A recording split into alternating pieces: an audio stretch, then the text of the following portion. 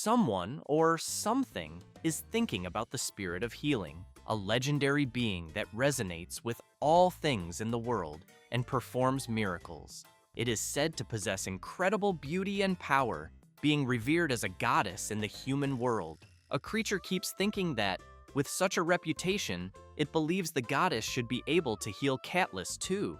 Then, it starts praying to the spirit of healing, whom everyone says can cure all the world's ailments.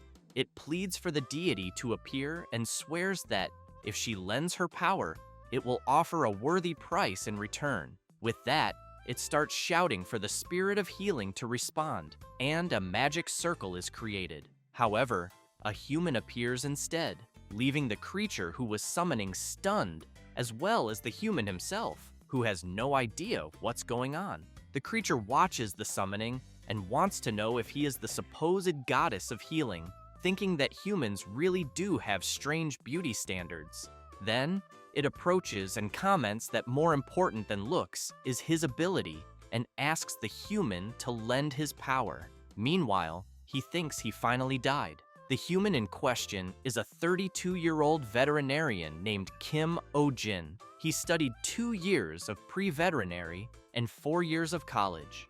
After graduating, he worked 3 years as a salaried veterinarian. Then, he finally opened his own clinic, but had no clients. His nights were long. He couldn't sleep because of the bills. And just when rent and loan interest were drowning him to the point of considering suicide, he ended up being summoned to another world. After getting up, Kim wonders if he died of a heart attack while trying to sleep, but figures that dying in his sleep wouldn't have been a bad way to go.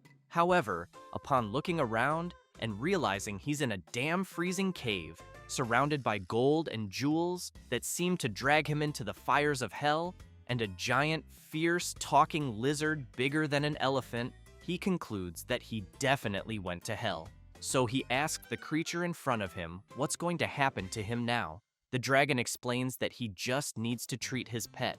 Kim thinks that even after dying, he still has to be a vet, and so he's sure this must be hell. He also assumes the creature's pet must be a 3-headed hellhound. The dragon brings out the pet to be healed and asks the human to please cure him. This is Catlas, a fruit bat.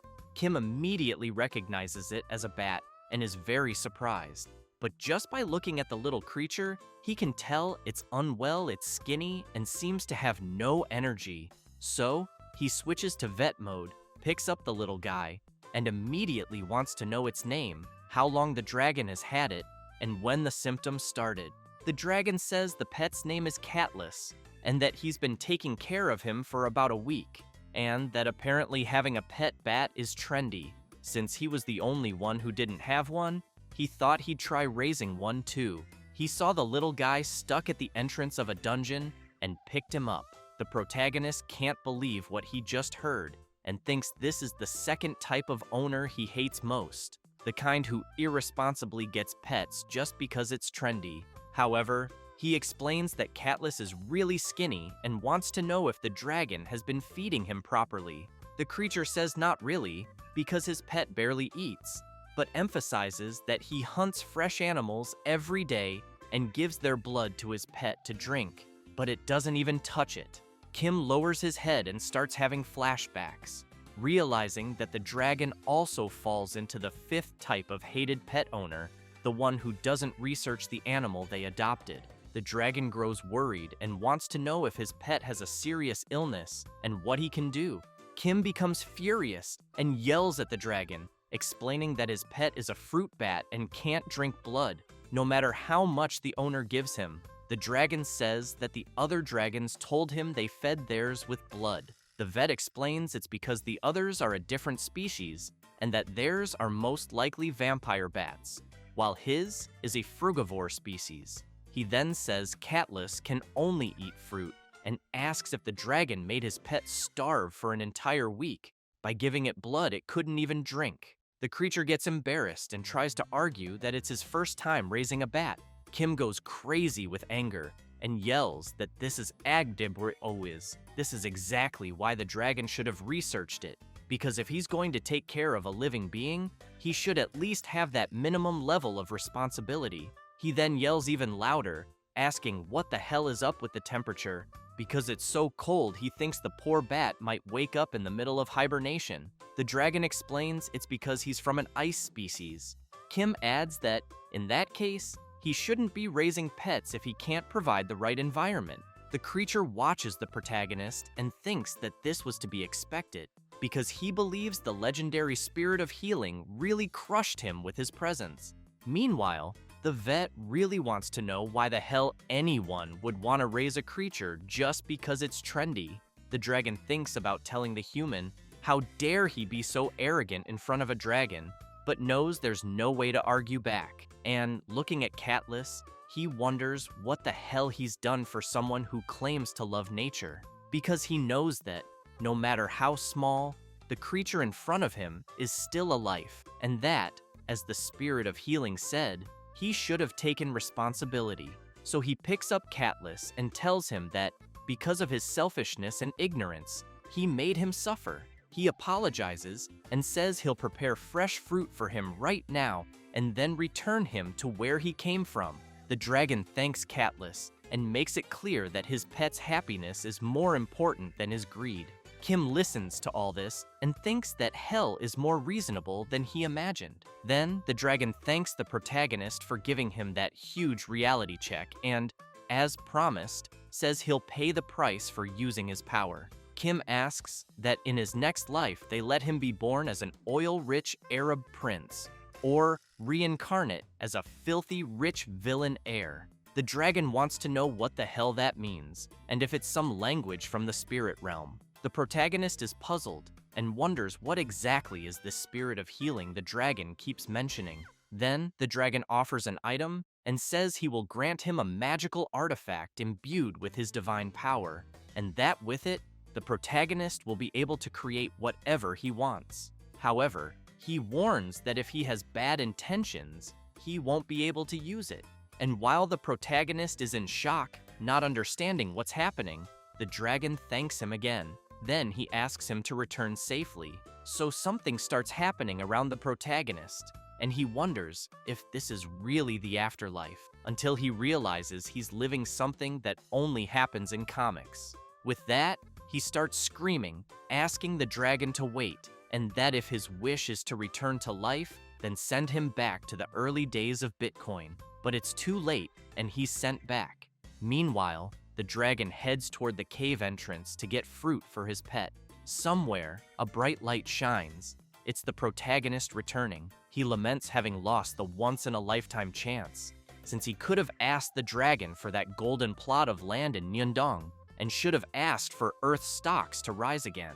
Shocked at himself, Kim comments that he should have trained to make wishes faster, because all he got for being summoned was a cursed necklace.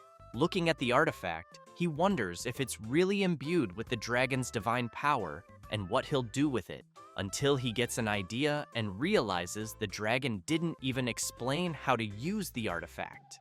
At that moment, a guy appears and wants to know what the protagonist is doing standing there, blocking the way. Then he throws Kim aside and makes it clear he should get out of the way. The protagonist is confused by this, but he hears a noise and is surprised to see several people on the street selling all kinds of things. A man bumps into him and tells him to move out of the way.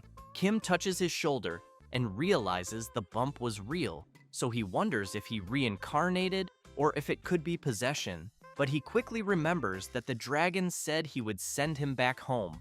At that moment, a girl calls out to the protagonist and asks him to buy some fruit, saying they're sweet, almost like honey. Kim walks up to her and asks where exactly he is. She wants to know if he's lost, because judging by his clothes, which are pretty weird, she figures he must be a traveler. She explains that this is the Belmore region, south of Baron Doyle's domain, but she emphasizes that there's not much to see there, although the inns and shops are all lined up, so travelers always stop by. That's why she wants to know where he's from.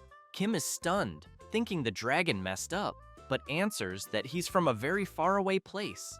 She replies that he must be from some village at the end of the world, but just as she says that, both she and the protagonist turn around in shock. several crates of apples fall to the ground, and a creature starts eating several carrots at once. It's a giant floppy-eared rabbit named Elizabeth, who overeats when stressed. People panic and run away from the huge creature. Kim wonders if it's really normal to have monsters walking around like that. The girl asks what he's talking about, but says the creature in front of them is Lord Melmore's pet bunny. Then she suggests he should run too while he still can. The protagonist turns around, confused by the term bunny, but the girl doesn't hesitate and runs off. Kim turns as he hears screams. A child is on the ground, crying for her mother, near the huge creature, who opens her massive mouth to try to eat the little girl. Kim gets extremely worried and wonders how the hell that's just a bunny. He runs off, thinking he's never heard of anyone dying from a rabbit bite. The creature is about to bite the child, but the protagonist gets there just in time and saves her. After they fall to the ground, he asks if she's okay and what the hell is going on, but Elizabeth goes after them. Kim is terrified, thinking he's going to die and that he shouldn't have gotten involved. So he closes his eyes and thinks it's not his fault, it's the bunny owners. Then he starts thinking that if someone's going to walk around with a giant animal, at least put a damn leash on it. At that moment, the necklace he got from the dragon begins to glow. A strange energy comes out of the necklace and heads toward the creature, who becomes very frightened. The energy begins to wrap around Elizabeth, forming a collar.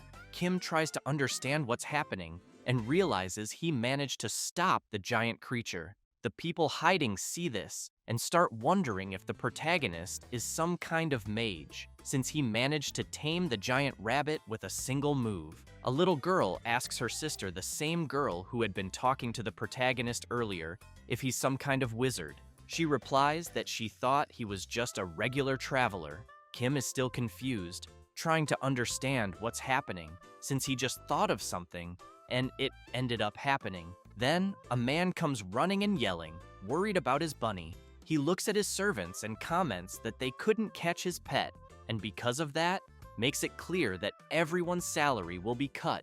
Then he gets excited and calls his pet for another walk.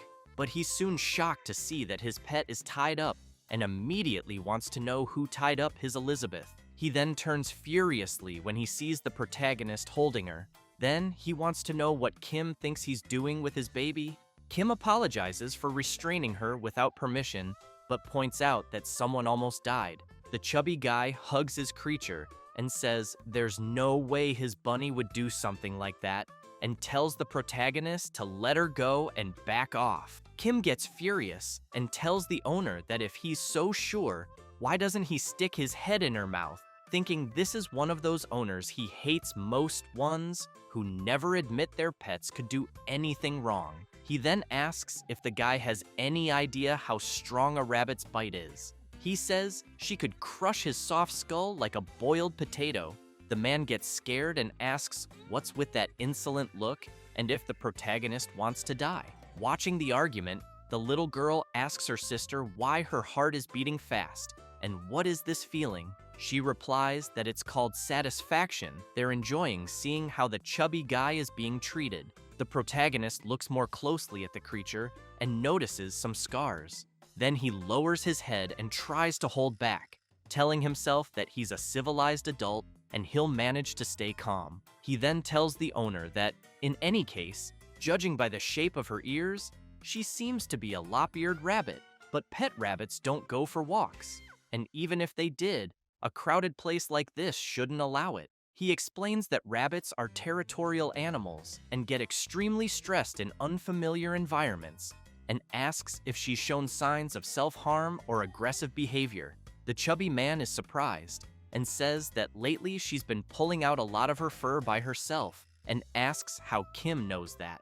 Kim emphasizes that it's one of the common behaviors when they're stressed, and if it continues, she could become seriously ill or have her life drastically shortened.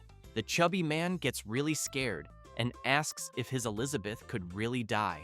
Kim makes it clear that if he doesn't like the idea, then he should stop with those insane walks to begin with. Worried about his pet, the Baron wants to know how she'll get exercise. Kim says that it's perfectly possible even at home. He then looks at her and says he knows the chubby guy really loves his pet, but emphasizes that rabbits are extremely sensitive animals, and spoiling them isn't enough. What matters is proper care with knowledge and attention. The chubby man is surprised and says that it seems the protagonist truly loves rabbits. He then starts crying and says people always look down on him, claiming only noble ladies raise rabbits, and he never thought he'd meet such a dedicated rabbit enthusiast. So he asks if the protagonist works with that. Kim is shocked by the look on the noble's face, but replies that it's more or less what he does. The chubby guy claps his hands and asks the butler to handle everything he brought. As the butler delivers the items, the chubby man says it's not much, but hopes the protagonist will accept it, and says he'd be grateful if Kim could do a checkup on Elizabeth from time to time. He then runs over to her and shouts that he's sorry and didn't know it was so hard for her. Kim is left confused and thinks this definitely isn't the kind of place he wants to visit often. The people who were hiding come rushing over once they realize the Baron is gone, and they shout their thanks for getting him to leave in such style, saying they were constantly suffering because of that damn rabbit. The girl from earlier approaches Kim and says that thanks to him, they can finally work in peace. She then asks if he likes apples, because she's going to give him a huge discount. He replies that he just got transported here and has no money at all. The girl wants to know why he's worried after all. The Baron just loaded him up with cash. She says she knows he may be a bit annoying, but if there's one thing he has, it's a lot of money.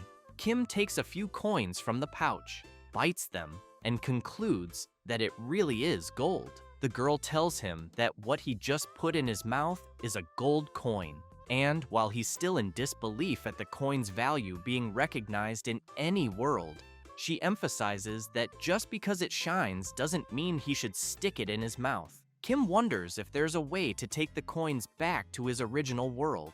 Then he asks how much a commercial space there would cost.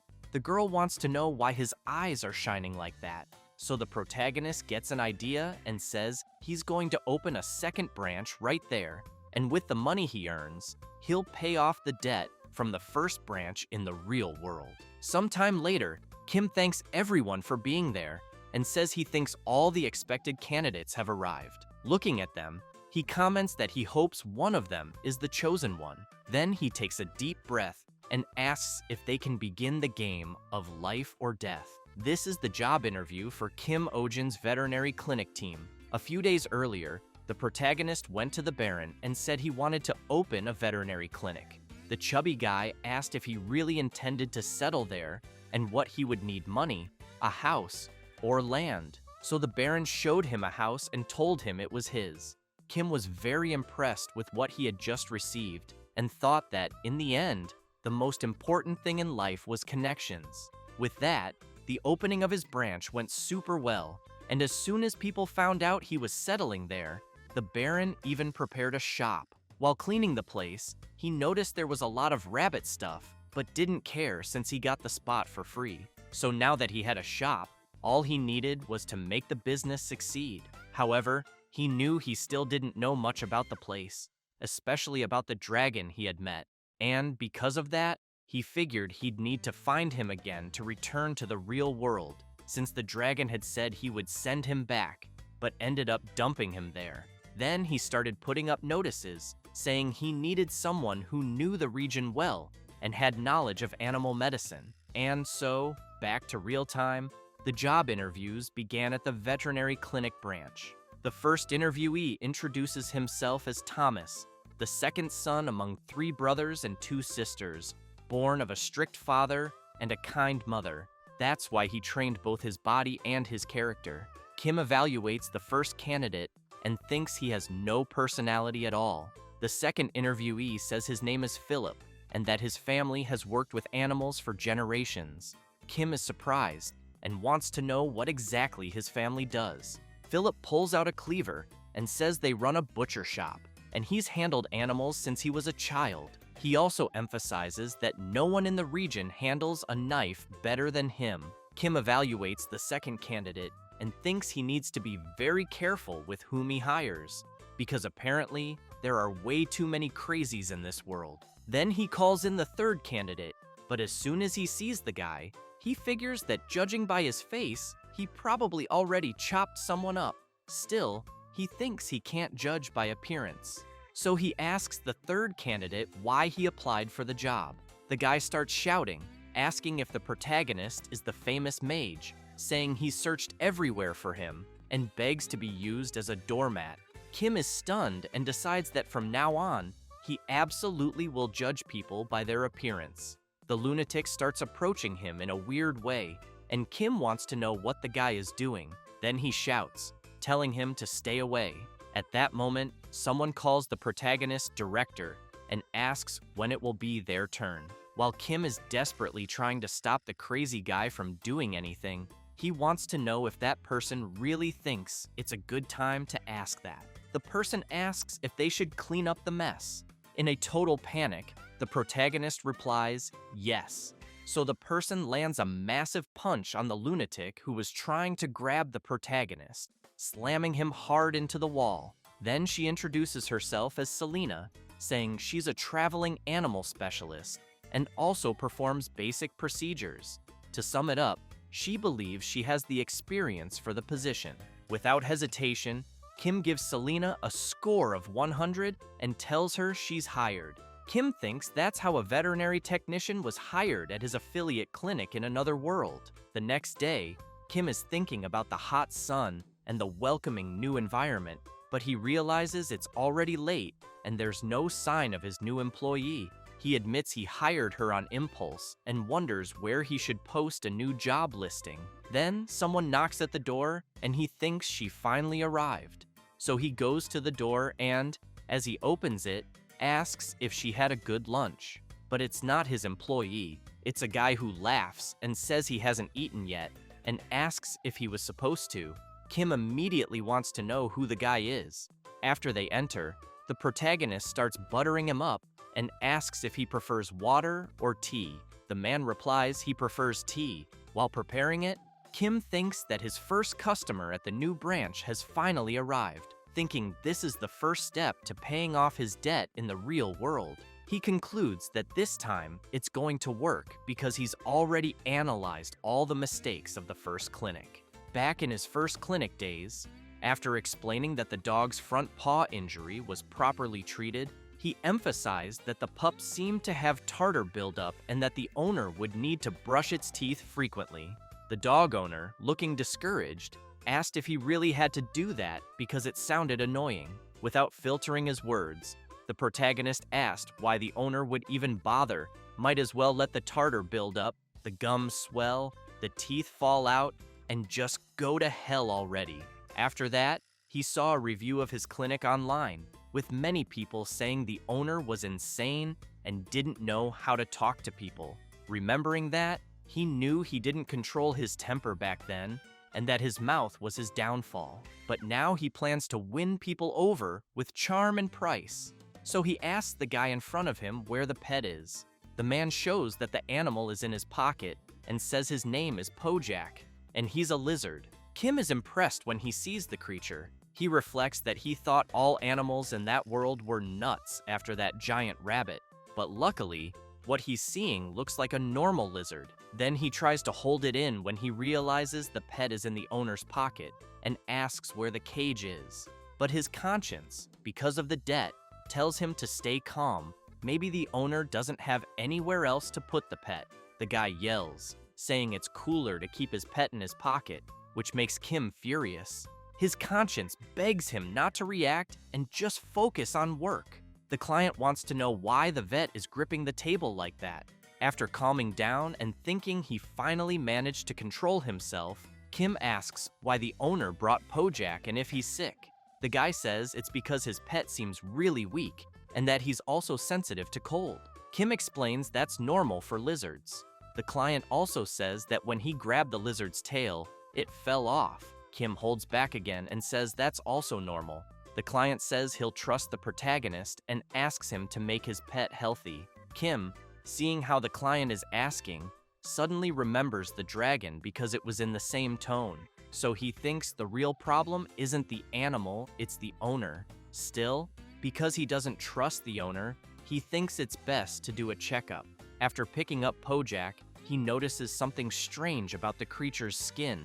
Kim comments that it looks like Pojak has dysectisis, a condition where the skin shedding process doesn't go properly. The client asks the protagonist to be very careful when touching him, since Pojak is a bit aggressive, as he was picked up from the street. While Kim touches the creature's skin, it starts to get annoyed. Then, it fills its mouth with something, which leaves the protagonist quite confused, trying to understand what's going on. At that moment, Pojak opens its mouth, and a powerful fireball appears. Quickly, Selena shows up, grabs Kim by the shirt, and pulls him out of the way of the creature's fireball. She makes it clear that he almost got a face full of fire from a salamander, and that she almost lost her boss on the first day. However, Kim is pinned to the wall from the impact. Then he comments that maybe it would have been better to be hit by the fireball. After that, Kim concludes that, to begin with, he can't examine Pojak with bare hands, since, being a salamander-type creature, it spits fire when it feels threatened. While the protagonist wants to know if there's something like fireproof clothing around, Selena asks the owner where he got the salamander. The guy says he picked it up back on the mountain, that it was love at first sight, and he brought it right away. But he wants to know if maybe she's jealous. She replies no, but wants to know, to begin with, if it's not illegal to capture salamanders from there, since they are too wild to be kept at home, and their numbers are already low due to illegal hunting. The guy is completely shocked to hear that, and asks if that means he can't keep Pojak. Selena replies that, unfortunately, no, because it's illegal, as she mentioned, but she asks the owner not to worry too much, because she thinks that if they say they're just treating Pojak temporarily, people will probably let it slide, as long as the owner releases him back into the wild after the treatment. At that moment, the guy turns around, starts crying, and says he'll never let go of Pojak. Then he runs off. Kim is shaking with rage and wants to know what the hell is wrong with the owner. Selena guesses maybe he decided to leave. The protagonist looks at her with a sinister expression and says they haven't even started treating the animal, so he wants to know where the owner thinks he's going and why she just stood there watching. Therefore, he orders Selena to go after him immediately. She finds it strange, but replies that she will. Meanwhile, in the city, the girl is all happy organizing her fruit stand, since she knows the Lord's rabbit isn't around, and life has become more enjoyable. She thinks that as long as the creature is busy playing with the Lord, there's no way the stand will be wrecked anytime soon, until she sees several people running. Selena and the protagonist are chasing after Pojak's owner. They pass by the fruit stand, and Kim is already exhausted, begging them to catch the owner for God's sake. The girl realizes it's the guy from before. She turns and says she doesn't know what's going on, but this time, she won't get involved. The guy, while crying, keeps wondering why the veterinary clinic staff are still chasing him and whether they're jealous of his pet. So he shouts for Pojak not to worry, thinking this is also a test for them, but makes it clear that no one will separate them. Kim keeps yelling, saying the salamander needs to shed its skin and that the owner should stop. The chase continues through the whole city until Selena and Kim stop briefly, and he comments that the scumbag owner is really fast. She emphasizes that her boss needs to work out more. Then she asks if the salamander really didn't manage to shed. He replies yes and explains that, in addition, it already has 2 or 3 overlapping layers, so he thinks they need to be removed as soon as possible. Selena becomes serious and says they need to hurry and find the owner. Kim asks why she looks worried. She says that if a salamander doesn't shed, the fire builds up inside it, and when that fire reaches an unbearable level, it leads to uncontrollable rage. She points out that a salamander's rage is really dangerous and could even destroy the entire area. Kim gets worried and says they need to find him quickly to try to prevent a bigger disaster. Meanwhile, the the owner arrives at a place and thinks everything seems fine there, and that those lunatics probably won't follow him there. He puts Pojak on the table and says they're safe now. He feels happy and thinks he needs to celebrate the moment with a beautiful song. But while he babbles, he doesn't notice his salamander building up a fireball, which keeps growing by the second, until it starts to emit a strong glow that catches his attention. He turns to see what the glow is, and an explosion happens. While on the ground, the owner screams in pain. As he gets up, he looks at the fire in front of him, wondering what just happened. Seeing his pet in the center of the flames, he starts shouting and asking if it was the one who caused all that. He approaches and asks if his pet is mad at him, but says that even so, he can't go around setting things on fire. As he reaches his hand toward the creature, it feels threatened again and quickly prepares another fire blast, scaring the owner. As soon as Pojak fires it, the owner thinks his pet couldn't be doing this, since they're family. But right then, Selena arrives and pulls the owner out of the way, and the protagonist quickly grabs Pojak, who's still releasing intense heat. Kim asks his assistant if the creature's fury targets people. She explains that Pojak has completely lost reason and emphasizes that if they leave things as they are, the fire will only grow stronger, so they need to calm him down. Kim starts shaking Pojak back and forth, trying to figure out how to do that. And just as the little creature prepares another attack, the protagonist thinks that if only they had a fire extinguisher. At that moment, the necklace he got from the dragon starts glowing intensely, and suddenly, a fire extinguisher appears in the protagonist's hand. He's surprised, but doesn't think twice and sprays it right in the creature's face. Pojak is confused, but Kim keeps spraying. He then thinks that the necklace he received is really useful. After putting out the flames, Selena comments that it looks like they managed to calm things down and asks Pojak's owner if he's okay. He's still pretty shaken, but upon learning it was his pet's rage that caused all that, he says that means his pet doesn't hate him, and if it weren't for that, Pojak wouldn't have attacked him. He adds that once Pojak sheds his skin, everything will be fine, and now he can take better care of him from now on.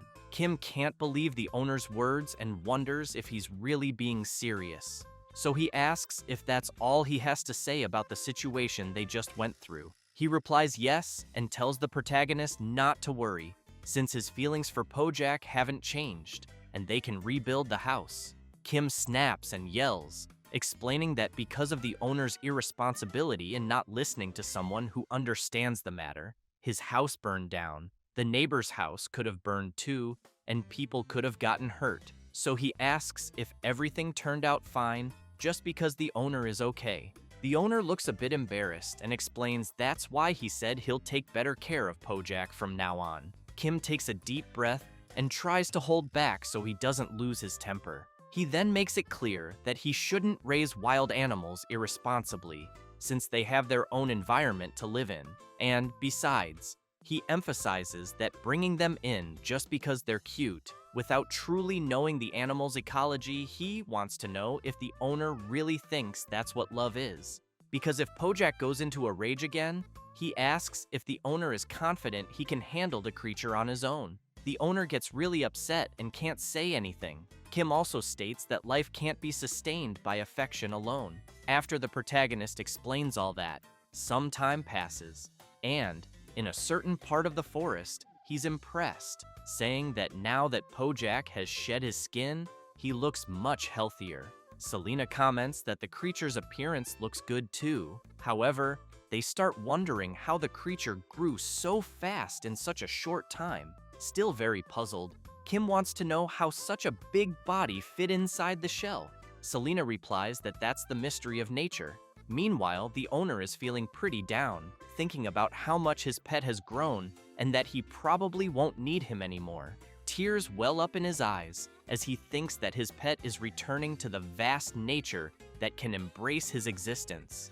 So he yells, telling his little one that he must be happy and that he's letting him go because he loves him. As the owner babbles, the protagonist covers his ears and begs him to stop doing that, or he'll mess with the creature's instincts. With that, Pojak runs off, and his owner shouts after him. The guy is disappointed, wondering how his pet could leave without saying goodbye. Selena tries to console him and tells him to relax, since salamanders don't understand the concept of ownership. She emphasizes that they probably just saw him as a food-bringing servant. The guy asks if that's supposed to be comforting, but they don't notice someone approaching. It's Pojak, who opens his mouth and starts forming a huge fireball. Everyone turns around, startled, but the creature turns his attack into a display of fireworks, which surprises his owner, the protagonist, and his assistant. The guy is thrilled by the farewell and says Pojak really is amazing. And with that, the first patient completed his treatment. Later, back in the city, the guy is playing his guitar surrounded by a crowd. As he sings and says his name is Roisha, he performs a song dedicated to the protagonist, with a special appearance by the Starlight Children's Choir. Roisha continues the song, joined by another special guest, the artist Djembe Foamhead. Selena says Roisha is a well-known bard in the region. The protagonist doesn't like any of this, and wonders if he's really a bard. But he notices a lot of people around staring at him and saying he's the music mage the bard is singing about. Then he gets an idea he thinks could make a lot of money. He holds up a banner that says the artist is a genius and claims this is real music and that it's the first time a song has moved him. A few days after the song's release, at the protagonist's veterinary clinic, several people are knocking at the door wanting to know what time they'll open. Kim wonders if he should quit, as they're experiencing an unprecedented boom. After several hours of consultations, there are still people outside. With an exhausted expression, Kim says the checkup is over and asks the client to return next week for a follow-up. Selena teases her boss's expression and says that before next week, she'll probably be preparing his death certificate. Out of his mind, the protagonist keeps saying he needs to earn as much as possible while he can. Selena points out that his lifespan is also being drastically reduced. Kim notes that it's already been a month since he arrived there, and that, thanks to the Lord, his second branch is a huge success. In the early days, he also struggled with so many clients, but after seeing how much money he made in a single day, he always kept calling in the next customer, even when the clinic was closed. Because of that, he concludes that what he's learned about the world there, while treating patients, is that even in this world, humans' best friends are dogs and cats, only some breeds are a bit different. After a long day of work, he starts feeling his shoulder, stretches, and comments that he's really tired. But Selena tells him they still have the last client of the day. Kim wants to know what kind of animal it'll be this time. Selena says it's a shaman and explains it was originally a hunting dog, but she heard it recently became popular as a pet.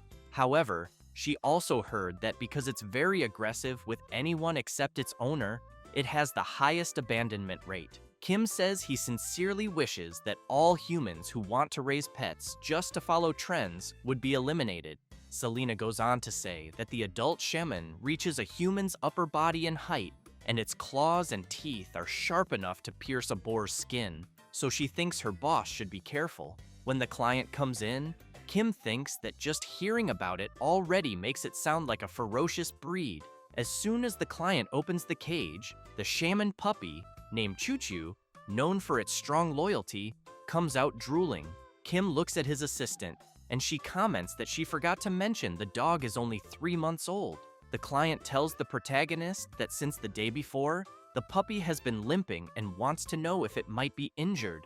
Kim is confused, wondering where the puppy's legs are. He picks it up to check and thinks that, at 3 months, the puppy's joints should already be strong. Then he notices a small thorn stuck in its little paw. As he removes it, he says there was a thorn lodged in the paw, and that now the pup should be fine. He just needs to disinfect it. After that, the little puppy gets all excited and starts jumping around, and the protagonist thinks it looks like a ball of yarn, but is happy about it. His assistant notices. After the satisfied client leaves, the protagonist collapses and says it's finally over. Selena comments that he looked happy. Kim is confused and asks her to be more specific. She wants to know if he was happy because the puppy was cute or because the job was done successfully. Kim wants to know why she's curious about that. She replies that it's surprising to see him smile when money wasn't the main thing. He takes a deep breath and says that just for that day there weren't any seriously ill animals, since he believes the hardest part of being a vet is constantly having to face sick animals, and that when you love animals, the affection you feel becomes a burden. So he tried to exclude emotion and remain calm. But when he found out owners were abusing the situation, asking to keep their pets longer just to extend their vacation, he started yelling and being more aggressive with the owners. After thinking about it, he gets up and says they're closing and cleaning up quickly. Selena says it's already getting dark outside. Kim replies that it's because they had so many clients and tells her that if she wants to go home, she can, since the sun will set soon. Then he sees someone outside looking desperate. The man is shouting for the protagonist, begging him for help. Shocked, Kim asks if Selena can also do exorcisms. She grabs a broom and says maybe physical attacks might work. The man opens the window, startling the protagonist, then grabs him and runs off with him. Selena just watches, unable to believe what just happened. After the man takes Kim to a place, he keeps apologizing, then says he didn't know Kim wouldn't have the strength to climb a small mountain. Completely exhausted, Kim asks who the hell he is. The man apologizes again and introduces himself as Schwein, a public official who manages the territory. He starts banging his head on the ground and explains that the reason he came like this is because he heard Kim even managed to calm down the Lord's rabbit. So he wants to know if the protagonist could capture a lost dog. Kim is very confused, not really understanding the guy's request. At that moment, Selena shows up and replies that they're not an animal rescue organization. Kim agrees with her and emphasizes that a vet is someone who treats animals. Schwein looks disappointed and says he doesn't have anyone else to ask and is really out of time. Selena wants to know what kind of time he's talking about. He explains that about 2 months ago, this dog he's referring to settled on the mountainside. But luckily, that's the very place they were planning to build a path, and they tried to catch it themselves, but the dog is too agile, and the construction date is in 2 days. Kim asks what will happen if they can't catch the dog. Schwein says the army will be dispatched, and the moment they deem a rescue impossible, the army will eliminate the dog on sight. Hearing that leaves the protagonist stunned. Schwein begs for help and emphasizes that he really doesn't have much time. Kim is a bit hesitant to get involved but still wants to know where the dog is to begin with. He points out that he's a vet and has never done any capturing, so he needs to at least see the dog to understand the situation. Schwein is happy and says the dog is just a bit further ahead. As the protagonist stands up, he says he's not agreeing to do anything yet, but for now, they'll just check it out. Meanwhile, Selena thinks her boss is definitely going to do it, so Schwein points and says it's that way, and that for some unknown reason, the dog hasn't left that area. After they arrive, both Kim and Selena are surprised, as the dog looks agitated. Kim asks if the dog ahead might be a shaman. She says she already mentioned it's a popular breed that many people adopt and also abandon. They watch the dog, and Kim thinks it's been 2 months since it settled there, and judging by its condition, it seems it hasn't eaten properly during that time. Then they hear a strange sound in the forest and get worried, wondering what it was. Kim takes a step forward, which angers the dog and causes it to lunge at him. Selena grabs Kim and Schwein and jumps away, saying it's dangerous and that they need to pay more attention. Kim yells that turning your back on an angry dog is even worse. Selena asks if he would have preferred being bitten to death. Kim looks back and says if she keeps running from the dog, it'll only get more agitated and keep chasing them. So he considers that they need to distract it and find another place. But then they're confused to realize the dog isn't chasing them anymore. Kim wonders why the dog isn't following and asks if she hadn't said it was a hunting breed. So he points out that an excited animal, especially a hunting dog, wouldn't just stop chasing from that distance. The dog returns to the same spot it was in before. Kim notices this and becomes intrigued. Selena says she has no idea what the dog is thinking. Schwein explains that the dog chases people away like that every time, which is why the complaints from the residents below aren't a joke. Kim starts thinking about it until something comes to mind, and he immediately wants to know what kind of complaints Schwein received. He says the complaints are about a vicious dog barking on the mountain and being dangerous, and that's why people want it captured quickly. Then the protagonist asks if, by any chance, anyone has been hurt because of the stray dog. Schwein answers yes, but after thinking a bit, says no, there haven't been any such complaints. Kim asks Selena if she had mentioned that shaman dogs follow their owners well. She replies that, as she said before, they're known for their excellent loyalty. Then she wants to know if her boss noticed something. The next day, they're in another village, the closest one to the mountain. Selena wants to know why they came there instead of trying to catch the dog. Kim says they're now looking for the dog's former owner. She's confused and points out they don't have time for that. So wouldn't it be better to just catch the dog? They could simply put food in a trap cage to lure it in, since it looked hungry. Kim says clearly that the dog wouldn't be lured by food. Selena doesn't understand and asks him to explain. He turns to her and asks why. Then, is the dog so thin if it's a hunting breed? So he believes something must take priority over its hunger. Like, for example, an order from its owner. Kim comments, in a scene where an old man says he'll be back soon, that he made it clear to the dog that it had to stay there and wait for him to return, and never to leave that spot. Selena imagines this scene too and is visibly surprised. Then, furious, Kim says there were people like that where he came from, two useless people who order their dogs not to follow them when they abandon them. So he says if he finds someone like that, he'll beat them and drag them back to the dog, since they should see how the animal they abandoned is doing. As they walk through the town, he starts asking some old ladies about the dog's owner. One of them says she'd like to know too. The other says Gavril's husband is a lumberjack and can't even cut wood because of that damn dog. Then the protagonist asks some children. The kids scream that their mom won't let them go to the mountain because of the dog.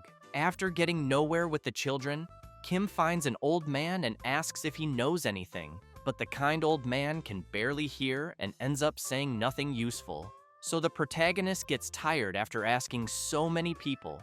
Then he asks Selena if people really live there, because nobody seems to know anything. She says that, in any case, it's clear everyone dislikes the mountain dog somehow. Kim says he can't believe no one knows anything. Then a girl appears and says the villagers don't know them very well. She asks if the protagonist is looking for the lost dog's owner, because this is the first time someone has looked for Mr. Jake. Kim is surprised and asks if she really knows the dog's owner. She simply asks Kim to follow her. So they go to a humble house near the mountain. Kim comments that it seems Mr. Jake lived really far from the village. The girl confirms and explains that's why the villagers didn't know him well. As she knocks on the door, the protagonist wonders if the man really lived alone with a dog in such a remote place. But the girl explains it's not what he's thinking, and then points to the side, leaving Kim shocked. She shows him a grave. Then she says that Mr. Jake passed away about 2 months ago, caught in a landslide, and that he lived a lonely life, but was truly a good person. Kim wants to know if Mr. Jake really died 2 months ago. The girl confirms and says he had no family, so she had to take care of his funeral, and that even though everyone is cursing the dog's owner, the truth is that Mr. Jake didn't abandon the dog, he simply couldn't come back. Kim stands in silence, staring at the old man's grave. The girl also emphasizes that she tried to bring the dog back too, but it was useless. And if the protagonist is there because of the dog, she wants to know if he could help Max, which is the dog's name. Kim becomes thoughtful, then clenches his fist tightly, bows, and asks that Mr. Jake rest in peace. He then says he's truly sorry for the misunderstanding and that they will definitely rescue Max on Mr. Jake's behalf. After that, the afternoon arrives, and Schwein is nervous, wondering if the people in front of him weren't supposed to come the next day. The army representative says their work ended early, so they headed out right away. Schwein tries to argue with them, asking if they could just rest for the day and come back tomorrow, but the leader questions why there's any need to drag this out until the next day, since they can just handle it now. It's not like they haven't dealt with wild beasts before. And in the end, people don't like the situation either, so he asks who would say anything if they dealt with it a day early. After entering Mr. Jake's house, Kim notices a scent of herbal medicine in the air and wonders if the old man might be an herbalist. He then tells the others that, for now, they'll just go along with the old man's aroma.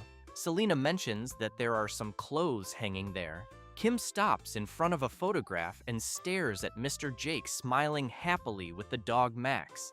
Thinking about it, he figures the old man must have really cherished his pet, which makes him want to find out what happened. Selena says that apparently Mr. Jake was searching for mandrakes. Kim doesn't understand and asks her to clarify. She points to a poster and says she's talking about the one on the wall. The protagonist gets a bit intrigued and thinks he might have seen something like that in a movie. Selena then asks if he's really never heard of a plant that screams. She goes on to explain that it's said to be hard to find and extremely difficult to harvest, but on the other hand, its price is so high that any herbalist would desire it. Hearing this, Kim becomes thoughtful and while looking at the photo, begins to suspect something. A little later, something catches Max's attention, making him excited as he realizes something. 2 months earlier, Mr. Jake had been in a small cave with the dog when it suddenly started raining.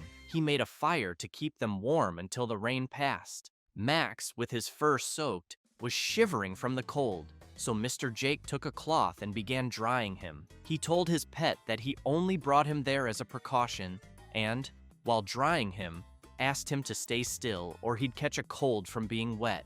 After drying the dog, Max jumped on Mr. Jake all happy, which made the old man smile too. Looking around, he commented that despite everything, it was a relief they found shelter from the rain, especially since he didn't know there was a cave in such a place. Then, as he turned, he noticed something, a glowing plant. As he bent down to take a look, he observed the light it emitted, the shape of the leaves, and concluded it was the mandrake plant he had been searching for. He was very impressed, thinking he'd never get to see one in person, only in books. So he considered going back home to get his equipment. The dog started trembling and growling, suggesting he wanted to go with him.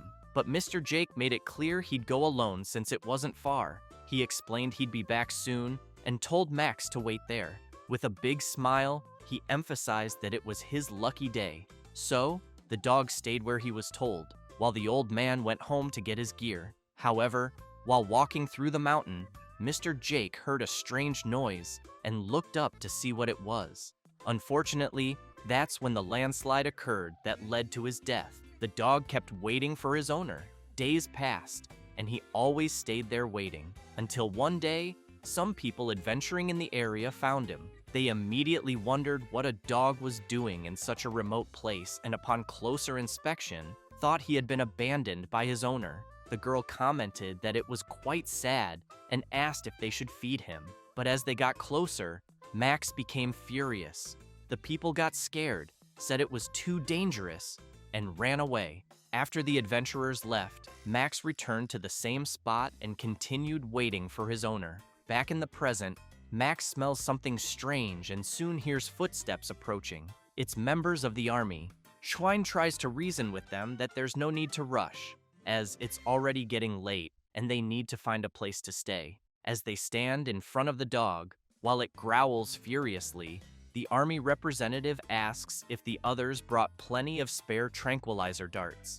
They reply yes, since after all, it's a shaman breed dog. Schwein tries everything he can to stall the army representative and asks if he could wait at least an hour to do it, as he actually hired someone to rescue the dog. He then explains that when he looks at the animal, he feels like it has a story behind it, since it's a creature that hasn't harmed anyone so far. The army representative turns with a serious look and asks if Mr. Schwein really thinks they're there to worry about a dog's circumstances.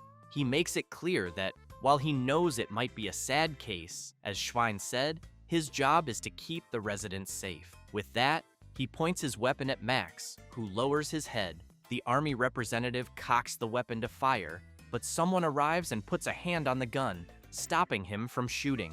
It's Selena who tells him he's being hasty and explains that she's there to rescue the dog, asking them to wait a moment.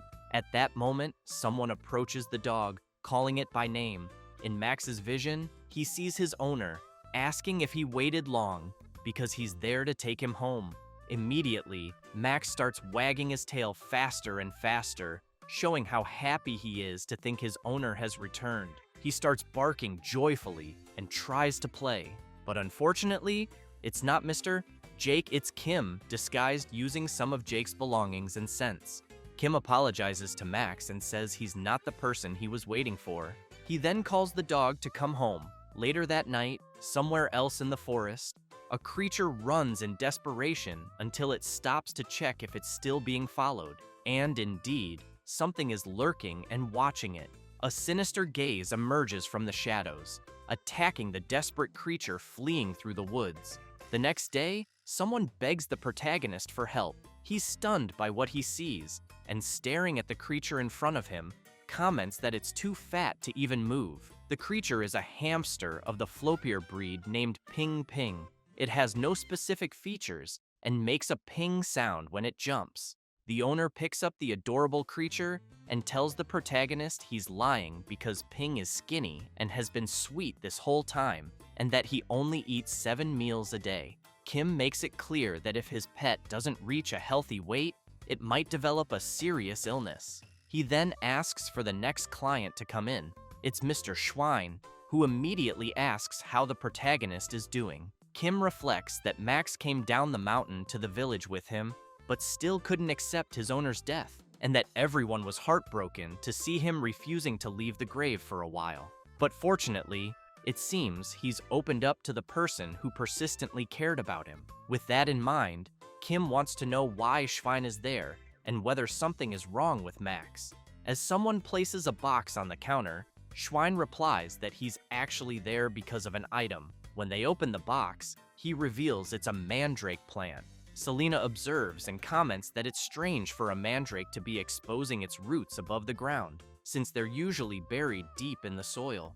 Kim thinks that the late Mr. Jake discovered the mandrake in front of him, and they decided to keep the plant as a memento. Schwein says that as soon as he transplanted it into a pot, the mandrake immediately ended up in that state. He adds that the plant started screaming day and night, and that he even tried covering it with soil, but it would always come out again. He then emphasizes that people around there can't go a moment without earplugs now, and more than one resident has had their eardrums ruptured. Selena comments that she's heard of cases like this, and that sometimes mandrakes are picky about their environment, and this seems to hate the current setting.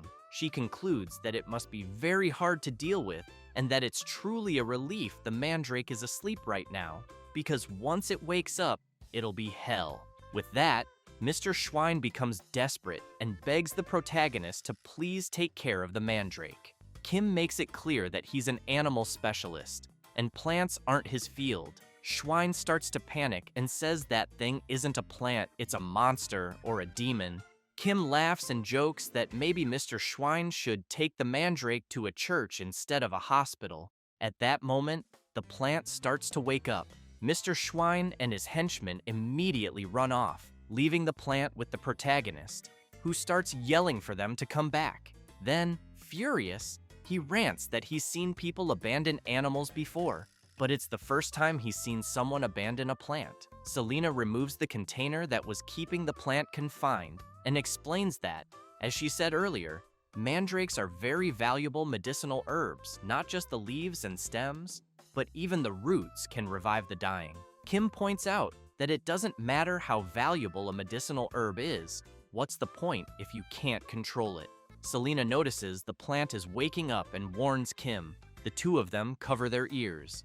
Selena says that if he doesn't block his ears properly, his eardrums will explode. They watch as the creature wakes up, and Kim, worried, braces for the worst, thinking that if only he had his noise-canceling headphones, which he still hasn't fully paid off. But when the mandrake wakes up, it becomes enchanted by Kim, who is confused by the reaction. He removes his hands from his ears and asks what's going on. Selena says it seems like the plant is interested in him, but then she has second thoughts and tells Kim to remove the necklace he's wearing. He grabs it and asks why.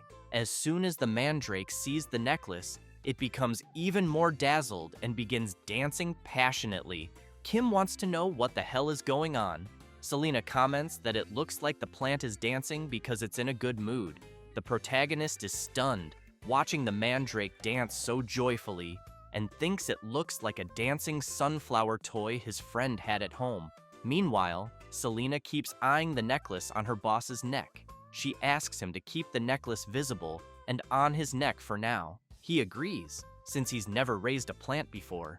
After some time, night falls, and someone knocks on the clinic door. Kim starts waking up and wonders who the hell it could be. When he opens the door, he makes it clear that emergency night treatments come with a surcharge of up to 30%. The woman places her badly injured pet on the table and begs the doctor to please save it. Kim grabs a candle to get a better look and is alarmed, wondering if the poor animal was attacked by a predator. Judging by the deep wound, he thinks it'll be hard to stop the bleeding. Selena appears and says mandrake leaves have a powerful hemostatic effect. Kim quickly asks her to bring just one leaf, but the mandrake looks confused upon seeing Selena. Selena, noticing how the plant is staring at her, says it's probably better if he goes to get the leaf himself. Kim approaches the mandrake, confused and trying to understand why she can't just grab one leaf. As soon as she sees him, the mandrake lights up, excitedly dancing. She then plucks one of her own leaves and hands it to Kim, who watches in horror, wondering what on earth is going on. After applying the treatment with the mandrake leaf, he comments that it was incredible the bleeding stopped instantly. The woman begins crying with joy, thanks the doctor, and says she'll never forget this favor, even if she dies. He smiles and tells her the pet will need outpatient care for a while. So he walks back to his bed and thinks he can finally try to get some sleep. However, 30 minutes later, while sleeping peacefully, someone else starts screaming for help. When Kim goes to check, he finds another creature with the same type of wound as the last one. The protagonist observes with his friend and says the little animal was attacked by the same creature as before. Looking more closely at the wound, he concludes that it's not a hunting injury. He then considers that maybe whatever did this was just playing around like a psychopath. The pet's owner is scared and asks what he means by that. Selena says she's never heard of anything like it either and wants to know if it might be some new kind of monster. At that moment, the child with her mother starts yelling, saying she knows who the culprit is. She says she's pretty sure it's Baron Doyle's pet wolf because she knows he walks through the forest with that wolf and that playing with weak animals is his hobby. Kim is shocked and wants to know if there's no animal protection law there, and if they just let that happen. The child's mother says she thinks it's because the Baron is a noble. The protagonist goes crazy with rage and comments that this feudal class society is really annoying. After that, a week passes, and several people come asking the protagonist to save their pets. Visibly exhausted from lack of sleep, the protagonist screams that he can't take it anymore and can't go on living like this. So he grabs a torch and goes out into the streets with several other people, calling for a class revolution and demanding that Baron Doyle show up to give an explanation because everyone there needs their pets to be safe. Kim starts shouting louder and louder for the Baron to appear, thinking to himself that he just wants to settle this so his life can go back to normal and he can finally get a good night's sleep. Then some soldiers appear. Their leader immediately asks who Kim Ojin is. He gets nervous, thinking they've identified the leader of the revolution and are going to punish him, but he's confused when they bow to him. The soldier says he will escort the protagonist to the castle. When they arrive, Kim sees Baron Doyle's wolf with the same wound as all the other animals he's treated over the past week. The wolf's name is Magma, a blood-fanged wolf breed with long fangs who really loves sweet potatoes. The Baron is in despair and crying, begs the protagonist to save his beloved pet, saying he'll reward him greatly if he does. Both Kim and Selena observe the wolf, wondering what the hell is going on. Meanwhile, back in town, someone is shouting, asking if people heard monsters have appeared in the western forest, and even the Baron's wolf was attacked. Some residents say they don't think it's a normal monster, and that they've even heard it's a giant beast. Another very frightened resident says that after the animals, the monster will go after people, so they start considering evacuating to the lower village before it's too late. But someone comes running, telling everyone not to worry because Baron Doyle has launched a monster subjugation operation. He explains that they're setting up a giant trap to catch the beast, and that soldiers are patrolling day and night, so it's only a matter of time before the beast is caught. The people get excited and shout that this was expected from Baron Doyle, and that thanks to him, they'll be able to eat well again. But the Prota hates hearing this because he knows the Baron just cried and whined, and his subordinates handled everything. He remembers the Baron throwing a tantrum on the floor, begging his men to catch the beast that attacked his pet urgently. And as he watches people praising Baron Doyle's name, he thinks this is media manipulation, and he didn't even know that could exist back in the Middle Ages. Selena notices something about her boss and says he's got a suspicious look on his face. He asks if the animals treated at the clinic so far were mostly attacked in the eastern forest near the village, since the place where Magma, the Baron's wolf, was attacked was deep in the western forest and far from the village, and that the location where the Baron is leading his soldiers in the monster subjugation operation is also the western forest. So while it seems logical to focus the investigation on recently affected areas, it's strange that they haven't even considered the eastern forest. Selena explains that, in her opinion too, there are many suspicious points, since the western forest is a place where villagers don't usually go. Kim finds that odd and immediately wants to know why. She says she's heard many ghost stories and rumors circulate about that place. The protagonist is surprised by that, but then someone appears at the window of a shop saying they've waited long enough and that they should come in. He then says the items they requested are ready and that each was handmade, blown orally, using reinforced glass mixed with high temperatures and albarium powder, making it impact resistant. He also explains that he used deer leather treated with waterproof coating and that the needles were made by melting gold and steel. Kim is amazed and praises the technology of the world he's in, impressed that everything is handmade. The old man says they followed the plan, but emphasizes that it was the hardest thing they've ever done and probably won't be able to do it again.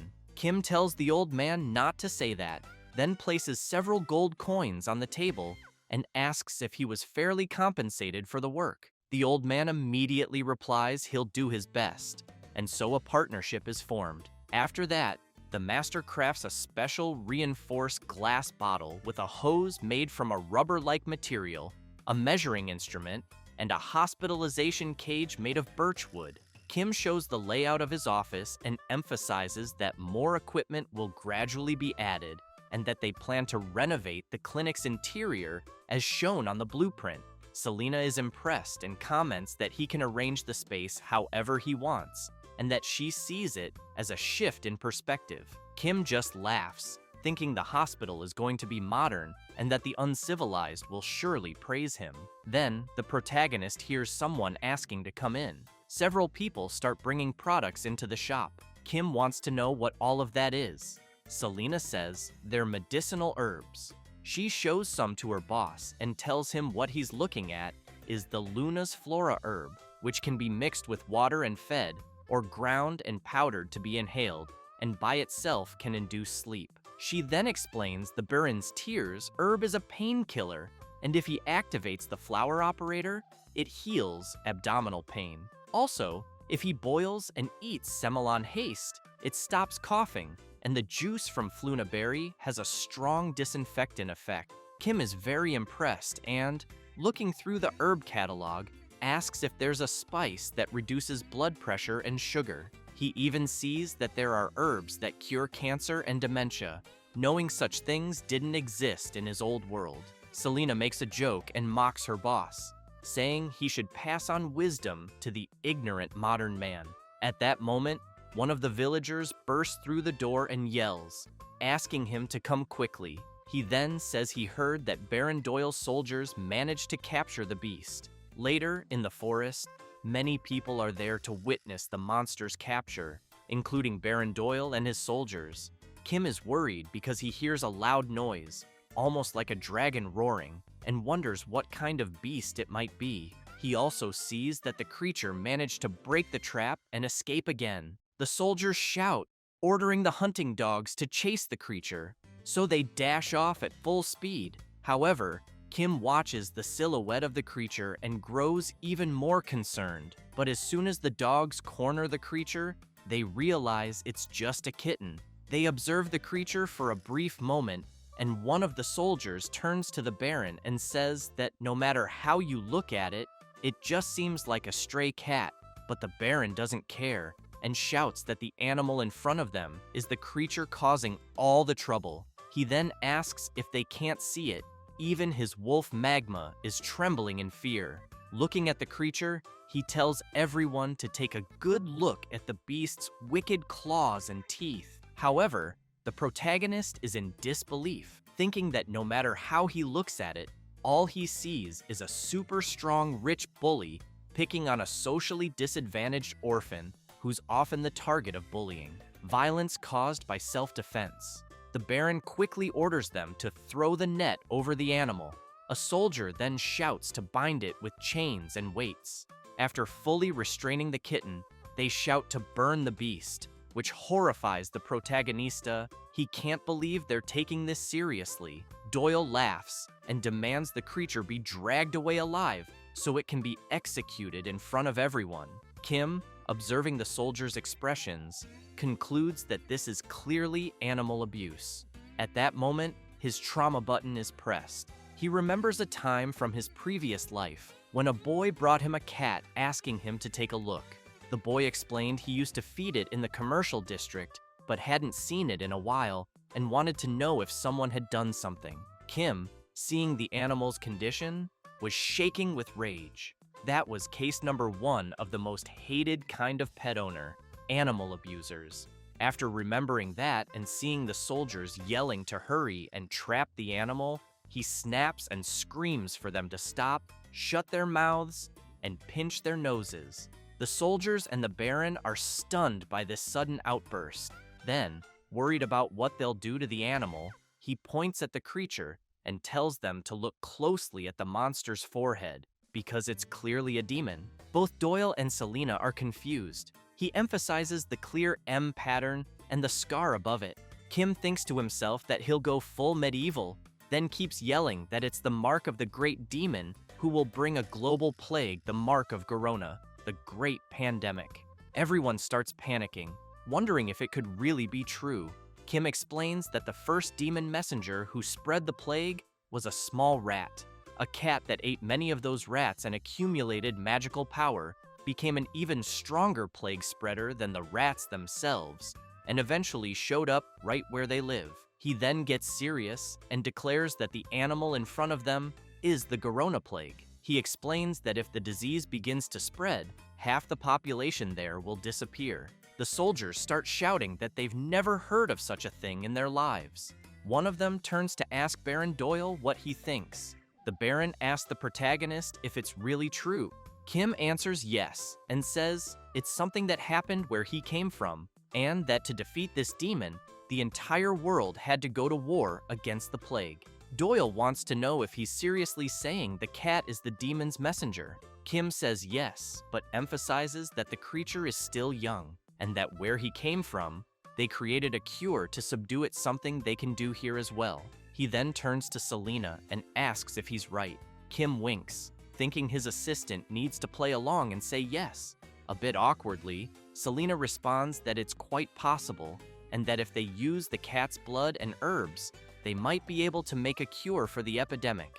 Kim waits anxiously for the Baron's answer, wondering what he'll do if this doesn't work. A soldier then comments to the Baron that this story is absolutely absurd. Doyle makes it clear to the protagonist that he has 1 week, and during that time, he must completely heal the monster and bring it to the castle, and after that, it will be executed in front of everyone. After partially resolving things, Kim returns to his clinic. A bit relieved, he admits he's really scared and thanks Selena, but comments that she seems better at lying than he expected. She replies that she never lied and explains that it's true that, with the cat and the mandrake, they could make a cure. However, she knows one alone won't be enough, as they'd need to grind hundreds of mandrake roots.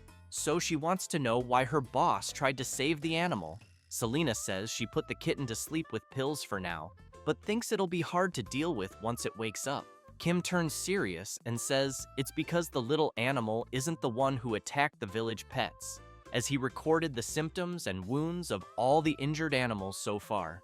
The village animals all have similar wound sizes and shapes, but Magma, the Baron's wolf, is different.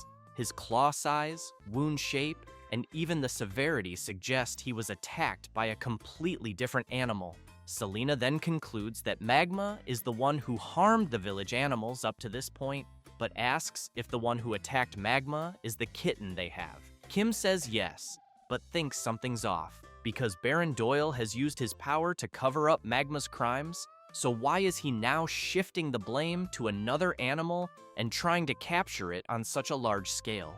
He then wonders if the exaggerated subjugation operation might actually be aimed at capturing the cat itself. Selena agrees, saying that explains why the Baron tried to capture the cat instead of killing it, and why he so easily believed Kim's outrageous lie. She also points out that the black scar on the cat's forehead bothers her.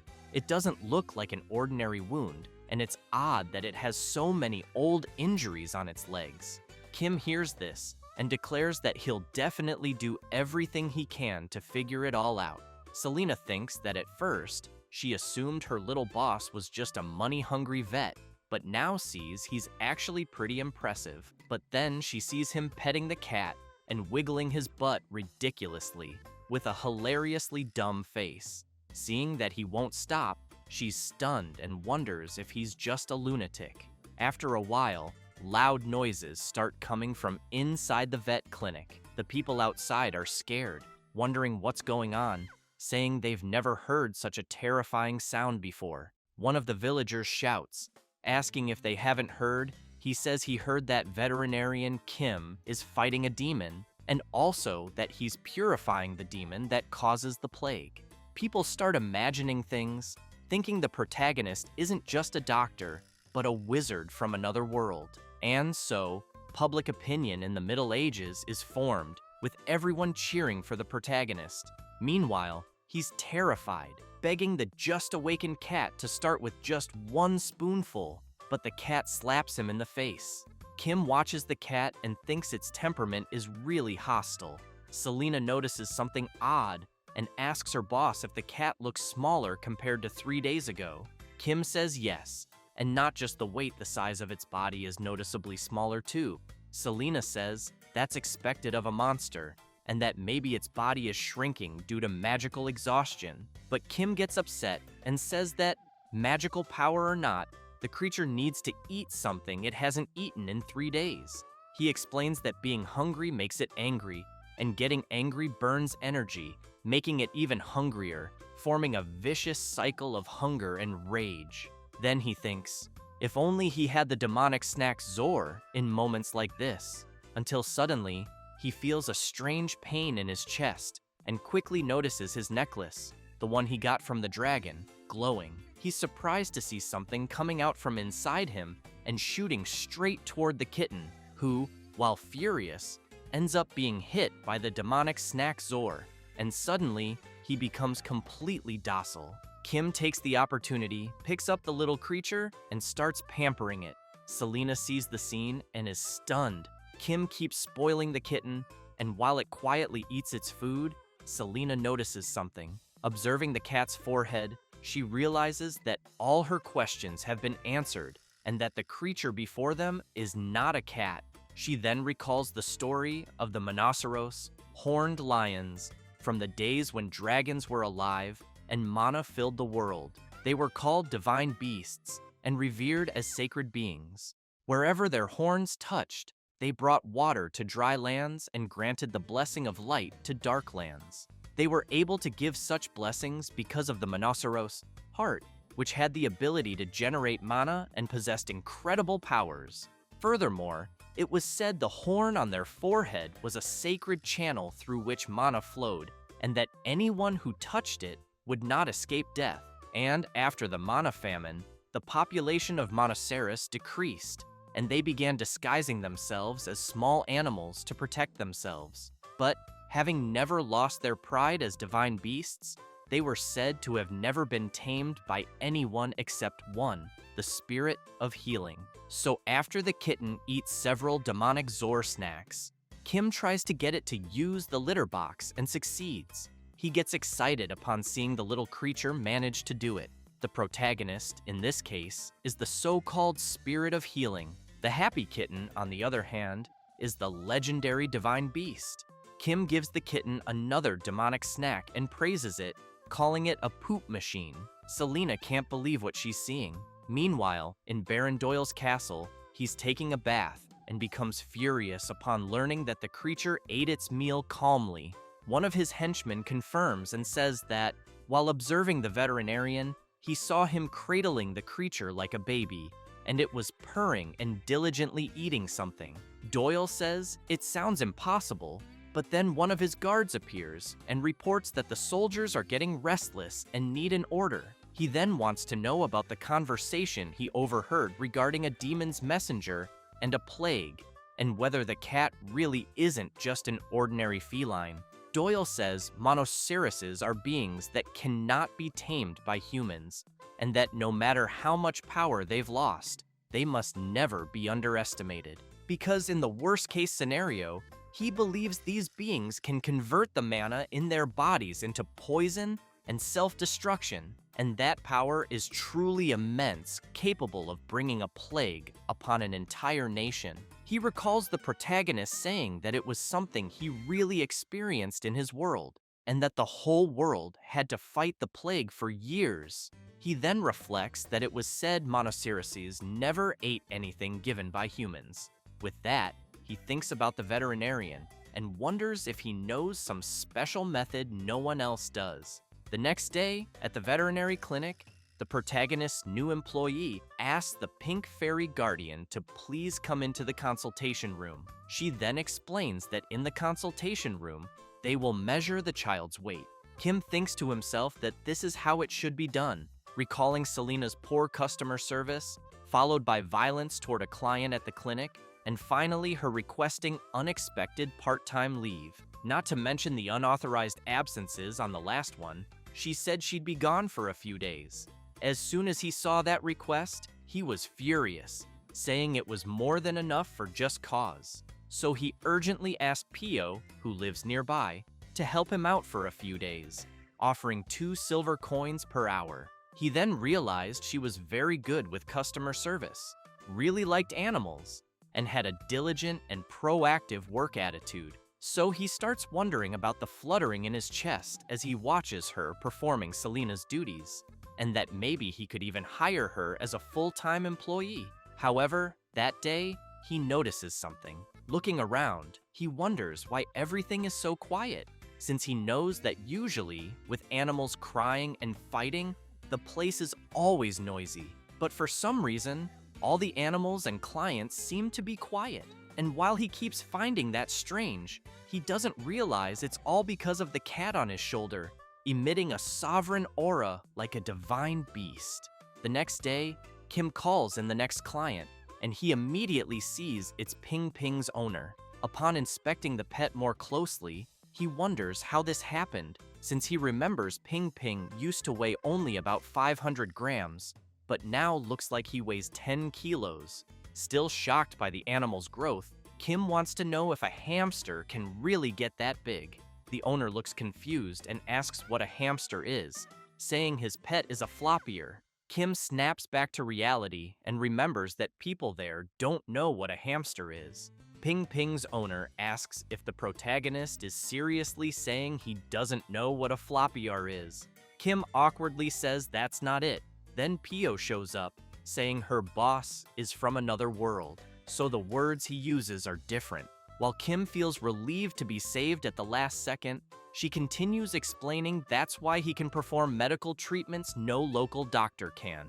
The pet owner is impressed and comments that it seems the protagonist studied abroad. Excited, Kim announces that he'll hire Pio full-time. She's delighted with his decision and thanks him right away. Then he goes back to analyzing Ping Ping, wanting to know what exactly happened to him, as his condition looks very good. He also notes that his fur color is unique, but based on anatomical features, he's definitely a hamster, maybe affected by a spell that made his body grow. At that moment, the cat doesn't like something and jumps on Ping Ping. As it tries to attack, the creature splits into three, leaving everyone stunned, trying to understand what the hell just happened. Kim gets very worried, thinking the world he currently lives in is insane, and begs for it to at least follow basic laws of physics. Because as a vet, he can't explain this phenomenon. The owner starts trembling upon seeing his pet, and Kim panics, trying to calm him down. But the man grabs all three and says that even though he tried to make them a family all this time, they weren't interested.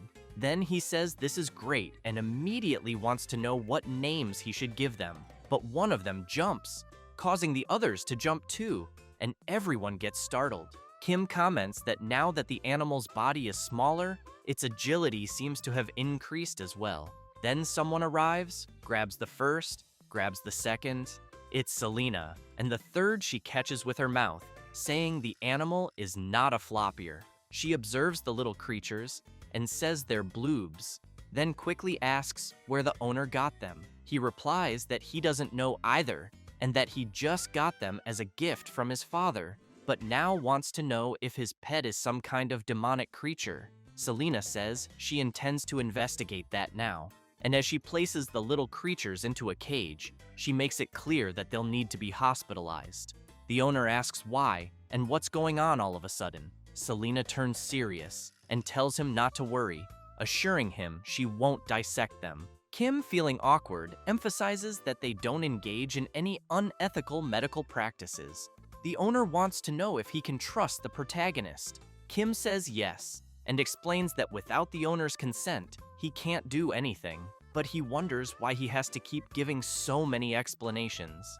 After a while, Selena says that bloobs aren't naturally occurring animals, and that they were created through the experiments of a mad wizard, and that they are failures.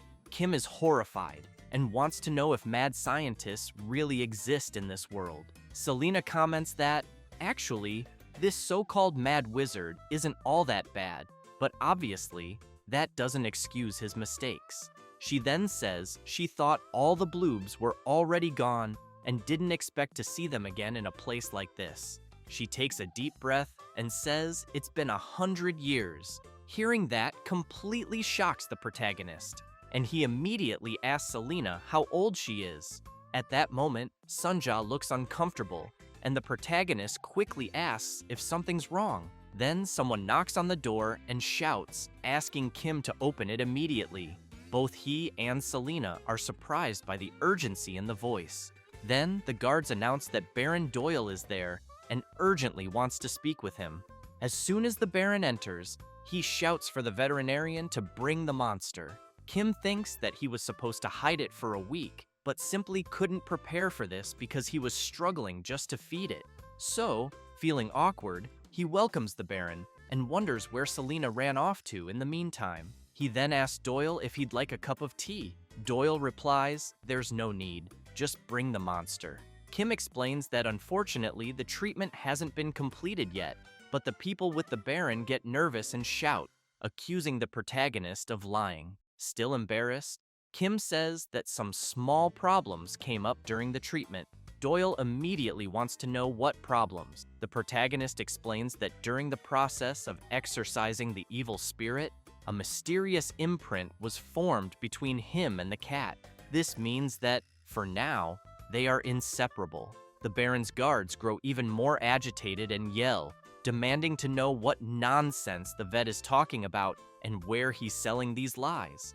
Kim is stunned and thinks it's not working. However, he says that since they're on the topic, he emphasizes that in the Baron's dungeon, there's someone who looks like this, and wants to know why he captured a black cat.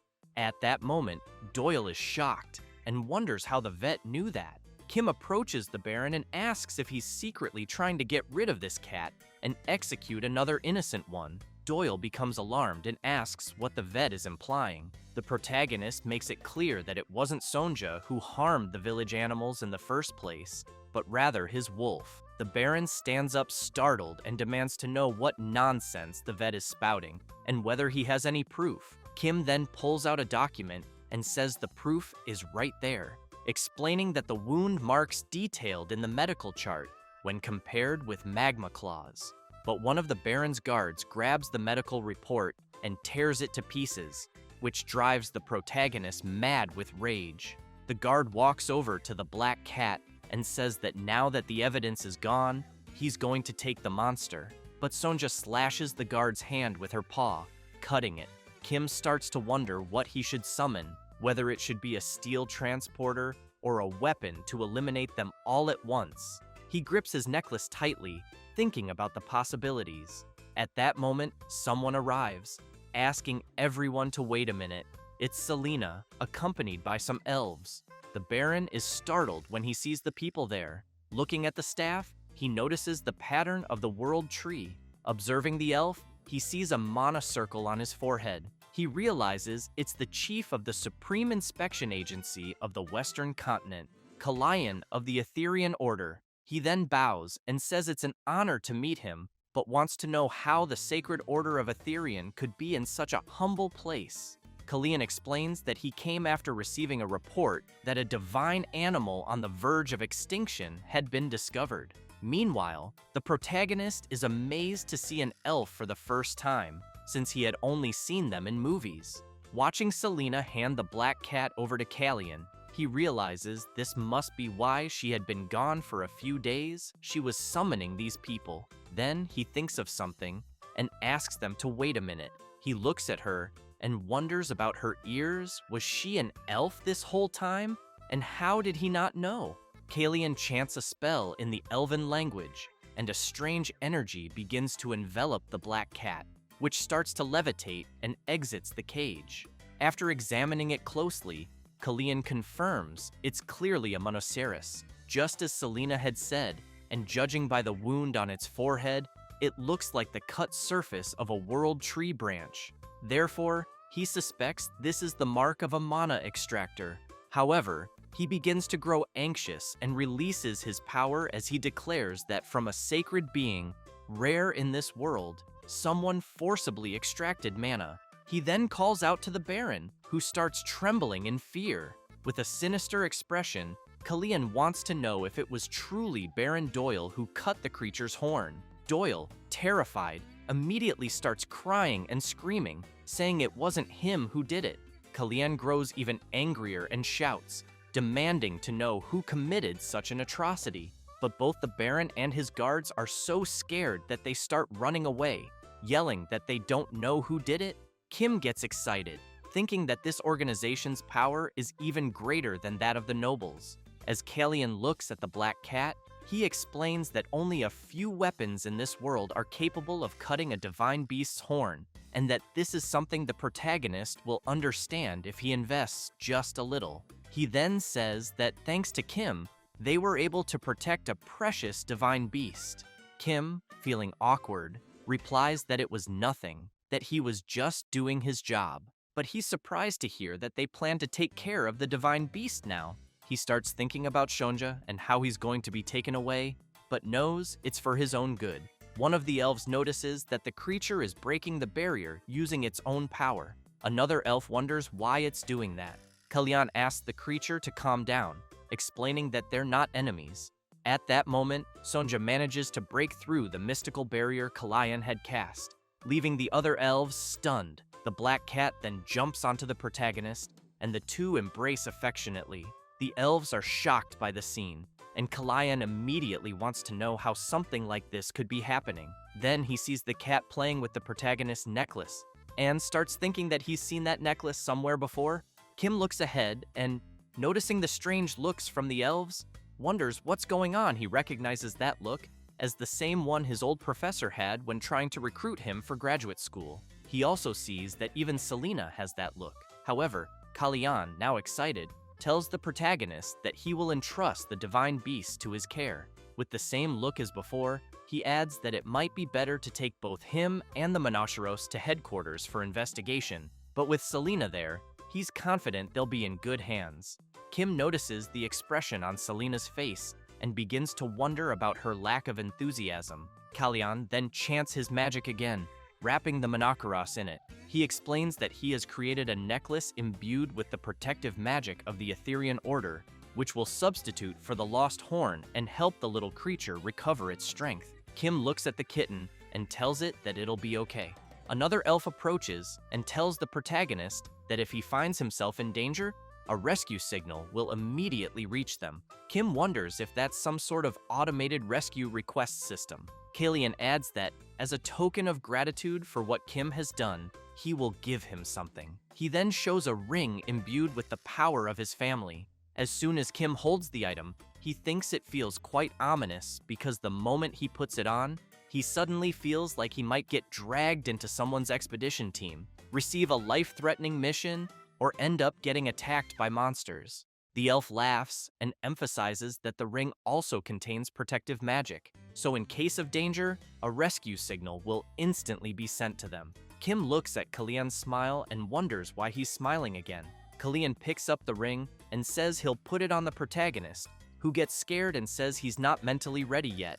As soon as the ring is placed on him, the elves smile with satisfaction, and the veterinarian thinks the item fits perfectly. Kim remains suspicious of the ring and feels a strange magical sensation, so, a bit awkwardly, he apologizes to Kalyan and says he thinks he'll have to decline the ring. The elf immediately wants to know why. Kim thanks him, but explains that his job requires using his hands, so accessories are a bit unnecessary. Kalyan wants to know if he can't think of the item as armor instead of an ornament.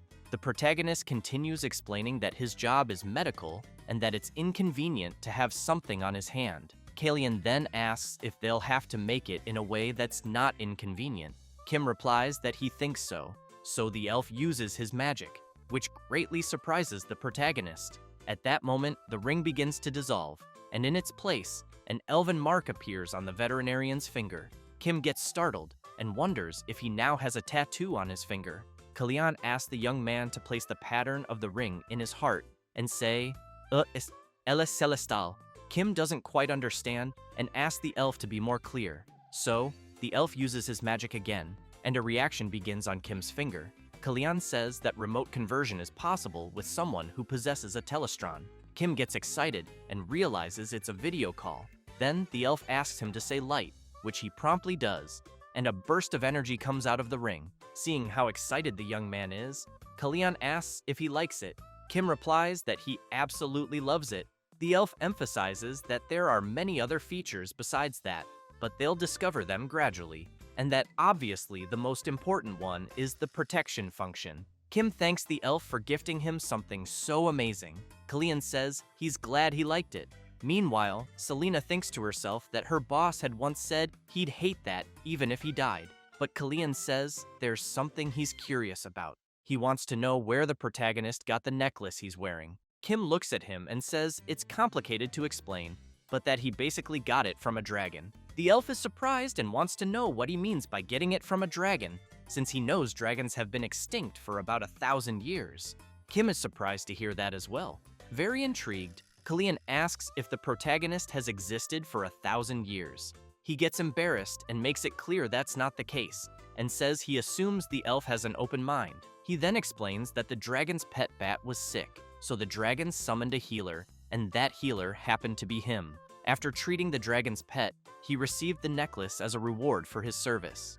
Then, when the dragon said it would send him back to his original world, it left him there. But while on the subject and noticing they seem to know a lot about magic, he asks if anyone knows how to send him back home. He quickly realizes they're giving him strange looks and starts questioning the atmosphere he's feeling. Soon, the elves kneel and begin calling the protagonist the Spirit of Healing, saying it's an honor to meet him. Kim gets startled, thinking that he's being called that again. But seeing that even the elves are now calling him that, he figures the dragon really was naive. He then remembers the dragon jumping and dancing, calling him the spirit of healing, and is stunned by the memory. He then asks everyone to calm down and explains that it's all a misunderstanding and that he's just an ordinary human man. He tries to explain again that he was simply summoned by mistake by the dragon and that the bat was sick in the first place due to poor care, so there wasn't even anything to treat. Kalyan points out that even so, he received a necklace imbued with the dragon's power. Kim says he had to get some travel expenses, especially because he was brought there by force. The elf quickly grabs the protagonist's hand and says that currently, the world they live in is facing a serious crisis, and asks if the protagonist has ever heard of mana. Kim, startled, says no. Kalyan explains that mana is the sacred life energy that makes up the world they live in, and that the mana flowing from the Earth's source resides in all things in the world. The more mana that accumulates, like a dragon's mana reserve being 100 million, while a human's is only the larger the being, the stronger and more sacred it is. However, Kalyan emphasizes that, starting with the extinction of dragons, countless divine beasts began to disappear, and with the disappearance of dragons and leviathans, even the world tree eventually started to wither. Because of this, he fears that if things continue like this, mana will soon be completely depleted, and the survival of the next generation is currently at risk. He then explains that the world's leaders, sensing the crisis, created an organization to develop countermeasures, and thus, the Etherian Order was born. Kim thinks it's like a UN environmental monitoring agency. Kalyan places his staff on the protagonist's shoulder and says there's a legend that has been passed down in this world for a long time, in which the spirit of healing, who wears the power of the dragon around his neck, must save the world. Kim is completely stunned upon hearing this, but wants to know if the elf is talking about him. Kalyan replies yes, and that they had been waiting for his appearance. The protagonist is in shock and asks them to hold on a second, because he believes there must be a big misunderstanding. However, the elves kneel, and Kalyan makes it clear that from that moment on, his celestial family and the ethereal order will dedicate their lives to protecting Lord Kim Ojin, the spirit of healing. The protagonist is utterly terrified, asking them to wait and questioning if what they're doing is really necessary. He then starts thinking he's going crazy and quickly blames everything on that dumb dragon. The next day, Kim calls the next patient and reports that its nutritional status is good and there are no signs of any specific disease. The little creature he's examining is a flying fish named Lumi, a popular pet, but its owner wants to know why it can't fly. Kim says it's probably due to aging, since their average lifespan is 50 years, and hers is already 42. She agrees, but then shouts, asking if there's any way or method to slow down aging or make it fly, even temporarily. Kim says that's very difficult and explains that aging in pets is a natural process, and that she should accept and acknowledge it. She gets upset and says that, actually, her father has been bedridden with an illness since last year, and he loves watching the fish fly. Ever since he was confined to bed, the creatures also began to get sick, and eventually, one by one, they stopped flying. But she emphasizes that Lumi is currently the only one that can still fly. She then explains that Lumi was a creature her father especially adored, and he used to take it with him everywhere. In fact, she says she heard that when her father proposed to her mother, he gave her Lumi.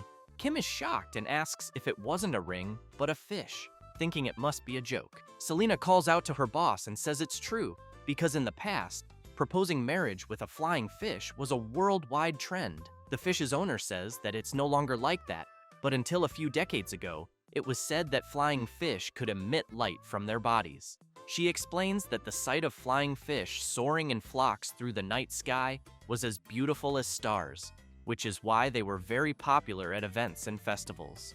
And that's why her father also took Lumi, who was struggling, and let it float in the night sky. The protagonist doesn't like hearing that people used animals for events, but the fish's owner continues, saying that's how her parents had a happy married life. However, a few years ago, her mother died of an illness, and her father also began to waste away. Now he stays locked in his room, caring only for the flying fish all day. She starts crying and says that some time ago, He said that if all these creatures became unable to fly, his own life would end as well. Kim starts thinking of the scene where a person watches a tree leaf and believes that if it falls, they will die too. Selena wants to know if they can't simply buy a new, healthy flying fish. But Lumi's owner starts screaming, begging the protagonist to make Lumi healthy again so it can fly, and to save her father's despair. Kim looks at the fish and thinks that it is healthy, just aging. Sometime later, Kim is thinking about the girl's sick father. She had been desperately screaming, asking for his help. He knew it was true that emotional bonds with pets affect health, but this was too much. He also remembers his previous life, with some clients sharing their stories, and he knew the problem was that there were too many negative cases. Then he also remembers the elves asking for his help, calling him the spirit of healing, until he wakes up startled and realizes he was dreaming about all those things. Looking at Sonja sleeping in front of him, he wonders what that dream meant. When he arrives at the clinic, he greets everyone good morning, but with heavy eye bags. Pio, also looking sleepy, says she didn't sleep well the night before either. She then asks if he was worried about the flying fish. She says it's so sad, because what the protagonist said was that the fish was aging, but she actually thinks it might be due to a lack of mana. The protagonist doesn't understand and asks her to be more specific. She says that when she was young, adults used to say that the flying fish stopped glowing, and they also said it was because the mana in the air had decreased, and if things stayed like this, the fish's ability to fly would soon vanish. Kim starts wondering if this could be something like environmental pollution, because it seems like the ecosystem in this world is being destroyed. Then he remembers again the elves asking for his help to save the world. But Selena makes it clear that it's not just the flying fish. She explains that the number of sick animals is really increasing, and they should assume that most are aging due to an unknown loss of ability, and that this is all a phenomenon caused by mana depletion. The clearest evidence they have is the Monoceros right there. Kim looks at Sonja and remembers that Selena had said Sonja was originally a lion, so he comments that Sonja's cat form is cute too, but he's really curious about his original form. Then he wonders if Sonja will still behave the same once he turns back into a lion, until something comes to his mind. He immediately turns and asks Pio what illness the flying fish's owner said her father had. She says she heard it was a disease where the bones weaken and break. Kim turns to Selena and wants to know what kind of medicine is usually prescribed for that kind of illness. She says it's not a precise diagnosis, but typically they use flower root, which helps repair bones, bloodroot, which has pain relief effects, and other supplemental herbs. Kim asks if among them there are any herbs that cause side effects with long-term use. Selena replies that if someone stands for a long time, their nerves become sensitive and their body loses energy. The protagonist thinks that's exactly what he had in mind and asks if there's a medicine that can neutralize that side effect. Selena says yes, but emphasizes that the original effect of the medicine will disappear. Kim says that doesn't matter and quickly asks her to tell him how to prepare it. She says it's behind her. The protagonist is confused and asks what she means. Selena reveals it's the mandrake, who doesn't seem to be in a very good mood, so Kim goes up to the mandrake and asks if it heard what they were talking about. Then he says he needs to make medicine and will need some leaves, but the plant turns its face away, crosses its arms, clearly refusing. The protagonist wants to know why and asks it not to be like that, but as soon as the mandrake sees the protagonist reaching out to take a few leaves, she gets scared and starts screaming loudly, forcing him and Pio to cover their ears because of the deafening cry. Kim looks at the plant and asks what she's doing. Annoyed, he says his eardrums almost exploded, but Pio asks her boss not to be so harsh with her. She then approaches the mandrake and says maybe she's feeling sick because he only comes to her when he needs something, and that lately, he's been giving all his attention to Sonja. Kim tries to play it off and says he just gets shy around plants, but thinks to himself that he's never raised a plant with a will of its own. Pio says that, in that case, he should at least give the mandrake a name. Kim gets awkward and asks what kind of name would be good for a plant. At that moment, the mandrake starts crying non-stop. Kim starts getting irritated, wanting to know why the hell the plant is acting like this, and now he has to worry about a plant's feelings. So he points his finger at the mandrake and says he'll call her Kim Mandel, which leaves her delighted with the name. Pio also likes the name Mandel and congratulates her boss for the gesture. With that, the protagonist approaches the mandrake and asks her to now give him 2 leaves for the medicine. Happily, she quickly gives him 2 leaves. Selena, watching the scene, thinks the protagonist really is popular among plants and animals. However, she asks if she can borrow his necklace for a moment. He promptly hands it over, and as soon as she puts it on and touches Sonja and Mandel, both creatures become startled. Selena looks dazed, thinking that maybe they aren't drawn just because the necklace has the power of a dragon imbued in it, but that they apparently like the protagonist himself. When she returns the necklace to Kim, he wants to know how to activate its power. He thinks for a moment and answers that he just focuses and thinks about what he wants, and that it seemed to activate when his chest felt a little tight. Selena doesn't quite understand and wonders if the dragon's power is connected to the heart. Kim then looks at Sonja and explains that if he just touches the necklace, Sonja follows him like he's getting a snack. Then, after creating a treat, he gives it to the cat to eat. Selena sees this and thinks it means the protagonist is currently feeding the Monoceros with his mana and wonders if that might be dangerous. At that moment, Pio calls Kim and says she has finished fermenting all of Mandel's leaves. He turns to her and says she did a good job. It doesn't take long, and he manages to make the medicine. As he wonders whether he should take his bag to the client, Selena grows curious about something. Watching him more attentively, she questions if he really is the spirit of healing.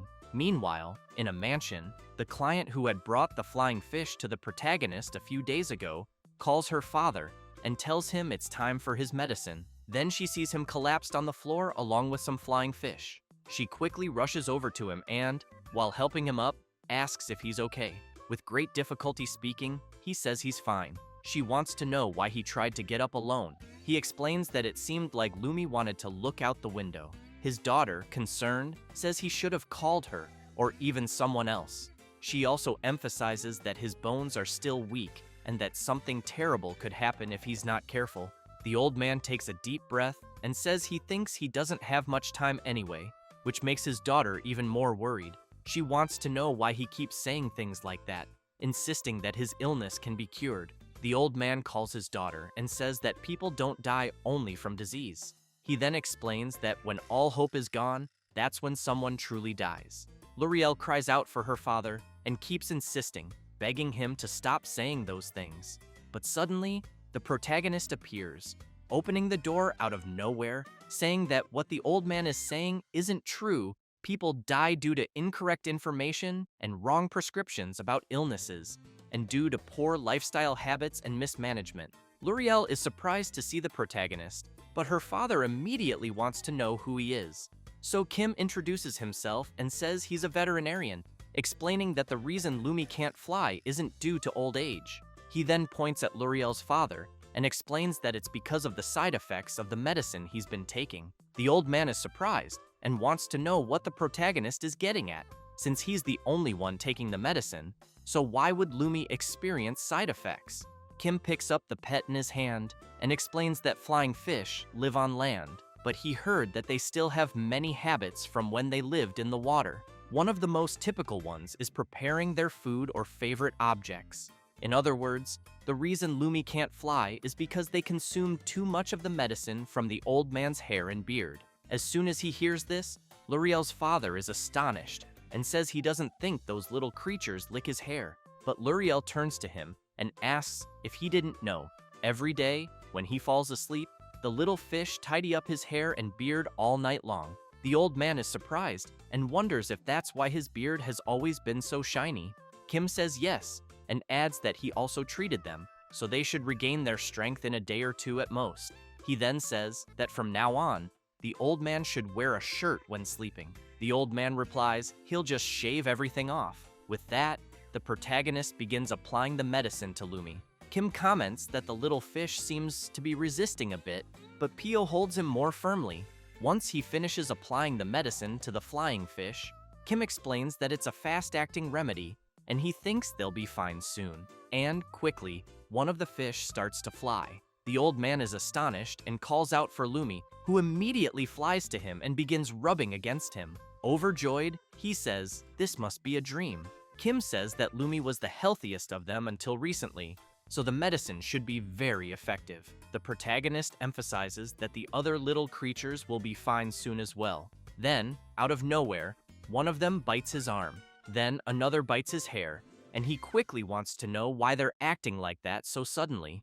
Suddenly, they all start attacking the protagonist, who is left in shock, trying to understand what the hell is going on. One of them suddenly starts trembling strangely, which quickly catches the old man's attention. The fish begins to glow intensely. Both Kim, Luriel, and Selena are surprised as they watch the other fish flying and emitting a beautiful glow.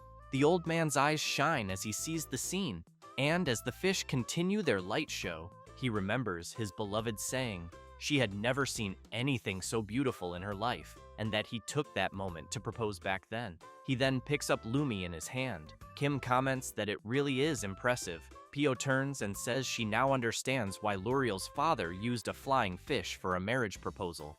Meanwhile, the protagonist still thinks that, even so, animals shouldn't be used for events, because it's animal abuse. Selena remains intrigued, thinking that the fish started flying and glowing right after tasting her boss's blood and hair. She reflects that she really doesn't think he's ordinary, but wonders if he's truly the one their world was waiting for. Then she recalls the conversation she had with Kalian, who on that day asked her if she truly believed Kim Ojin was the spirit of healing. She replied yes, and that everything matched the prophecy. However, she had also said that giving the ring to the protagonist was going too far, especially since the ring didn't even belong to Kalian. He laughed and said it was fine, as he believed she would have allowed it.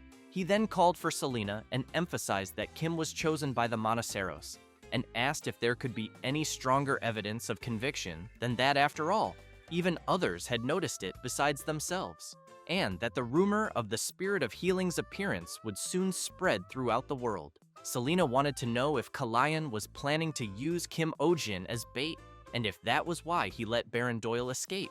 Kalian makes it clear that punishing one or two villains is easy, but what they truly seek is the hidden truth behind it all, and they are merely waiting for that truth to be revealed. He then asks Selena not to worry, assuring her that they won't put the protagonist in danger. He goes on to say that he knows she visited the village for another reason, and wants to know if it's really just a coincidence that the spirit of healing appeared right in front of her. She says that when she first saw Kim Ojin in the middle of the village, he was subduing a giant rabbit, and that the necklace that caught her attention made her feel she needed to take a closer look. She emphasizes that she does believe the protagonist is special, but still feels he doesn't quite seem like the spirit of healing. Kalian replies that they will only know by watching him, and, as she herself knows, the prophecy about the spirit of healing doesn't speak only of saving the world.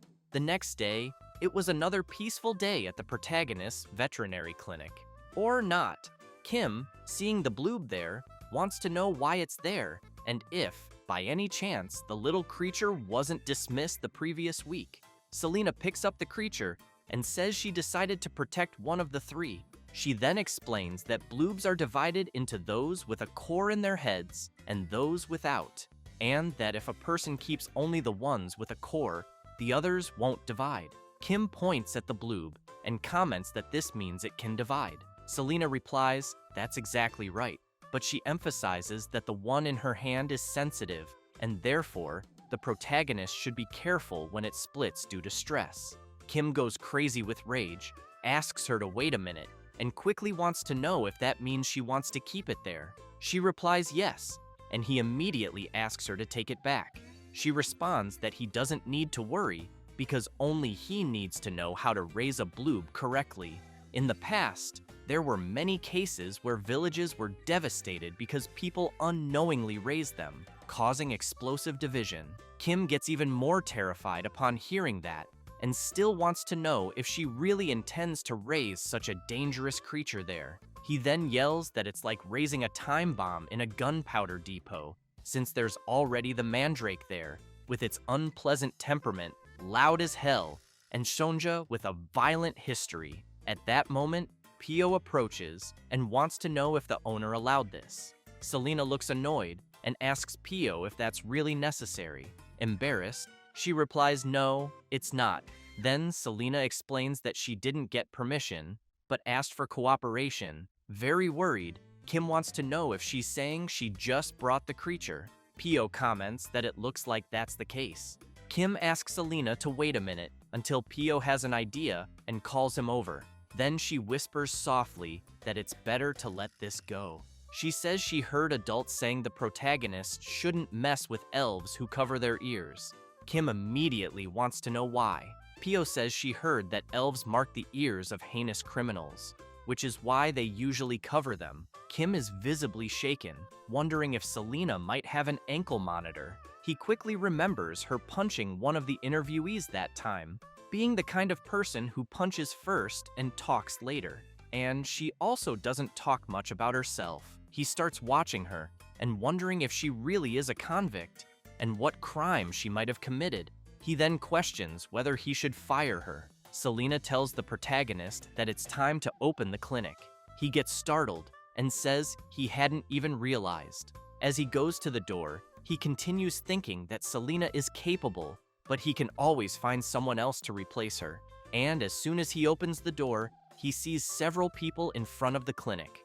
All of them are holding their pets, shouting, begging the protagonist to help and save them. At that moment, Pio approaches and asks them to line up, saying she will hand out number tags. The protagonist, seeing that crowd, immediately thinks he won't fire Selena for now. Meanwhile, at Baron Doyle's castle, he is speaking with someone through remote communication magic. This person wants to know how the Order of Veterinarian ended up in the village.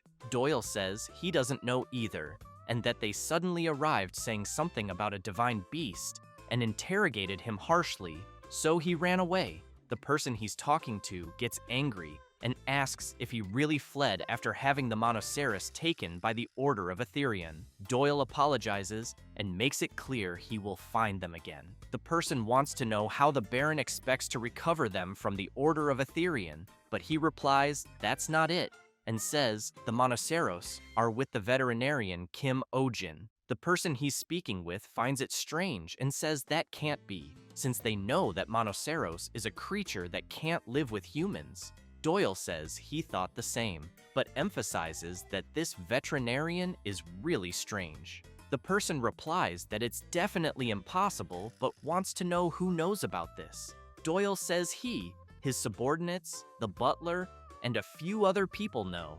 The man wants to know if the Baron silenced all of them, which leaves Doyle completely confused by the question. The person he's talking to gets even more furious, yells that the Baron is an idiot, and immediately orders him to imprison everyone who was there that day. After that, Doyle is sitting, trembling all over, thinking he got chewed out for a whole hour. He then asks his butler to tell Theodore and Alex to come see him immediately, but the butler says they are currently on vacation. Doyle is shocked and wants to know what he means. The butler explains that they kept complaining about constant overtime, so he sent them on vacation. But Doyle, terrified, says he doesn't care and makes it clear the vacation is canceled and orders the butler to bring them back immediately. However, the butler says they've already left and he has no idea where they went. Doyle is stunned, thinking he has failed miserably. Back in the village, people are asking each other if they saw the Order of Veterinarian. One guy says he clearly saw it with his own eyes. Another person gets excited and wants to know if the Order of Veterinarian really came to such a rural area. Even the merchants are talking about it, asking customers if they heard that the Order of Veterinarian visited veterinarian Kim Ojin's clinic, and that it's said to be because of a threatened animal. Elsewhere, people continue discussing it, and one man wants to know if the Order of Veterinarian really said that the veterinarian named Kim Ojin isn't a normal person. Another guy wonders if he's some kind of fairy from another world. Even among the warriors, the subject is being discussed, and the warrior with a scar on his eye asks about this healing spirit, and if it isn't something that only appears in legends. The other warrior says that person subdued a giant rabbit with mana and tamed a divine beast with his bare hands. The scarred warrior looks at his axe and wonders if the protagonist isn't just a vet who happens to be strong. It doesn't take long for the topic to reach the noble palaces. Two women are talking about it, and one says she heard the protagonist is incredibly handsome, that she thought he was a woman, but now that she knows he's a man, she thinks that changes things.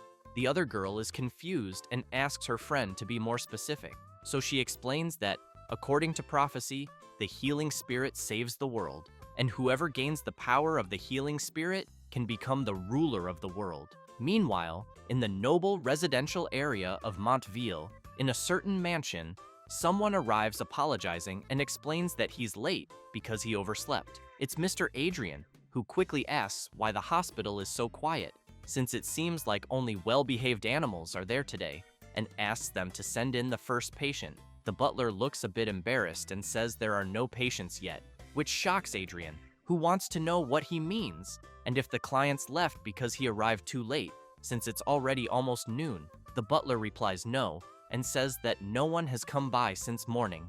Adrian is puzzled and wants to know what happened, and if that petty guy with the countdown is still trying to sabotage him. The butler tries to explain, saying that apparently it seems to be because of a veterinary clinic that recently opened in the Belmore area. Adrian is surprised and wants to know if Belmore isn't where the commoners live, since he assumes all his clients are nobles and wouldn't go there. The butler says he doesn't know much about it either, but heard that they're very popular.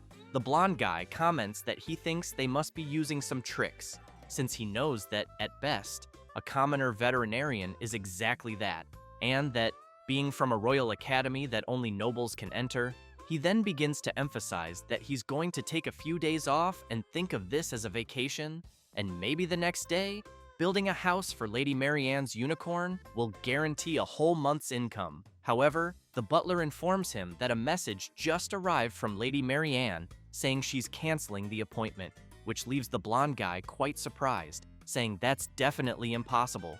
The butler says she mentioned she's going to Kim Ojin's veterinary clinic. Adrian slams his hand on the table and shouts, ordering the butler to prepare the carriage immediately. This is Adrian Havencrown.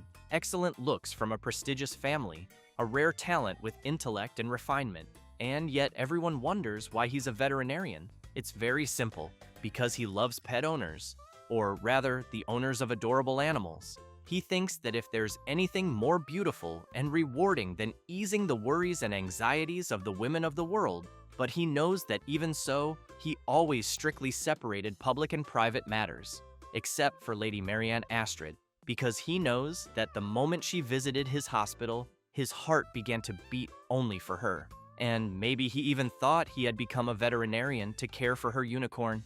But upon hearing from his butler that her unicorn was being treated by a commoner with no status, he immediately knew that wasn't true.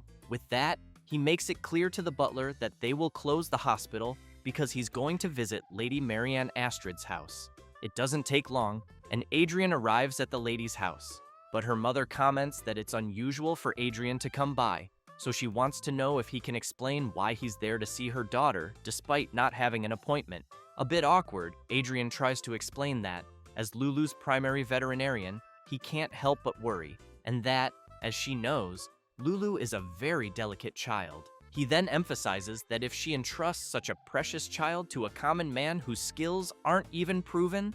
However, Adrian is interrupted, and Lady Marianne's mother points out that the veterinarian her daughter went to see is not a man. She goes on to say that she heard the person named Kim Ojin is a woman. Adrian is very surprised to hear this and quickly asks if that's really true. The woman says that although she's a commoner, she heard her skills are excellent, and that she's also very beautiful. People even call her some kind of fairy or spirit. Adrian is quite stunned, but starts imagining how beautiful she might be. He begins to lose himself in his own thoughts, wondering if this veterinarian has a warm beauty with golden hair like the sun, or a cool beauty with dark hair. However, Lady Marianne's mother calls him out and says she's sorry, but everything she just said is a lie, and that she only wanted to see his reaction. She then orders the guards to escort him out. As he's grabbed and dragged outside, Adrian keeps yelling, saying he's not some lecherous man crazy for women. The lady's mother thanks the vet for trying to meddle. He keeps shouting, trying to explain, saying he only has dark intentions toward Lady Marianne. The woman is stunned and replies that for him to so shamelessly reveal his true intentions already gives a good idea of what kind of person he is. Before being forcibly removed, Adrian still shouts that he just wants to marry her daughter, but Lady Marianne's mother simply orders the guards to drag him away immediately. After getting into his carriage and leaving begrudgingly, he keeps thinking that he needs to meet this Kim Ojin. Adrian believes people say unicorns are only gentle with virgin women, but he knows that's not true. He knows unicorns are picky about people because of their sensitive nature, and that, especially, the smell of blood or male sweat is something unicorns absolutely hate. So if someone approaches carelessly, they'll be killed by its hind legs and hooves. Meanwhile, he knows that unicorns like clean women who wear good perfume. Adrian thinks this way because he hates men, specifically, but he also knows he went through a lot of trials and errors in the beginning, though in the end, he succeeded.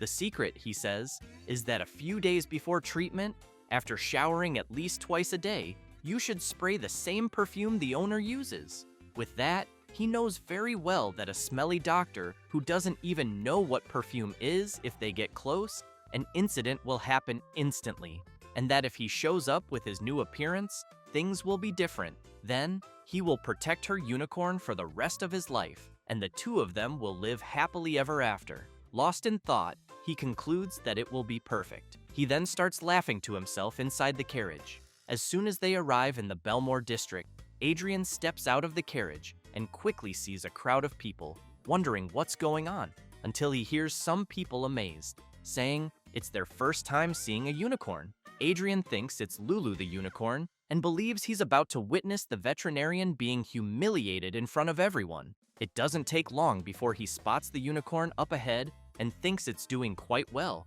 and that if this continues, he'll lose his temper.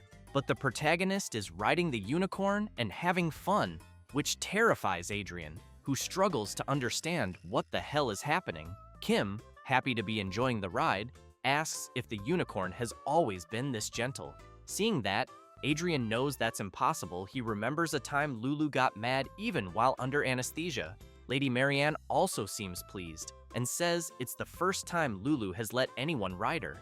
The blonde guy remains stunned, thinking the protagonist must have used a trick, that there must be some other method involved. Then he spots Selena and asks what she's doing there, and if by any chance she's an elf, since he heard elves can use magic. He suspects that maybe Lulu is under a spell, which is why she's acting kind toward others, especially the vet. However, as soon as Selena tries to pet Lulu, the unicorn bites her arm. While Kim asks if she's okay, she just awkwardly stares at the bite mark. Both the people and Adrian are shocked to see that she reacted so normally. Kim quickly dismounts and makes it clear to Selena that horse bites must be treated immediately. So, Pio starts shouting for everyone to return. As soon as the clinic door closes, Adrian hears the people chatting, saying they wanted to see the unicorn a bit longer. Then he sees a tree and thinks he can't just go home like this. So he starts climbing the tree. As he climbs, he tells himself not to be underestimated, since he was the champion of the Royal School tree climbing competition for 2 consecutive years. Once he's up, Adrian manages to see what's going on inside the clinic. To make sure he sees everything, he pulls out binoculars and observes more closely. He sees the protagonist performing proper first aid, but wonders what herb is being applied to the wound. He also notices the bandaging method is pretty basic, just like a commoner's. But then something catches his eye. Seeing a mark on Kim's hand, he questions what that strange symbol is. Suddenly, he remembers something and realizes it's the mark of the Celestial family. Shocked, he recalls that Celestial is the most noble family among the elves. Now he's desperate to know why the emblem of such a high-ranking family is on a commoner's hand. Inside the clinic, Selena comments that she thought it was a light injury, but it seems the saliva contained poison. As Kim finishes the bandages, he says it's still lucky that it's only that. He then comments that maybe Lulu just didn't like Selena. Marianne feels sad and apologizes sincerely, saying she'll cover all the treatment costs. The protagonist turns and tells her not to worry about it, since it was their own carelessness. The lady wants to know if Selena also works there. He replies yes, and that everyone there is a veterinary assistant. In fact, they mostly prescribe medicine and do strength-based tasks. Marianne says she understands and figures that, since the protagonist is a famous person, he probably thinks it's best to have a large staff.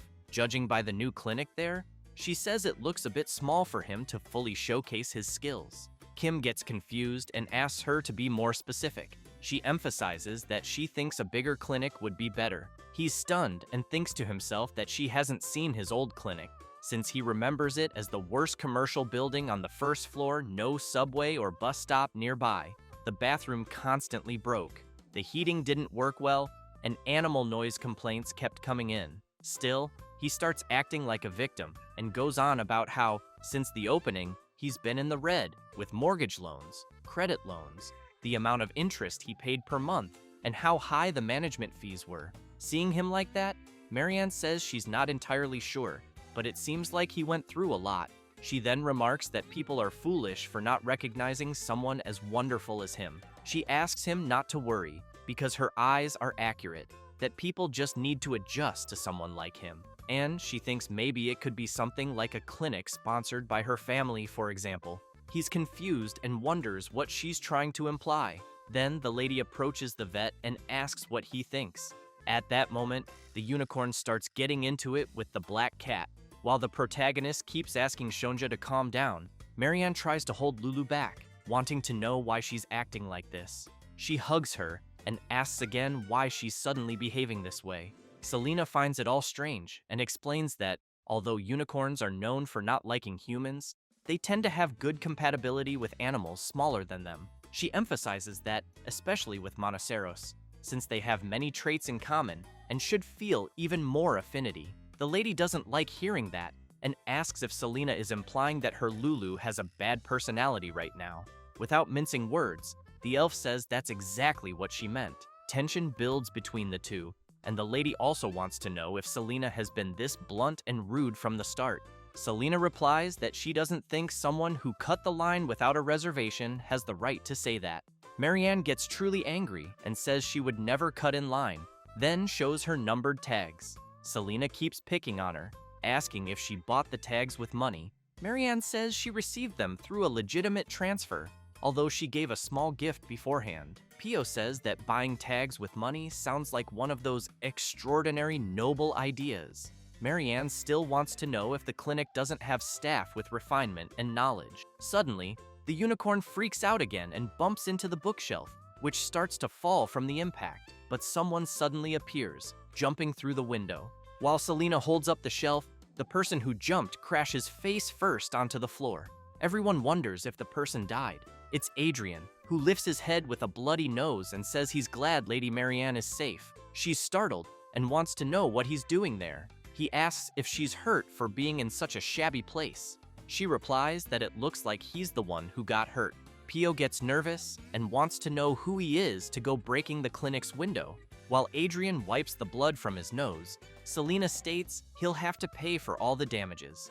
He then turns around and says that apparently he must have scared the women there. He then takes Pio's hand and, as soon as he kisses it, introduces himself, saying his name is Adrian Havencrown and that he's an animal doctor, and that protecting and caring for small, beautiful lives is his profession. Meanwhile, the protagonist wonders who the hell this tacky bastard is, who showed up out of nowhere and thinks he has that weird influencer vibe. So he wants to know why a doctor is entering someone else's clinic through a window.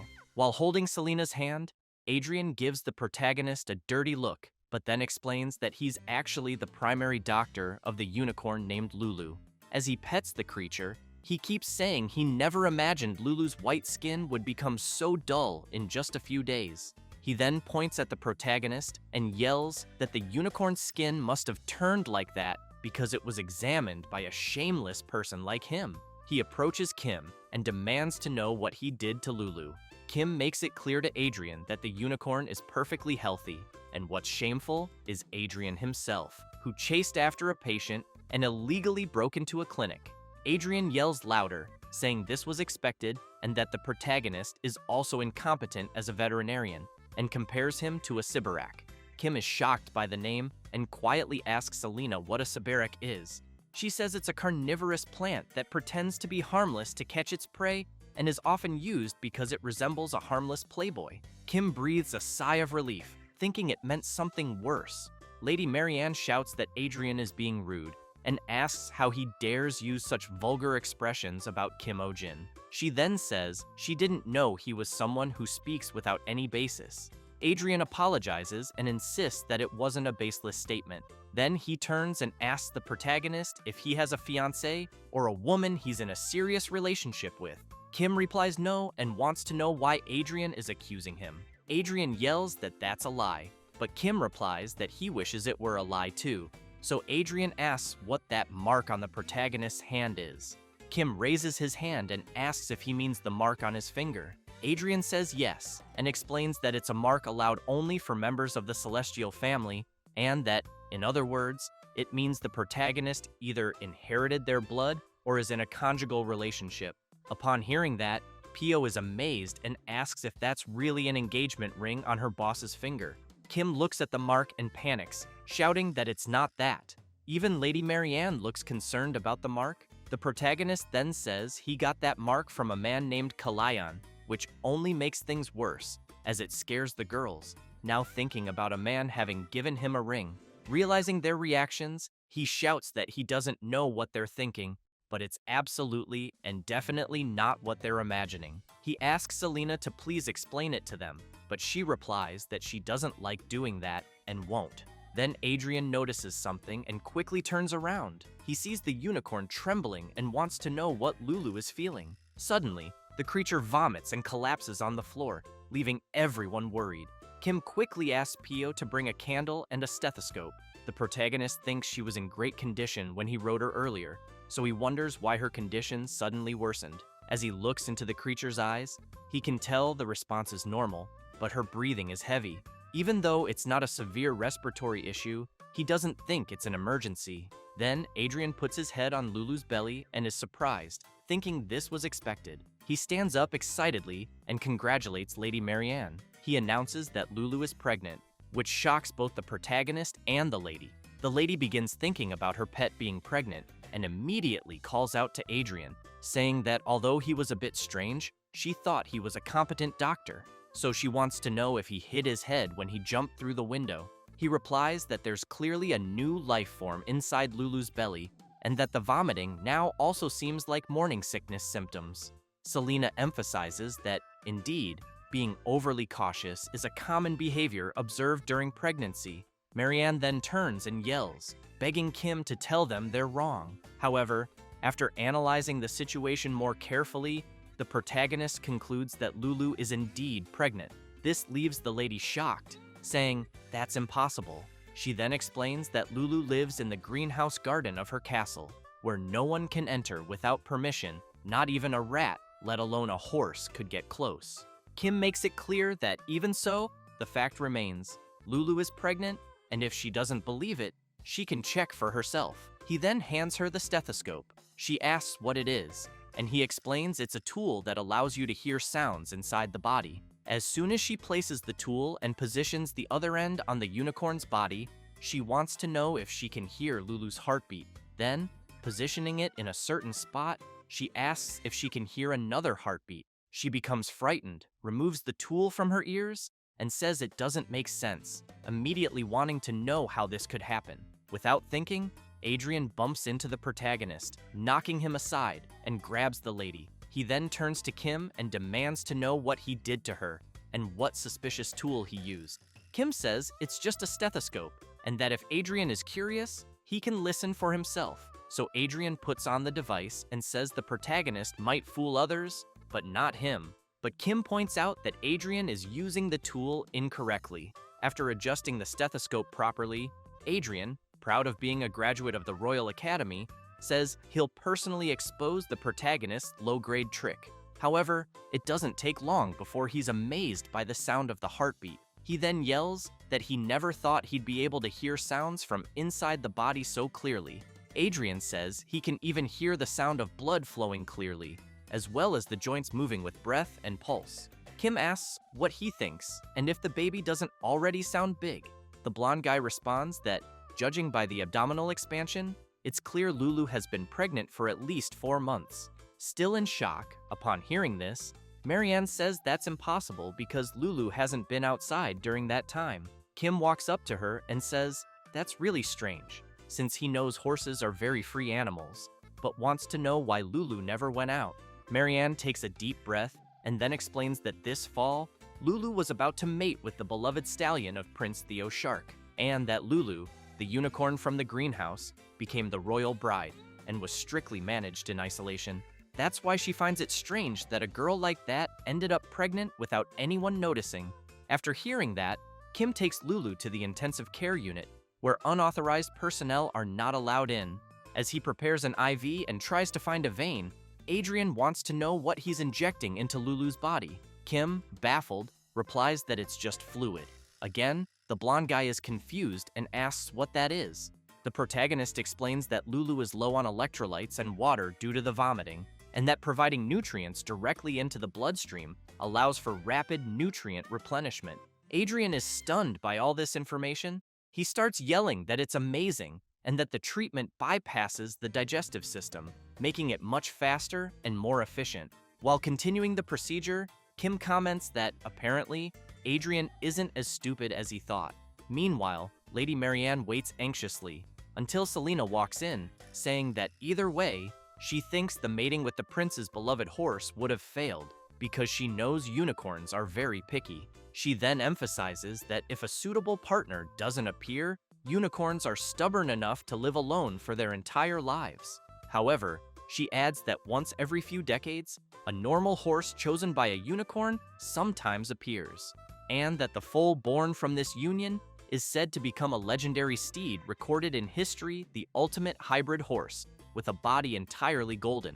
Adrian asks if, in that case, it wouldn't be best for the lady to send Lulu's foal to the royal palace. He then says he'll explain the situation to the prince and believes he would likely be happy to receive such a rare creature as a gift. But Selena comments that it's not a very good idea, since the story of a unicorn hybrid becoming a famous steed is more of a legend, and with so few examples, its credibility is low.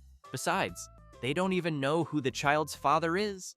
Adrian smiles and says that Lady Marianne's estate has many famous horses. He names a few: the fast and handsome racing horse Siegfried, the service horse with great stamina called Terran, the charming and popular Dolly, and lastly, Black Thunder, the stallion with the best endurance. That's why he thinks that if it's one of those, the child's bloodline is practically guaranteed. Marianne agrees with Adrian and says that since it happened, they need to come up with an alternative plan. She then turns and says that to do that, they need to find out for sure who Lulu's partner is. As Adrian tries to volunteer to help, Marianne turns to the protagonist and asks if he can assist her. The blonde guy can't believe he was so quickly ignored by her. Kim, a little embarrassed, wonders if he really should go find the baby's father after all. He's not a detective. The lady asks if he can't use that thing that listens to heartbeats, like before. He replies that no, you can't do a paternity test with a stethoscope. While she keeps pleading for help, the protagonist starts thinking of a way to get out of this. Then he looks at Adrian and wonders if the guy who's craving attention wouldn't be more useful. He adds that while he barely found out about Lulu's pregnancy using a stethoscope, Adrian already knew just by using his hands and ears. And he was also the only one who noticed Lulu's condition wasn't very good. More than anything, it was Adrian who came there so she could be his patient. So Kim thinks Adrian is the most suitable person for the task. Marianne admits that may be true, but says the protagonist doesn't need to make things so complicated. Selena explains that a pregnant unicorn, if separated from her partner, becomes extremely anxious and aggressive. She then asks if Lulu caused any commotion on the way there. The lady replies that she didn't. Selena also asks if that means the disturbance only started an hour ago, and how the lady got there. Marianne says, of course, they came by carriage, and that Lulu was in her carriage as well. Then she suddenly freezes, realizing something. She returns home and heads straight to the stables. The horse caretaker is feeding one of the animals and says they should eat well, since no one knows when they'll be off again. That's when Marianne, Kim, and the rest arrive. Lulu quickly notices something, which surprises both the lady and the protagonist, as they see the unicorn nuzzling and kissing another horse. Marianne is shocked and yells that this can't be happening. She quickly pulls Lulu's neck and asks if she's lost her mind, then demands to know how a precious girl like her could end up with a stray horse. The protagonist thinks this whole scene with the lady and her pet looks like something out of a daytime drama.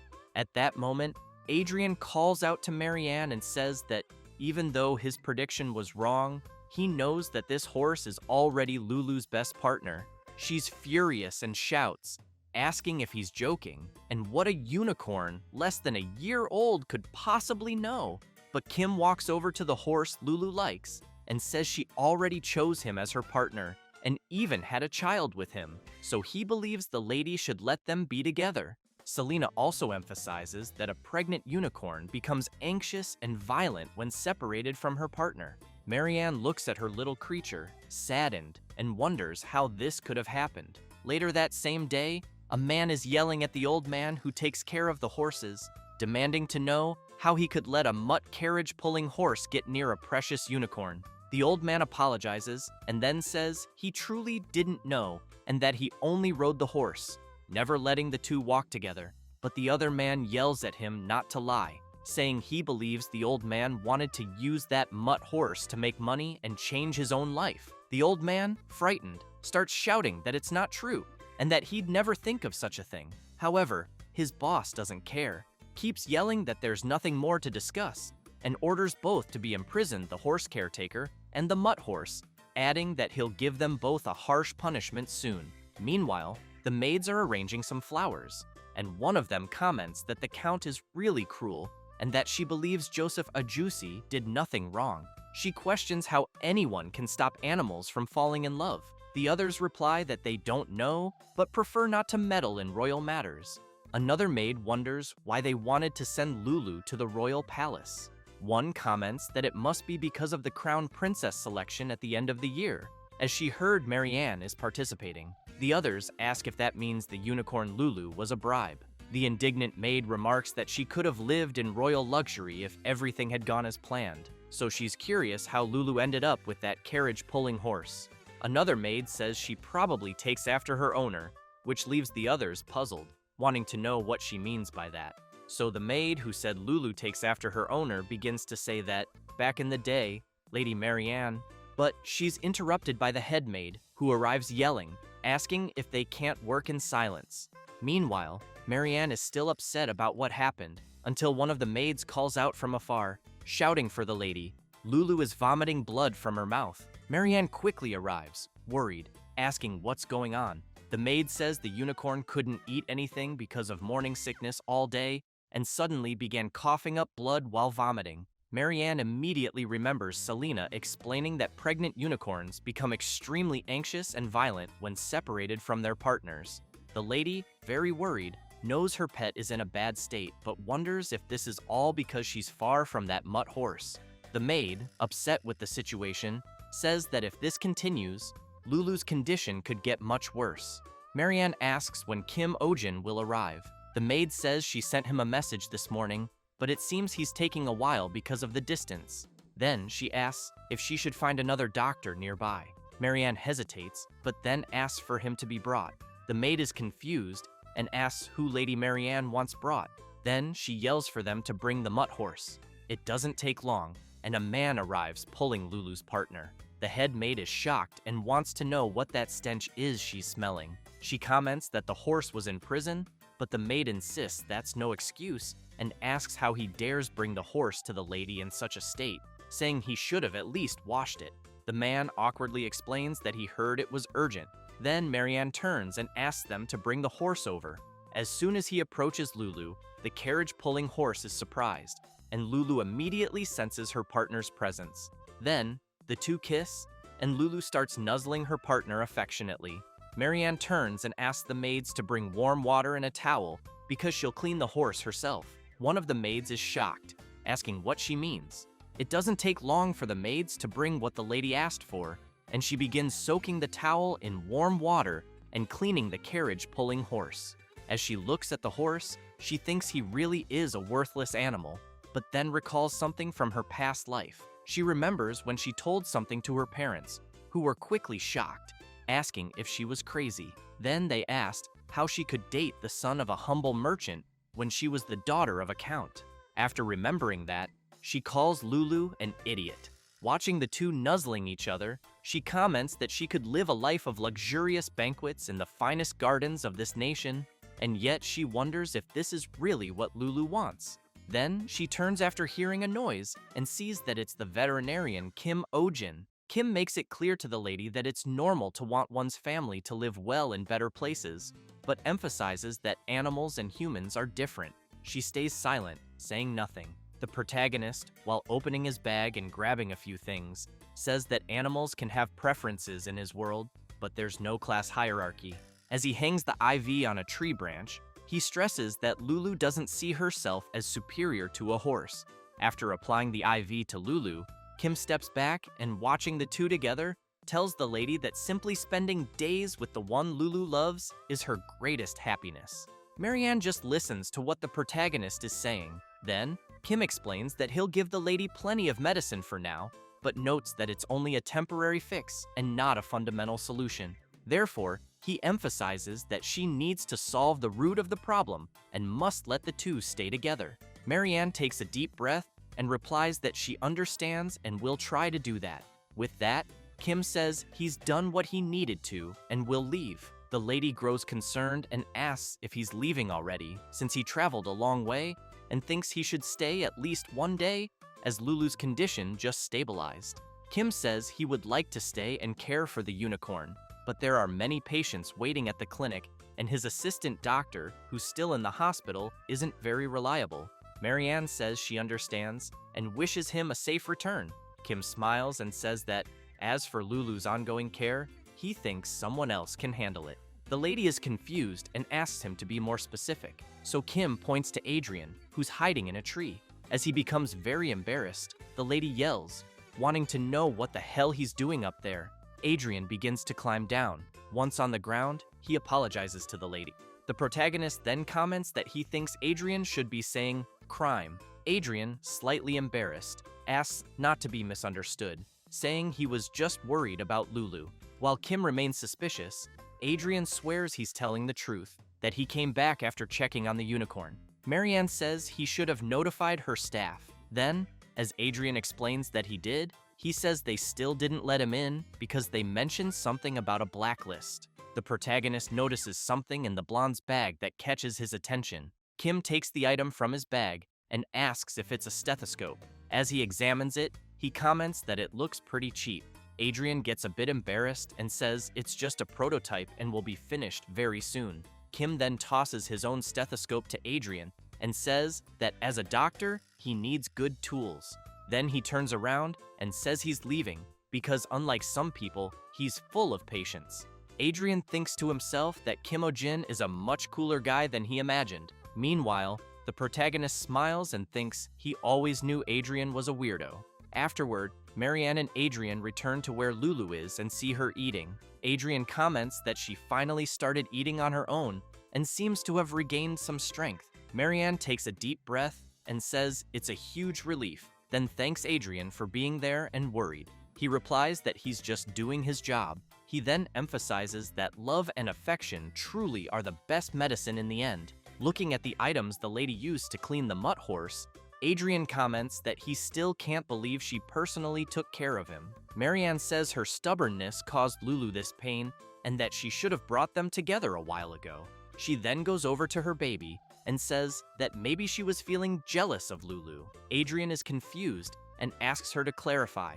Marianne explains that there was a time when she was truly innocent, just like Lulu, but at some point, she developed the habit of judging people based on status, background, or wealth. Adrian asks if all nobles aren't like that, but the lady emphasizes that she wasn't like that when she was young, and that when she saw him for the first time, she didn't care at all about his clothes or his status. The only thought in her mind was how beautiful the eyes of the person she liked were, and that just to keep looking into those eyes, she'd give up anything. But in the end, she let him go for the happiness of both. She then wonders if she's happy now, because she truly doesn't know. Adrian says he was about to mention that first love always ends in heartbreak, and that the pain of a broken heart can blind people to the fact that love and happiness may already be right beside them. Hearing that leaves the lady quite impressed. Adrian goes on to say that someone's true soulmate might already be nearby. He says this while looking directly into Lady Marianne's eyes, until she notices how close they are and, flustered, asks if he only just realized that. She then says she's decided not to participate in the princess selection anymore, which surprises the young doctor. Then he puts his hand in his pocket, thinking this is in chance. He kneels down, calls her name, and as he pulls a gift from his pocket, says that he's actually been waiting for this moment for a long time. However, the lady says she's curiously going to make that move on Kimojin, which makes the blonde boy jump back to where he was, completely not expecting that. Adrian becomes awkward, starts trembling and sweating cold, and asks if she's talking about that Kimojin they know and why. Marianne says that if she goes through with it, she believes she'd be happier being the one in power than marrying someone in power. Completely confused, Adrian doesn't understand anything, so the lady confidently declares that she's going to get her hands on Kimojin, the spirit of healing, and seize power for herself. She then takes Adrian's hand and thanks him. Then she leans in and says that if they can continue being good friends like this in the future, it would be wonderful. This hits Adrian like a hammer to the head, and he thinks that Kimojin is a bastard, and that, in the end, he just can't forgive him. Meanwhile, the protagonist sneezes, apologizes, and tells Pio to keep reading. She says that the letter says Lady Marianne's family is accepting Kyo as Lulu's companion, and that they're also asking the protagonist to be Lulu's personal veterinarian. Kim replies that he thinks it's better not to. Pio is surprised and says they're offering 10 times the normal pay. While treating Shamir, a snake from the twin hydra species, the protagonist says he'd love to accept, but asks her to look at the current situation, then questions whether she thinks he can just leave the hospital. Pio laughs and says she gets it. Kim, while continuing his work, wonders how he's been doing this for an hour, and there's still tartar left on the creature's fangs. He imagines himself in a mine and thinks he's been mining for days. After a while Shamir's owners wait nervously for the treatment to finish, Kim asks Selena to spray some water on the creature's teeth. After doing so, she asks if that's enough. Kim says yes, and asks her to also bring anti-inflammatory medicine and cotton. He soon notices something stuck between Shamir's fangs, and when he pulls it out, realizes he found a ring. The owners are delighted and say the protagonist truly is a healer sent from the heavens. Kim laughs and says Shamir's mouth looks like an equipment storage unit. The owners explain that Shamir is a precious beast granted to their family by the last king, but more importantly, the creature had swallowed their family heirloom. So they begin to cry and deeply thank the protagonist for finding the ring. However, Kim makes it clear that there's still tartar to remove and that some teeth need to be extracted. He emphasizes that it might take another 1 or 2 hours. Selena asks if he means 5 hours, then points to another head of the creature and asks if he remembers that it's a hydra, which leaves him quite scared. He then starts crying, thinking about how much work he has ahead. Meanwhile, the owners say they need to lift Kim's spirits, so they ask someone to bring something. When it's brought in, they reveal a painting. Kim is surprised and asks what that is.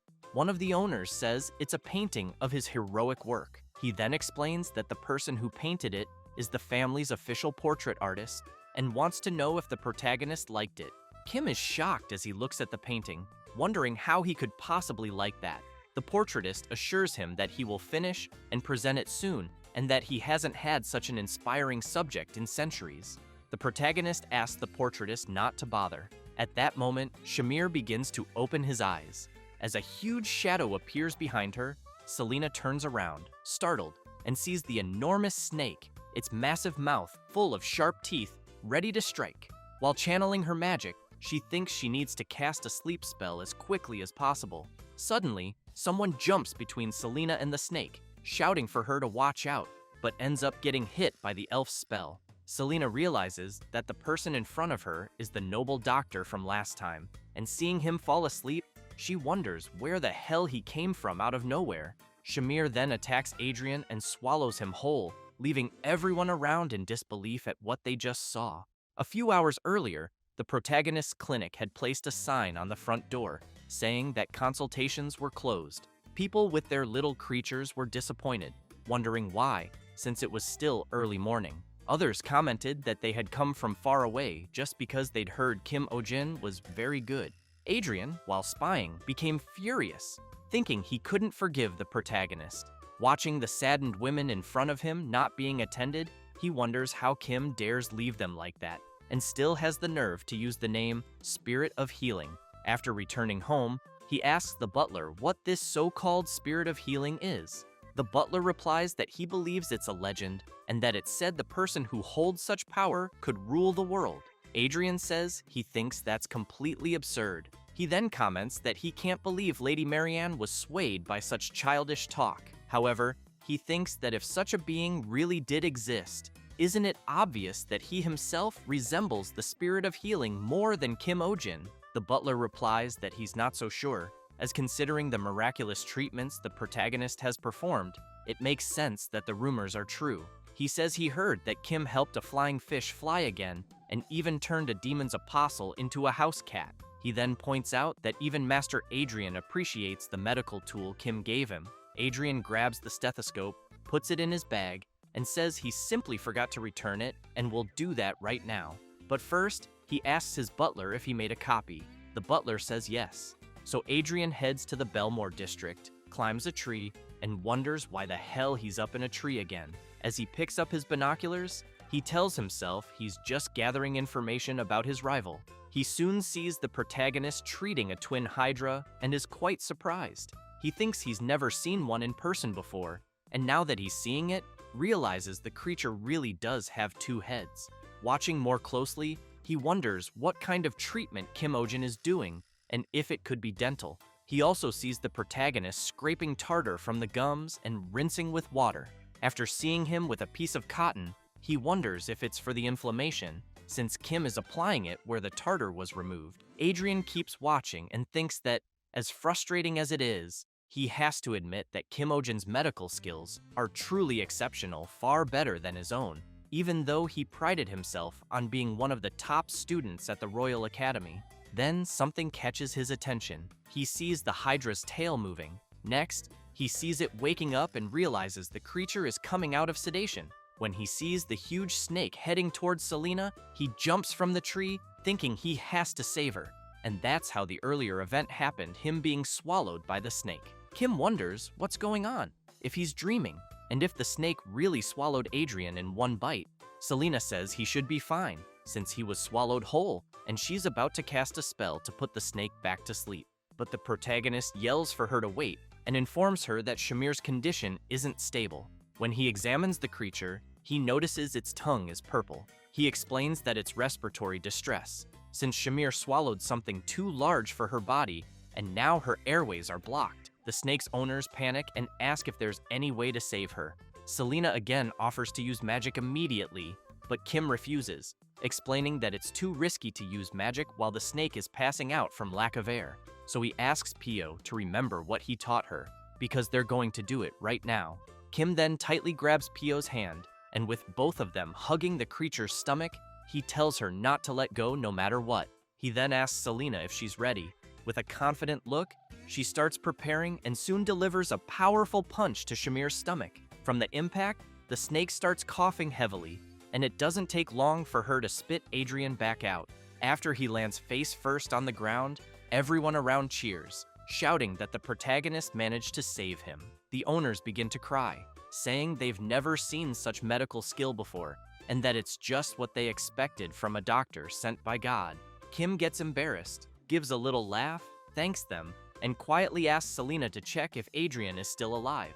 Selena starts slapping the blonde's face to see if he's okay, and Kim, watching this, shouts that he only asked her to see if he was alive, not to kill him. With his face swollen, Adrian starts to wake up.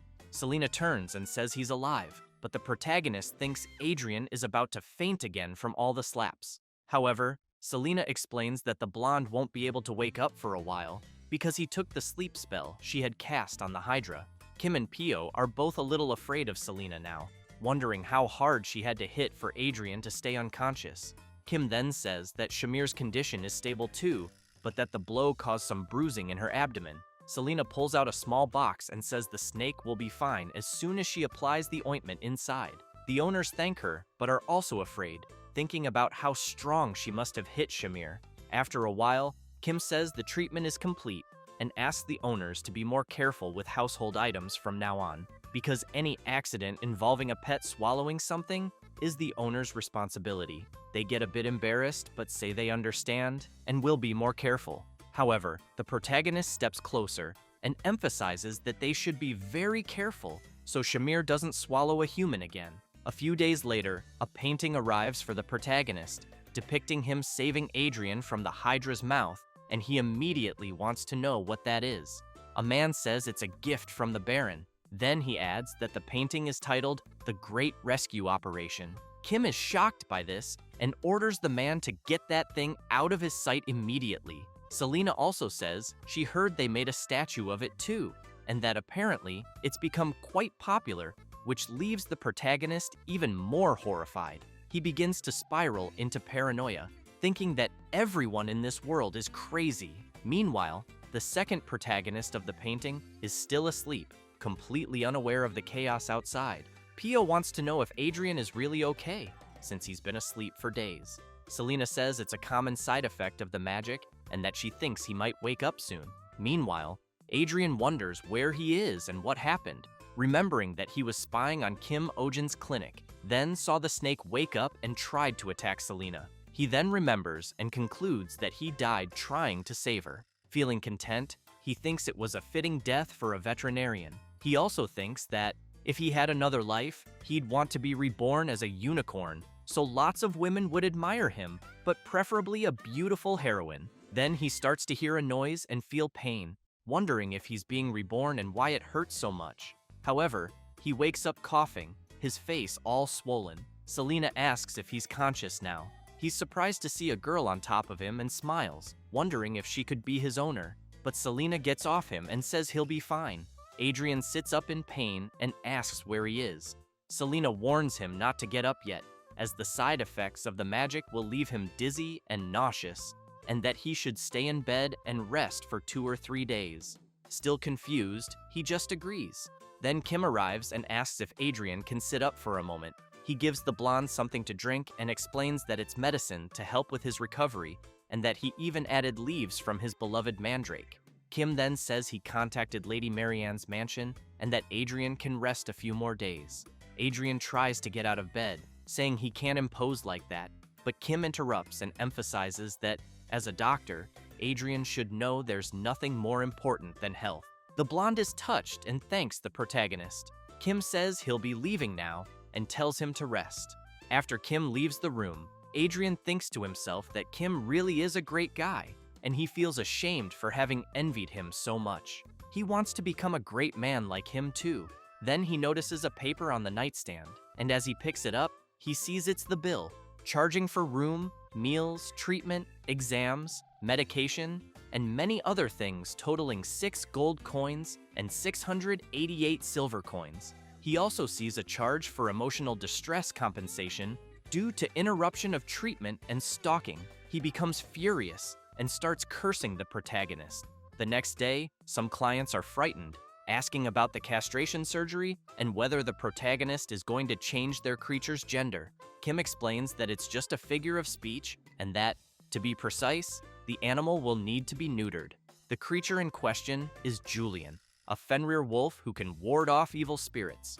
The owner starts yelling, wanting to know if the protagonist really intends to castrate his baby, and asks if he isn't being too cruel. Kim smiles and reminds him that he had said the creature was losing energy every day, that it's hard to care for its many offspring, and that the female's health is deteriorating due to excessive births. Feeling sorry for his pet, the owner admits it's true but insists the creature is still so young. Kim then approaches with a sinister look and asks if the man wants to calculate how many more pups there will be in 5 years, and whether he realizes he might be committing a heinous crime by illegally selling Fenrir wolf puppies. The owner panics and says no. Then he asks, if they go through with the surgery Kim is suggesting, what pleasure will his little creature have left in life? So the protagonist gets furious and yells, explaining to the owner that Julian is reproducing by instinct, not by choice, and that no matter how healthy he is, frequent mating causes rapid aging, shortens his lifespan, and lowers the quality of life for both the pet and the owner. After that, they begin to leave, and Pio says she'll help them schedule the surgery at the front desk. Kim sighs and comments that he has to say the same thing every single time. Then Pio mentions that his next client is the pet of her childhood friend, who is like family, and tells Kim to take good care of it. The protagonist laughs and says he'll do it with great pleasure. It doesn't take long before someone opens the door and politely asks to come in. She says she's there for a health checkup. Her pet, named Pop, is a large chicken that dances well. As soon as Kim observes the little creature, he's impressed by how shiny the feathers are and comments that Pop clearly looks super healthy. Pio pets the animal and says Pop is the biggest and healthiest of all the pets the protagonist has treated. Kim tells the owner that it seems she's taken very good care of the animal, but the owner, a bit upset about something, sighs and replies that yes. 20 minutes later, after the checkup, Kim is in love with the chicken and comments that, as expected, Pop is perfectly healthy enough to compete in a top-tier chicken contest. The pet owner yells, saying that Pop lost weight recently and she thinks something's wrong. Kim explains that it's not weight loss, it's just feather molting, but the owner keeps insisting that Pop even had a seizure while sleeping some time ago. The protagonist thinks the owner is clearly a hypochondriac, and she keeps insisting that yesterday Pop had a sore throat for no reason. Then she wants to know if he's sure it's not some infectious disease like a cold. Pio goes over to her friend and asks if Pop's throat often gets sore. Kim makes it clear that, up to this point, there's nothing abnormal and that she shouldn't worry too much. Unsatisfied, the owner replies, "Fine." Suddenly, Pio screams, calling the protagonist. She runs to him and says, "Pop disappeared somewhere." The owner arrives crying and says she stopped at the bathroom before going home, and, in that brief moment of distraction, her little creature vanished. Kim gets worried and emphasizes that he thinks the animal is still inside the hospital and that they will close all exits and windows first. Selena starts shouting that the clinic has a missing animal and tells everyone to stay in the waiting room for now. The patients begin to complain, with some saying that if they stay in one place too long, their pets get stressed, and others saying they need to leave soon. That's when Sonja appears with a powerful aura, and all the patients immediately fall silent in fear. After everyone searches the entire clinic, Kim wants to know if Pop likes or dislikes anything in particular.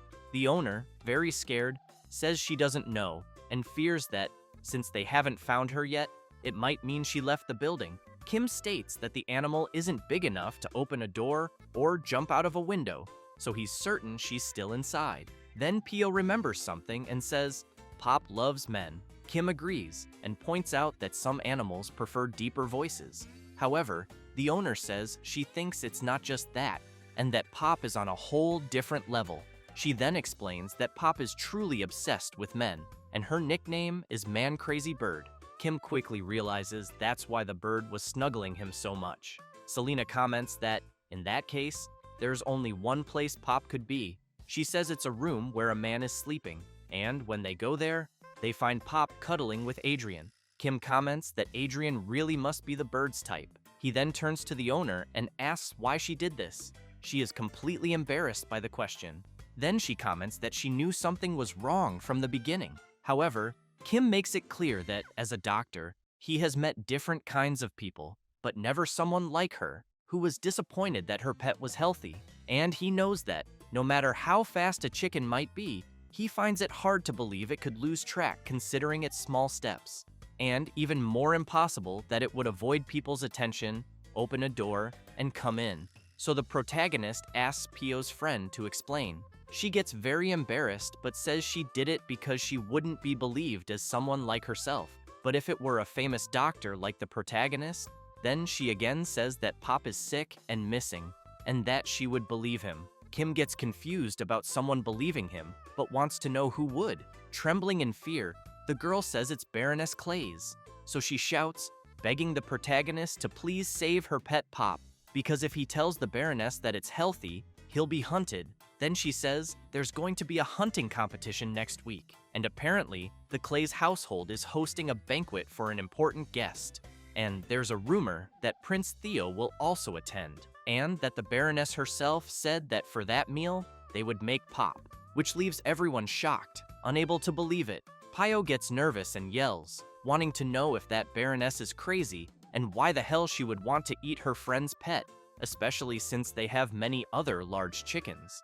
The girl starts crying and says she heard they died of a contagious disease last year. Kim, still shocked to hear this, comments that there must be other ingredients besides chicken and asks why that Baroness is so fixated on eating Pop. A bit embarrassed, the girl says it's because large fire chicken is good for vitality, which shocks the protagonist even more.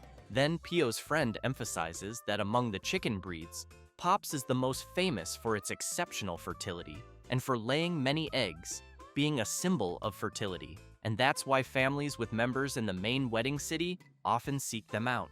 Kim gets even more stunned and thinks that these kinds of people are everywhere. People trying to steal others' abilities by eating them, as if that would work. Pio's friend highlights that the Baroness had her eye on Pop for a while, but now she's threatening to kick them off the farm if they don't hand Pop over. Pio starts trembling with rage and wants to know if the Baroness is really using their livelihood as leverage to take a pet that's like family to them, because if so, she can't forgive them. So the girl screams, begging the protagonist to say that Pop has a contagious disease. Then she emphasizes that with his diagnostic report, those people will have to believe it. Kim becomes a bit uncertain about it and soon says he's sorry, making it clear that he can't do that, which leaves both Pio and Selena in disbelief. But he explains that the moment someone falsifies a diagnosis, they stop being a doctor. Then he emphasizes that they become a fraud, deceiving others with the life of another being. Then he wants to know how he could treat other animals with pride again after committing fraud over someone's life like that.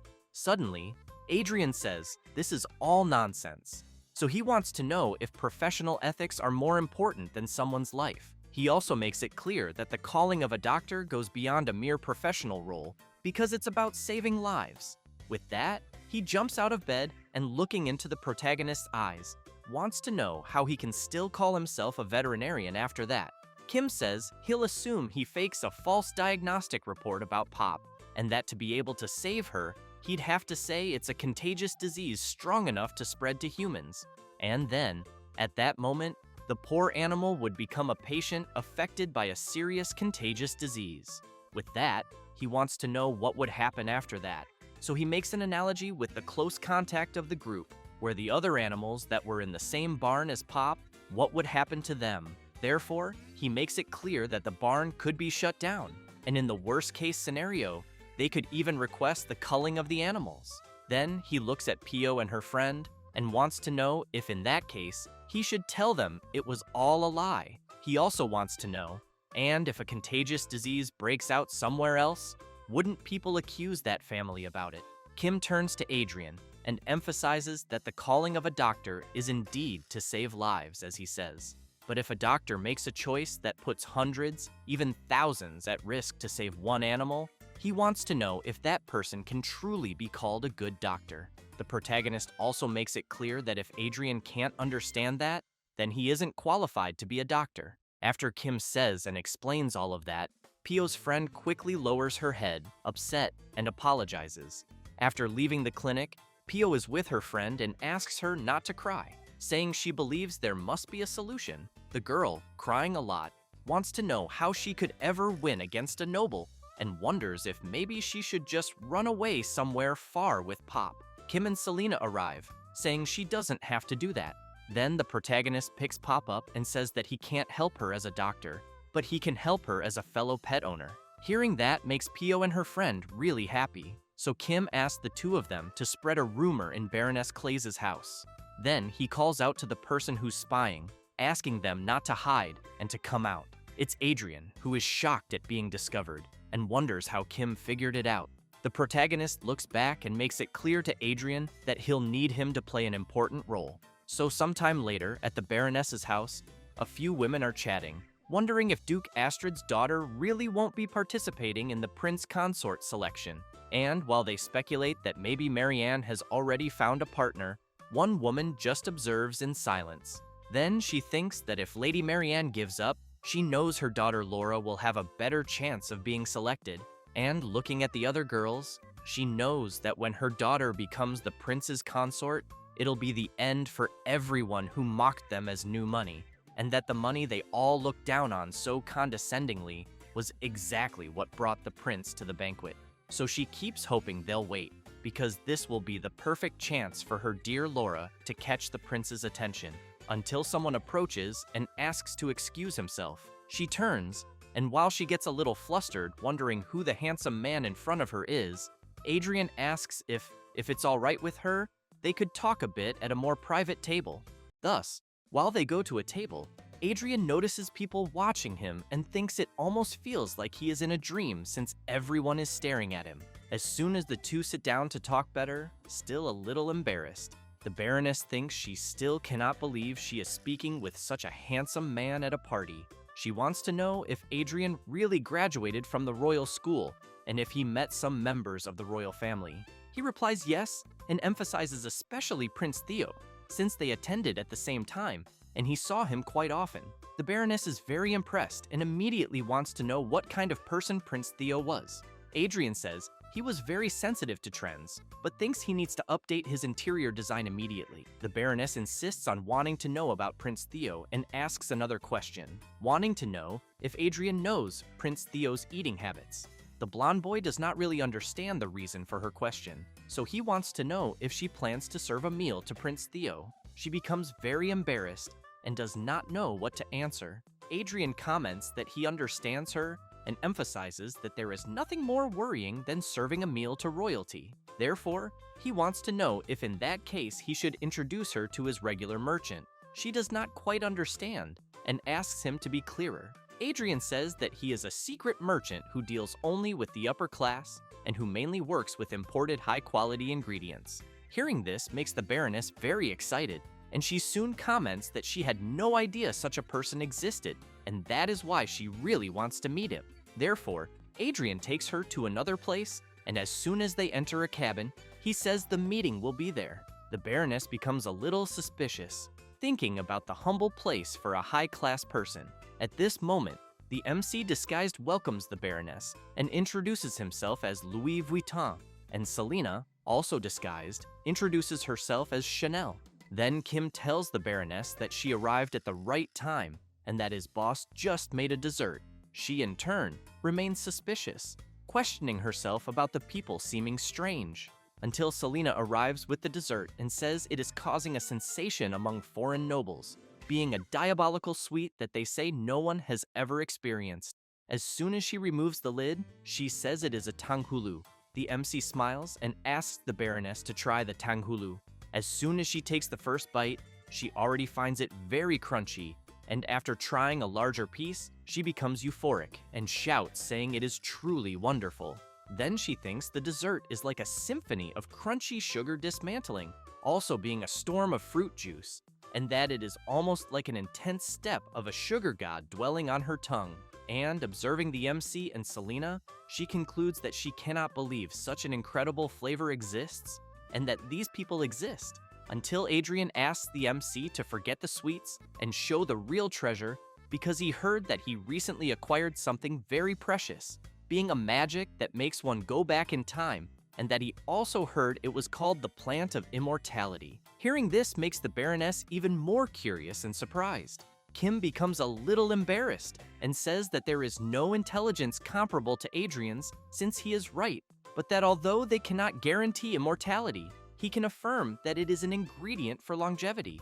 At that moment, the Baroness opens her mouth wide in disbelief at this story. Kim gives a slight smile and tells about the chickpea of eternal youth, which slows aging. Then the MC says that if the Baroness cooks and eats it, the food will slow aging and reduce the risk of several diseases in adults, besides the chickpea also being effective for constipation and hair loss. The Baroness, very impressed to learn this, immediately shouts that she wants to buy them all. However, the MC makes it clear that he thinks that will not be possible. Then he says that due to the very limited quantity, all his current stock is already reserved. Adrian tries to convince Kim to sell to them since they are regular customers, but the MC stands firm in his decision and explains that he has his circumstances because the customers have already reserved and plan to present them to the prince. At that moment, the Baroness thinks of something and soon after, shouts wanting to know if by chance one of those customers the MC mentioned has a daughter of marriageable age. While Kim asks how she knew that, he thinks it was already expected and that she is intending to become the prince's bride. Desperate, the Baroness shouts that she is willing to pay 10 times the reserved amount. However, the MC makes it very clear to her that he does not do business just for money and that what they truly seek is the universal truth, love for humanity and health. Selena, in turn, sick of the MC's idle talk, comments that she has much to say but for now will hold back. The Baroness becomes embarrassed, thinking she ended up showing her nouveau riche tendencies to such admirable people, until Adrian keeps insisting for the MC to sell a little to them, and then wants to know if it is not also a merchant's duty, in an act of love for humanity, to give the products to the people who most need them. The Baroness is quite surprised by Adrian's attitude. Kim takes a deep breath and comments that he is right, and that is why he will make a special exception and sell this time. With that, the Baroness becomes very happy to see she achieved something grand to present to Prince Theo. However, Kim calls the Baroness and says he has a small condition. Thus, he explains that the reason the grain she is taking is called chickpea is not only because it resembles a chick, but because it contains the mana of the great fire hen, the ancestor and divine beast of the great fire chicken. Then he also emphasizes that he heard those grains have a strong attachment to their own species, and therefore, those who eat these grains should not consume any animal related to chickens for a while. The Baroness is completely shocked to learn this, and, very worried, wants to know what happens if the person eats it. Kim says that all the benefits of the grain she is taking will be reversed, resulting in rapid aging, several adult diseases, constipation, and lastly, partial hair loss. The Baroness cannot believe it, and, knowing she went through so many troubles to buy them, questions herself about what she should do and whether she should ask for a refund. Until Adrian, with the same thought as the Baroness, takes a deep breath and says he went through so many troubles to buy them and therefore wants to know what he should do. Kim says his father often asks for roasted chicken dishes and that he always thought it was something for virility. Then he starts laughing, and Adrian emphasizes that those old men no longer know what they are doing.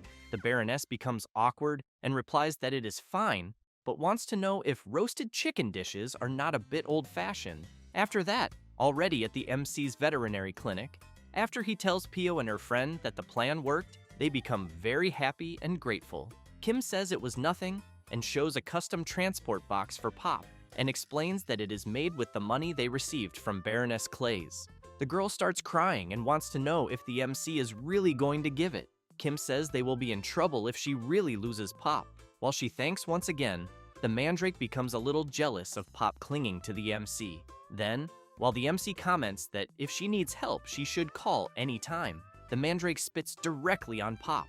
And while Kim wants to know if the girl would like to work there with them part-time occasionally, the atmosphere becomes tense between Pop and the Mandrake, until Pop tries to eat the Mandrake and everyone is in shock wanting to know what is happening. After putting Pop in the cage, the MC makes it clear to Pio's friend that when she comes to work part-time there, she is not to bring her little pet.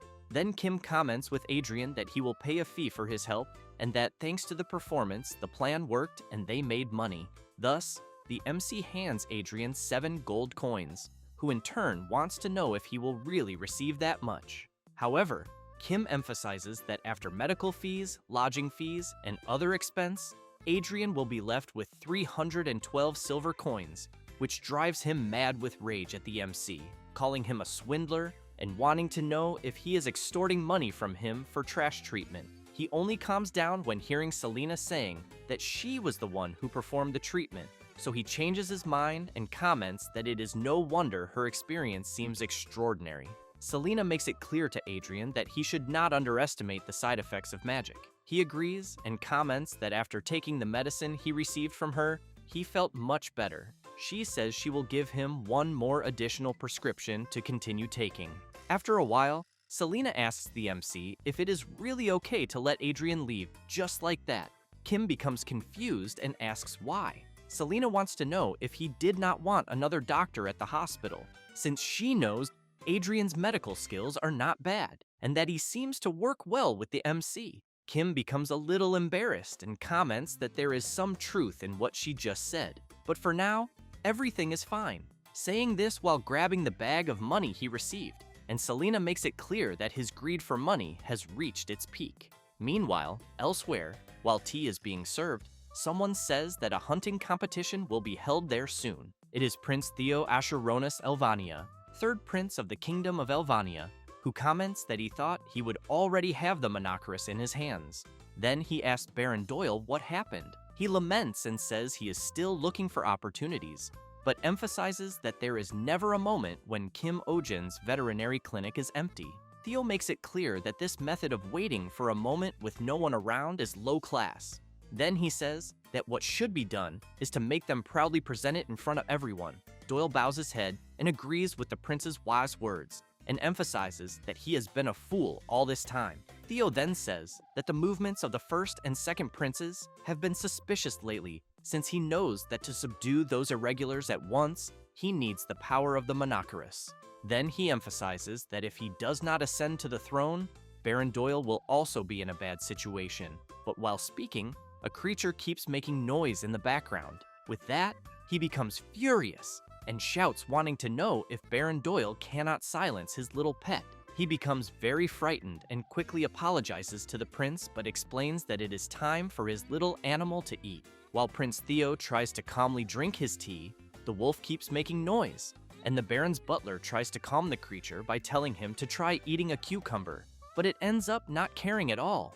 Then, while someone approaches with a portion of chickpeas, the butler keeps trying to calm it by saying he will give it an apple when they arrive at the mansion later. But as soon as the wolf sees the food, it quickly jumps, and as it tries to eat, it ends up scaring the man who was bringing the chickpeas. With that, Prince Theo is astonished to see his food thrown into the air, and as soon as he sees Baron Doyle's wolf eating the chickpeas, he begins to tremble with rage.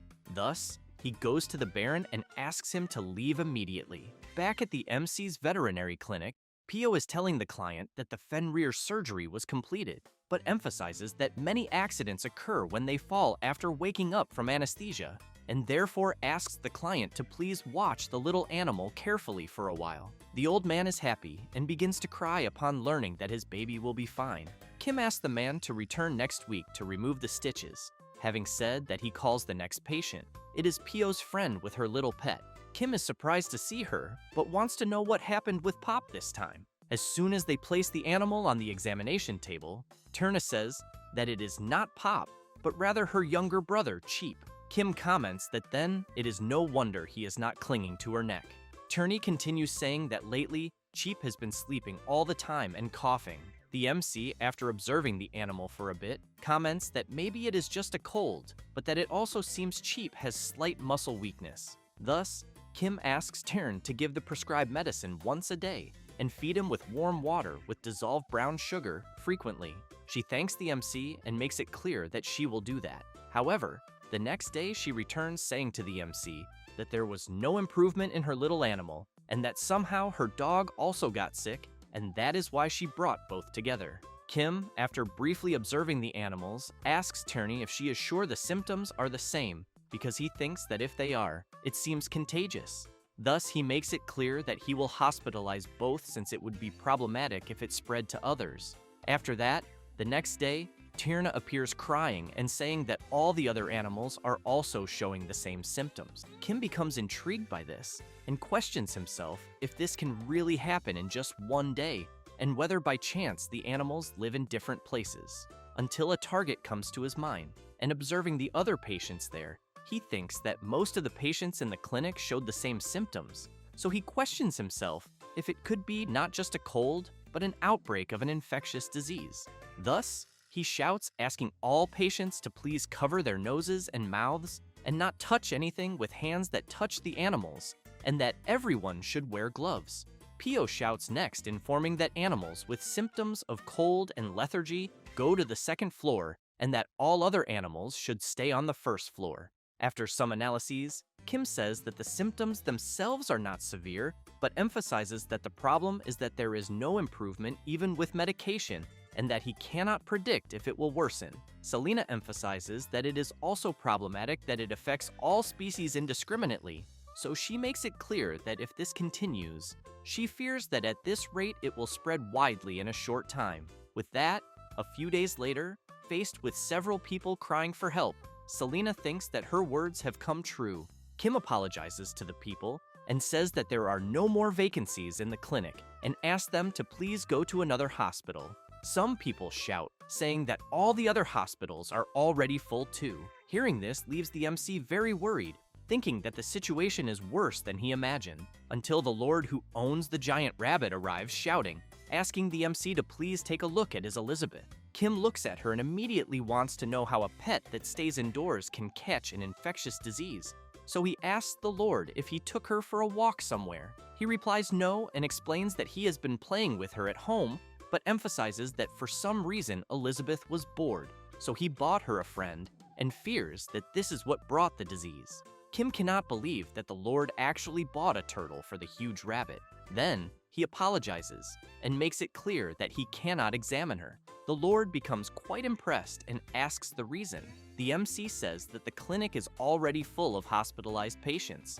The Lord wants to know if that really is the problem. Then he turns, calls his butler, and asks which is the nearest building around. He replies that there are two in the alley, but as soon as he shows the location on the map, he explains that one of them is empty. While the Lord says that he will lend the MC one of his buildings, he keeps thinking that the Lord who owns Elizabeth seemed to be just rich. But in the end, he is a real estate magnate. Thus, very moved by the Lord's idea, he wants to know if he has ever considered adopting a person. With that, the MC ended up operating a temporary annex. Then, very happy, he breathes a sigh of relief and comments that at least one problem was solved. However, he soon realizes that it is not quite like that, because now that he has two places to treat patients, he knows that by developing the medical team and treating patients alone in two places, this absolutely will not work. Then he thinks that he needs one more doctor to make it work. Meanwhile, at Veterinarian Adrian's house, he is commenting about the clinic being empty again and wonders the reason.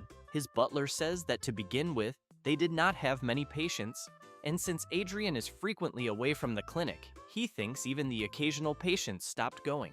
Adrian becomes irritated and asks if it could be because of Kim Ojin after all. The butler tries to explain better, saying that it is not that, but Adrian does not want to hear it, and comments that he knew the problem was the idiot Kim Ojin. The butler calls Adrian's attention and says that there is an outbreak of infectious disease in the MC's town, and that he suspects they will ask for support soon.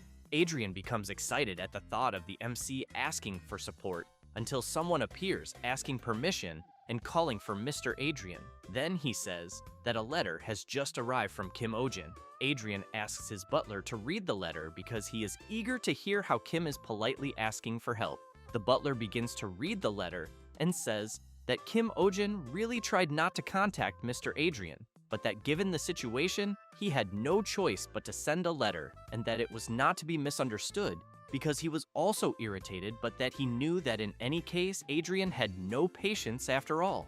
Adrian cannot believe what the MC sent in the letter, but the butler continues saying what Kim Ojin wrote, in which he asks Adrian to bring all spare medicines and medical equipment he has, and that he could pay about 2 gold coins per hour, and that depending on Adrian's performance, there may be a performance bonus, or there may not. While Adrian becomes furious, tearing up the letter and saying that this is how that bastard makes a request for help, the butler warns that there is one more page to read.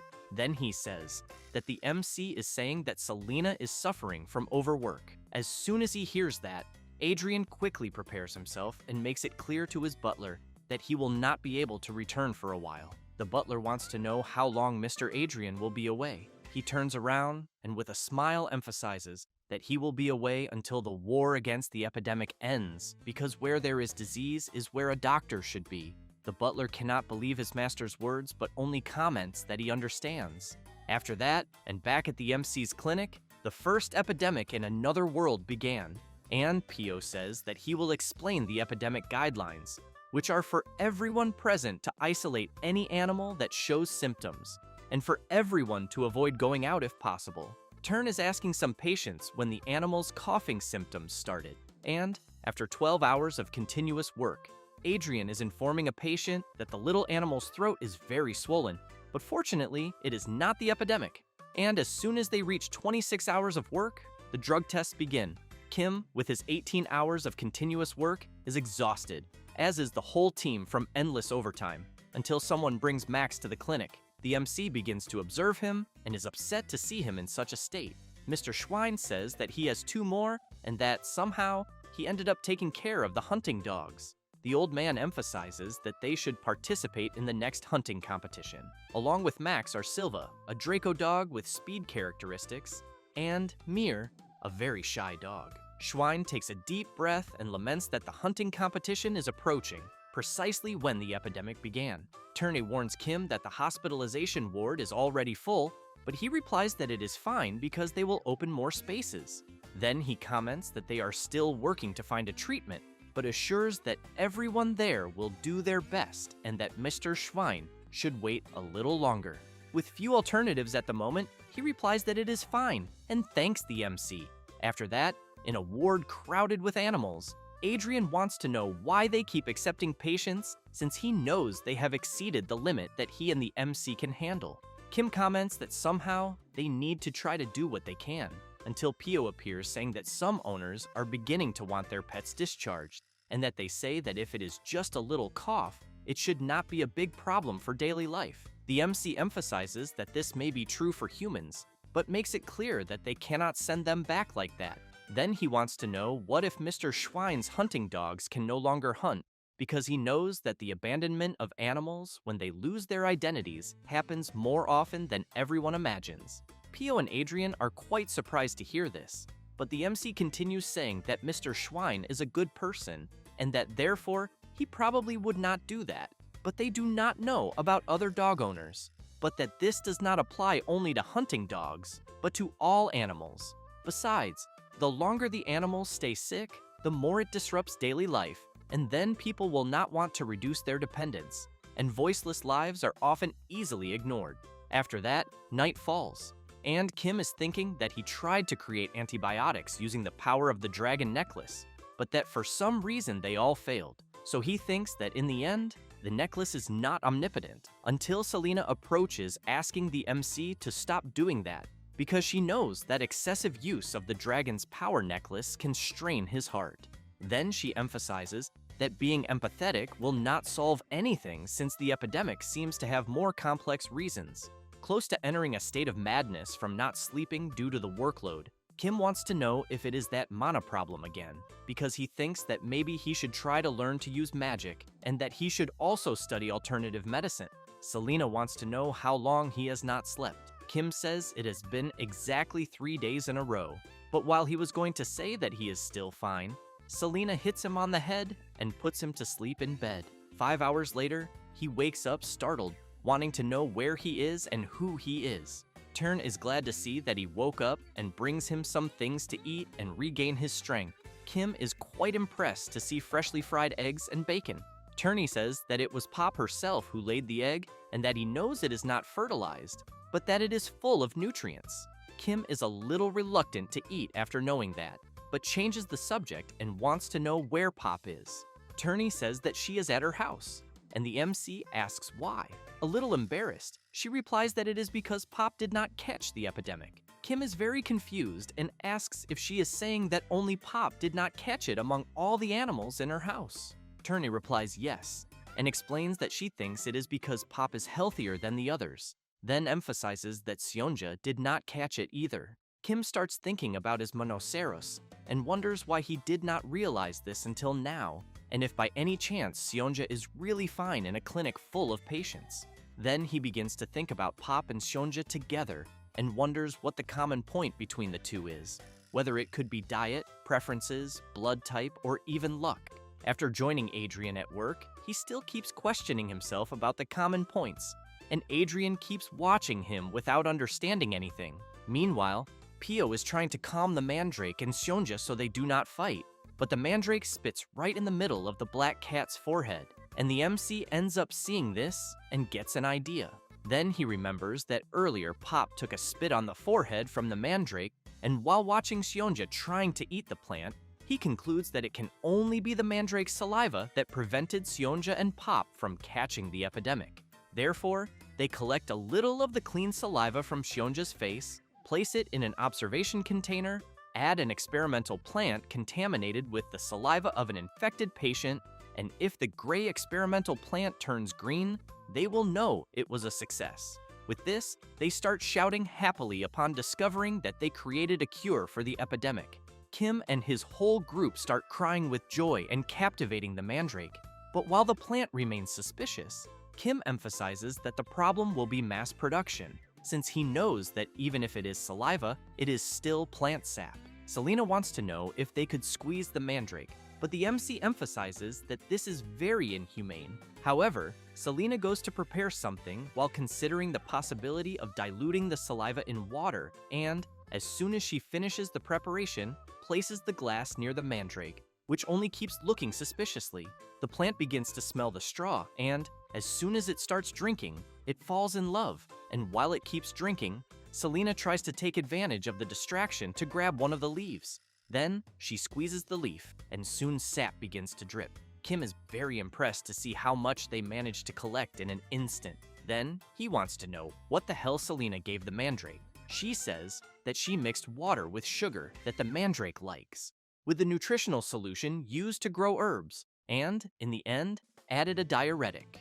Both Adrian and the MC keep observing the suspicious yellow color of the liquid in the container and begin to imagine that it can only be what they are thinking, since Selena said she added a diuretic to the mixture. However, Kim does not care, and while preparing something, comments that medicine is medicine and that he will start making the cure immediately.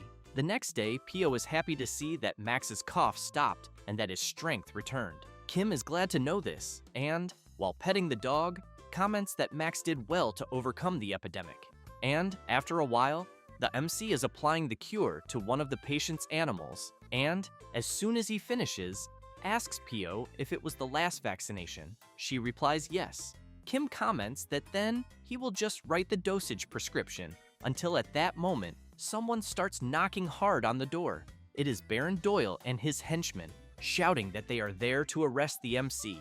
The people outside hear this and are worried about Kim and wonder what is going on. The MC appears at the door and, trying to hide his nervousness at seeing who is there, starts laughing and asks what they are doing there. The Baron comments that it has been a while since they met, but then shouts that they will be arresting him for deliberately spreading an animal epidemic and pocketing fees for unfair treatment. Kim laughs and asks the Baron on what grounds he is accusing him. Doyle shouts, asking the MC not to try to get away with this. Next, he wants to know if the MC had not said with his own mouth that the demon's messenger, Seonja, would spread the epidemic. Kim cannot believe it and thinks he would never have imagined that what he said back then would make sense in what just happened. However, he tries to explain himself by saying that he only said something similar, but wants to know if that is not why the treatment went so well, and, showing the Monoceros, says that even the M on its forehead disappeared. Then he approaches the Baron and asks why he would want to go through all this trouble. Doyle says it was to pocket the treatment fees. Therefore, he orders his henchmen to take the MC inside, since they discovered it when investigating. And to guarantee proof and avoid recurrence, he makes it clear that they will take the cat as well. The mandrake, on the other hand, loves to know that Seonja is going to be taken away. Kim, a little worried, thinks it is as he imagined, in which Seonja was their true target and the epidemic was just an excuse, and that their goal from the beginning was. Before finishing his reasoning, he is interrupted by Pio, who starts screaming like crazy, saying that Dr. Kim is not the kind of person the Baron is talking about. Pio goes to the Baron, points her finger, and makes it clear that he is the one blinded by money. Doyle calls her an idiot and wants to know how she dares insult him. Pio does not care, and very furious keeps shouting, wanting to know if the Baron knows how much Dr. Kim worked to eradicate the epidemic, but the MC interrupts her and asks her to stop. Then he says it is all right. Next, he shouts that they should not waste more time because he will go with them. Both Adrian and Pio cannot believe that the MC is willing to surrender. However, he turns and makes it clear that they will sedate Seonja before taking him. Doyle does not like this and says it is unnecessary because they brought an iron net. Kim emphasizes that he will by no means let them take Sonja in an iron net, and that the Baron knows Sonja is not exactly docile, because if he gets hurt, it will be very problematic for both. Doyle takes a deep breath and says fine, and asks Kim to do it as quickly as possible. As soon as they put Sonja on a table, the MC asks Selena to give the sedative. Then he quietly tells her that when he gives the signal, she knows what to do and that he will be counting on her. Selena snaps her fingers, and with an unfriendly face says she is already ready. Kim is a little embarrassed and whispers that it is not what she is thinking, and that she is to use magic to escape with Sonja. Selena turns saying she understands, and the MC is confused, wondering why she seemed disappointed. After sedating the black cat, Kim puts him in a transport cage and says he is ready to go. But suddenly, he activates a light from the mark he received from Mr. Kellyan and begins to blind the Baron's henchmen. Therefore, he shouts, telling Selena that it is her chance and to use the magic. However, she does not care about magic and punches one of the henchmen right in the face, and the other two with a strong elbow and a kick right on the chin of another. And as soon as they fall to the ground, she takes Sonja and runs out of the clinic. Doyle is furious and shouts, ordering his henchmen to go after her because the cat is more important than the MC. Kim says that the true face of the Baron is being revealed. Doyle goes crazy with rage, grabs the MC, and calls him scum, making it clear that he will not let him escape this. Then he asks his henchmen to destroy everything there. Pio stands in front of them and shouts that she will not let that happen. She says that the clinic is where they care for patients, and that she will not forgive them if they damage the place. One of the henchmen, very irritated, wants to know what she will do to stop him. However, Adrian stands in front of Pio and asks the henchman to stop what he is doing right now and, with a sinister look, makes it clear that if he dares lay a hand on a child, he will not let him go unpunished. Kim thinks that Adrian could have done this before.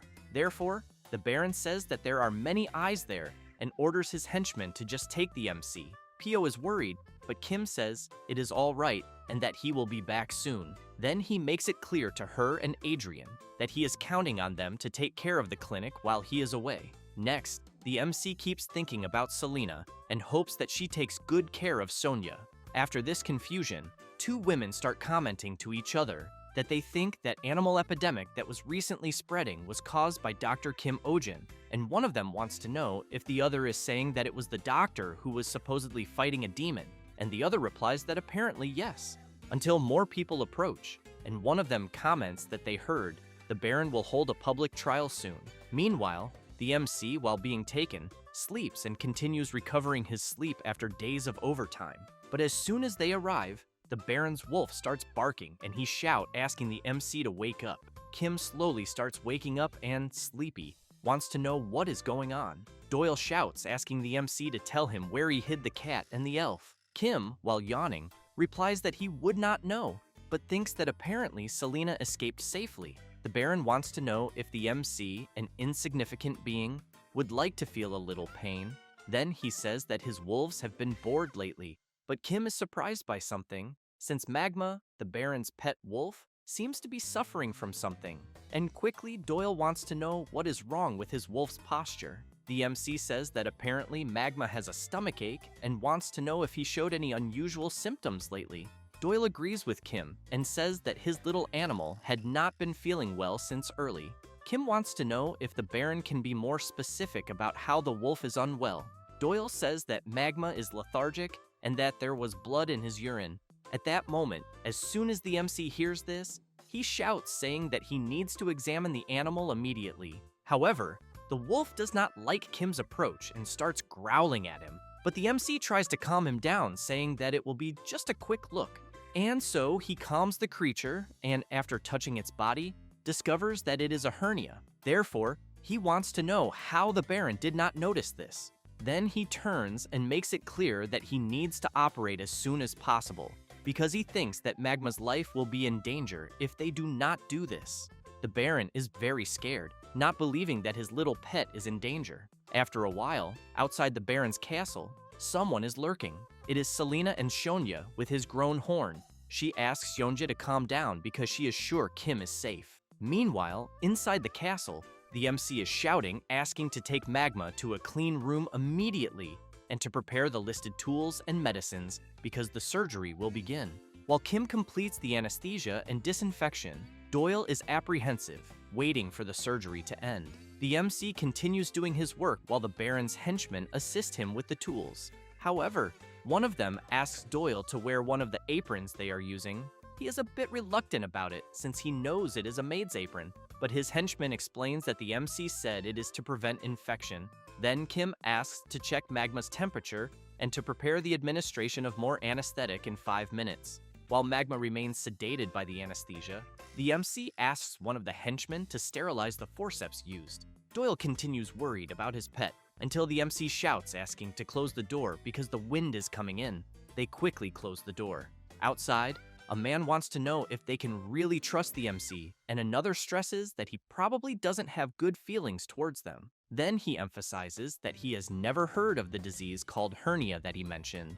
Doyle comments that it is not like that, and leaves the man confused, trying to understand what the Baron is trying to say. Then he turns and, looking at a portrait on the wall, says that Magma's mother died with the same symptoms, so he wonders if his pet is suffering from the same disease. He thinks this while staring at the portrait of Angela, Magma's mother. After a while, on a table, there are several papers, and the Baron wants to know what it is. One of his butlers says they are petitions. He also says that all the petitions are requests to release Mr. Kim. Doyle can hardly believe the number of requests. Then the man says that one of the petitions is from Lady Marianne Astrid. Doyle wants to know if by any chance it is that stubborn young lady from the Astrid family. As soon as he starts reading the petition, he realizes that she is saying Lady Marianne will denounce them to His Majesty the King for false accusations if they don't release Kim Ojin immediately. At that moment, the henchman who is assisting the MC in the surgery opens the door and says they are finished. The Baron immediately runs out shouting for Magma. His henchman says the surgery was a success, and that the MC said to give medication for a week and then remove the stitches. Doyle thanks God that his baby is fine, but then remembers something and sees the MC sleeping deeply. The henchman comments that Kim said he had not been able to sleep recently because of the epidemic, but he wants to know if they should already take him back to prison immediately. Kim starts drooling from so much sleep. Doyle sees this and comments that there is no need to put the shackles back on. After a while, the night goes by, and the MC, while still sleeping, begins to dream and questions where he is. And as soon as he hears voices, he also wants to know if they could be from his mother and father. Then he understands that he is at his parents' house, and while he sees his mother commenting that she thinks her son's clinic is in trouble again, the MC realizes that it is a dream, until his father sighs deeply and comments that they had told their son to go to medical school, but he didn't listen. Then the scene changes, and a creature walks slowly. Kim wonders if it could be a cat or a lion, and, while being licked, he asks himself if it might be an animal he treated. Hugged warmly by a Monacaros, he feels warm and pleasant. Meanwhile, Prince Theo is furious, wanting to know if the Baron really lost the Monacaros again. Doyle says that apparently the creature was delivered to the Order Etherion. The prince is very surprised and immediately wants to know what the Baron is talking about. He says that the elf named Selena, who was with Kim Ojin, seems to have been an agent of the Order Etherion, and that there is also a report of her encounter with a suspicious group of elves. Theo doesn't like knowing this, and shouts that the Baron can't do anything right. He lowers his head and says that he is very sorry and asks for the deepest apologies. Then he wants to know if they can release Kim Ojin. Theo wants to know what he means, and Doyle says they are in a difficult position because of the constant complaints, and that it is not only the commoners, but even the nobles are making a fuss. The prince begins to tremble with anger and says that the Baron can do as he wishes. After a long night, the day dawns and Kim asks them to bring Magma to his clinic in 3 days to remove the stitches, and until then, follow the precautions he noted. One of the henchmen says he will also bring his pet soon. Kim smiles and says that he had indeed mentioned a hunting dog with bad knees, and that he should bring it as soon as possible. The other man asks the MC to be careful from now on, and Kim thanks him, until the MC is surprised by something as he sees his whole group along with the animals running towards him. The mandrake, so happy, jumps out of the ground and goes straight to the MC, who immediately wants to know what everyone is doing there. The Lord wants to know what he means by that, since they were all waiting for him to come out. Kim can hardly believe it and asks if it is really true that they are all there for him. Then Mr. Schwein says that if they had arrived later, he thinks they might have had to enter the castle. While the MC thanks everyone, something comes very quickly towards him. It is Seonja, who jumps on Kim's face, throwing Pop and the mandrake away. The MC is happy to see that the Monacheiros is fine, and soon sees Selena fine too. Then Kim tells Seonja that he saw someone who looked like him in his dream the previous night. Pio asks if it was really in a dream. Kim replies yes, and surrounded by his pets, explains that it was a dream where he thought being a veterinarian was the right choice. From the top of the castle, someone is watching the MC's group, and someone asks the Baron if they will really let him go. Doyle does not answer, but his butler says that he also saw that thing in Kim Ojin's cell the day before, and on that day, they were very surprised, just like Seonja, who quickly ran away as soon as he was seen by the humans. The Baron's butler, very surprised, continues saying that he is sure the thing they saw that day had a horn and disappeared in an instant, but that it clearly was not a common animal. However, Doyle turns and says that he has no idea what his butler is talking about, so he wants to know what really was in Kim Ojin's cell. The man cannot believe that the Baron is pretending not to understand. Doyle makes it clear that they did not see anything that day, and then thinks that Kim Ojin won. With that, a few days pass, and the Baron is extremely furious when he sees the bill for Magma surgery and shouts, wanting to know what ridiculous amount the MC charged. Then, thinking about him, he concludes that he really cannot forgive him. Meanwhile, at the clinic, someone is saying good morning to Miss Selena, and Kim wants to know why the guy is there again. It is Adrian, who arrives saying that he brought the herbs Selena had mentioned before. She comments that it must have been difficult for him to find that in this season. Adrian says that there is nothing he cannot obtain for her, so Selena gives him a list. She begins to observe the herbs that Adrian brought and sees that there is Sprincia, Morning Dew, and even Gentria seeds. And while she comments that they are all in excellent condition, especially the Sprincia, something jumps onto Adrian's hand and quickly leaps somewhere else. He is startled, commenting to the little creature that it is not food, but a precious medicine. However, as soon as he reaches out to grab the herb, he ends up getting bitten, and then receives an attack right in the middle of his face. Then he becomes furious and shouts, saying that he heard that pets look like their owners, and that, as expected, all the creatures Kim raises have bad behavior, but Selena makes it clear that Bloop is her child, which makes Adrian a little embarrassed, commenting that it is no wonder the little creature has such a sharp eye for herbs. However, Bloob does not like Adrian much and keeps staring at him. The blonde boy wonders if the little creature actually just smiled. Selena puts Bloob in his cage, and Adrian keeps thinking about what he just saw. Meanwhile, Bloob, while chilling inside his cage, thinks about his name Ping Ping, and that he is a Bloop, a sacred and special being, and that there, in the clinic, a place where hundreds of animals go every day, there are two holders of power. He, Ping Ping, who claims the herb room on the second floor as his main territory, and Seonja, Kim Ojin's right hand, and the highest authority of the clinic. Well, he thinks at least superficially, since he knows that certainly Seonja is physically stronger. However, no matter how strong Seonja is, he knows that he cannot mess with him carelessly because of the division core inside his forehead, since the moment someone annoys him, he multiplies exponentially and causes calamity. Then he thinks that when they first met, Seonja instinctively felt the danger and immediately attacked him, but quickly revealed his power and made everyone tremble in fear. However, he knows that after that he was welcomed by Selena, the true power there, and began to appreciate life as one of the two authorities along with Seonja. After that moment of reflection, someone is shouting for help. A patient arrives saying that his son was run over by a carriage and his little creature is not breathing. The other patients in the clinic are surprised, wanting to know if the person did not arrive too late. Kim, as soon as he observes the little creature, realizes that the airways are clear, so he calls Pio and asks her to time at 1-minute intervals and inform him. Therefore, the MC starts doing chest compressions, followed by mouth-to-mouth, and as soon as he goes back to doing chest compressions again, the people around want to know what the doctor is doing, since they have never seen anything like that before, until the little creature suddenly starts coughing. With that, Kim says that the animal's breathing and pulse have returned, but that he will move it to the examination room immediately. People cannot believe what they just saw, as they thought the little creature was dead. Ping Ping, just observing all this commotion, thinks that the MC really is someone extraordinary to bring the dead back, and that now he can clearly see why Selena made him her subordinate.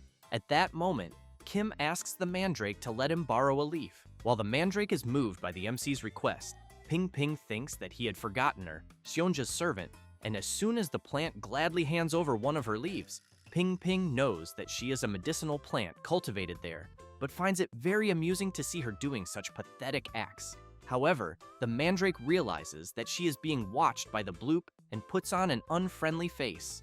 Ping Ping realizes that she did not like being watched, but wonders what she will do if he keeps staring at her, and then thinks that she is really insignificant. After that, later, Ping Ping is running on his wheel, and as soon as he stops, all tired, he thinks that the daily training is complete.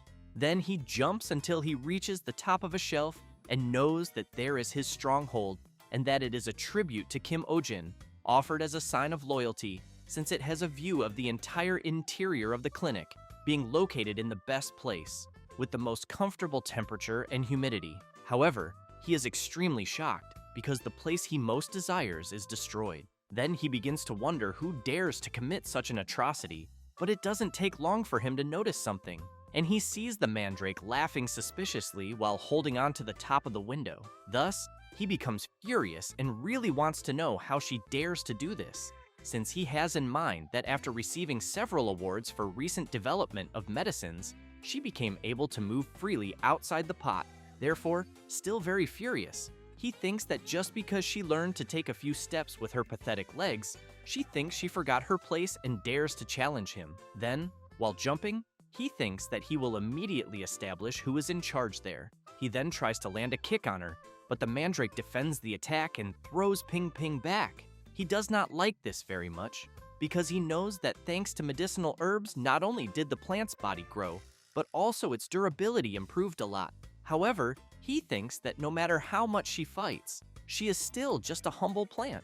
Thus, he jumps high, and this makes the mandrake very worried.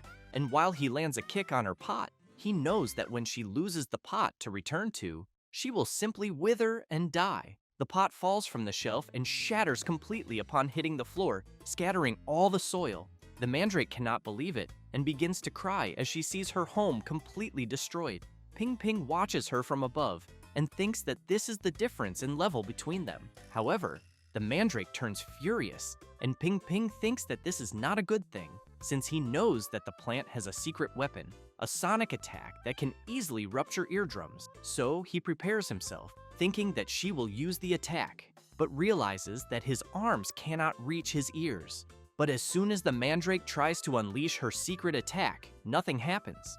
Thus, Ping Ping starts laughing and thinks that she not only lost the pot, but also her voice. And while he keeps laughing, the mandrake panics, unable to believe it, until the MC opens the door and, a little sleepy, wants to know what is happening there and ends up seeing the mandrake on the floor with a crying face. Kim picks her up and realizes that her pot broke, then begins consoling her, saying that everything will be fine, until something comes to his mind, and looking at the plant, he comments that he understands. That said, he says that it is already time to replant her, since he has in mind that the mandrake, which recently received quite a bit of super growth serum, had its height increased by an incredible 1.5 times. Therefore, the MC takes a new pot and says he had prepared it, a new spacious home. Then he says that the inside was carefully filled with layers of top quality soil, and that to finish, he used a premium organic nutrient service. Kim gets excited, claps his hands, and congratulates the mandrake on the new home. However, he sees that she is very weak and discouraged, and immediately wants to know why she is like that. He tries to play with her, but the mandrake is very frail. The MC wants to know if she didn't like the new home. Selena notices this, and decides to pull one of the plant's leaves, which makes the MC quite scared, wanting to know what Selena is doing. Kim immediately prepares for the mandrake's scream, who in turn gets irritated for having one of her leaves pulled out without permission. But when she tries to scream, nothing happens. And while the plant feels embarrassed for not being able to scream, Kim says that apparently she going out of the pot so often lately made her lose her voice. However, he emphasizes that she doesn't need to feel so hurt in her pride, as they already replanted her and her voice will return soon. After that, the next day, the mandrake is even more withered and almost lifeless, and the MC, as soon as he sees her, gets very worried, wanting to know why the plant is aging so fast, as he fears that if she continues at this pace, she will completely wither and die. Selena wants to know if by any chance the fertilizer wasn't enough until Pio appears shouting, worried about the plant. And as soon as she goes to the mandrake, she wants to know how the MC can be so ignorant as to have completely changed all the soil in the pot, and if by any chance he never dedicated himself to agriculture. He feels embarrassed and replies that apparently Pio must be from a cold city. Pio explains that the soil is like blood and flesh for plants, and that humidity, microorganisms, and nutrients live together. Therefore, she makes it clear that the MC, by changing the familiar soil for new and unknown soil, caused a rejection reaction. Pio gets even angrier and shouts warning that if she had arrived a little later, she's sure the mandrake would have withered to death. Kim falls to his knees on the ground and keeps apologizing non-stop and asking what he can do to help. She replies that there's nothing they can do except let the mandrake overcome it with her own willpower. Then, she starts removing all the plant's leaves to prevent moisture loss. After pulling them all off, the plant looks even more embarrassed. However, Pio places the pot in a place with good ventilation but covers the area to block sunlight and prevent photosynthesis. While blocking the window to prevent sunlight from entering, the MC tells the mandrake that all of this is for her own good and that she just needs to wait a few days. Night falls, and where the mandrake is being kept, she notices that more of her leaves are falling, so she starts to cry. However, someone starts to approach very slowly, and the plant quickly notices it. It's Ping Ping, who with one of the mandrake's leaves and a mischievous look, keeps staring at the plant, who in turn gets very frightened. The little hopping creature starts eating one of the mandrake's leaves as if teasing her. However, someone appears and catches Ping Ping. It's the MC, who says he was wondering who kept stealing the medicinal herbs and wants to know what kind of rodent eats things like that. After taking the leaf out of the little creature's mouth, he wants to know if she realizes how precious the mandrake's leaves are. But Ping Ping doesn't like that, jumps from the MC's hand and bites the finger of his other hand. While Kim tries to pull the rodent away, Xionyia quickly approaches and strikes the little creature with a paw. However, due to the blow it took, Ping Ping activates the multiplication core on her forehead. Kim becomes very frightened and shouts, asking the little creature not to do that. Then, while shouting that he'll do anything for Ping Ping not to divide, his dragon necklace glows intensely, and a power shoots out from it, hitting Ping Ping squarely. A strange reaction begins to happen, and then the power from the dragon necklace manages to remove Ping Ping's division core. Kim is frightened, wanting to know what the hell is happening, until, as he steps back, he bumps into a chair and ends up falling on his butt. The power starts ricocheting everywhere and goes straight toward the poor mandrake, who just stares at the power coming her way. Kim screams, worried about her. However, as soon as she is hit by the power, she instantly recovers from the state she was in and becomes radiant. Taking advantage of the beautiful moonlight outside, the plant makes a little scene, which leaves both Ping Ping and the MC wondering what the hell the plant is doing. The next day, after Selena observes a bit of what happened the previous night, she says that it's a normal plant cell division. Then she explains that the energy from Ping Ping's division core came into contact with the mandrake, causing abnormal cell division, and that's why her body instantly recovered and became even stronger. Pio is happy to know that the plant will be fine in the end. Meanwhile, Selena looks at Ping Ping, picks him up in the cage, and asks the little creature not to be sad because his core is safe. And while giving him one of the mandrake's leaves to eat, she points out that he'll recover soon once he regains his energy. Then Selena becomes intrigued by something and, thinking about her master, reflects that, as expected, the division core he created is truly excellent. Next, Pio says there's a scary ghost story in the Western Forest known as the Tale of the Legless Beauty, and that, although she appears to be a beautiful woman with long hair, in reality, they say she's a man-eating monster with vicious teeth. Without hind legs, she crawls on her front limbs, appearing when she hears a baby crying, and some even say she's the vengeful spirit of a yokai who went mad after losing her child. Kim grabs Seonja tightly and, terrified, asks Pio to stop, saying she should say something that makes sense. She insists it's true. Kim says that no one has seen her, so he thinks it's a lie. But Selena says she has seen this woman in the forest. The MC becomes even more scared, wanting to know if she's joking, and Selena says she saw her in the western forest the previous week. Then she explains that there were traces of something crawling on its front limbs all over the place, and that thanks to that, there were fewer people around, so she could gather herbs comfortably. Then Kim becomes even more frightened when he hears a strange sound, and on the other side of the door, the sound grows even louder. Both Pio and the MC are terrified, and Selena comments that it seems like someone is there. But as soon as they open the door, they see the dog Max with something in his mouth. Kim starts petting him and wants to know what he's holding. As soon as he takes it, he realizes it's a piece of Mr. Schwein's clothing and wonders if something happened to him. However, he soon runs after him with Max, and as soon as they find him, Schwein wants to know what the MC wants. Kim sighs in relief and says he found a piece of his clothing in Max's mouth and thought something had happened. Schwein explains that it's just a comfort item for the dog, and the MC gets annoyed for worrying for nothing. The old man also says he thinks Max was bored because he's been very busy lately. Kim wants to know if Schwein is working that late at night, and he says there's a situation going on, asking if the MC can see the net on the tree in front. He replies that he can.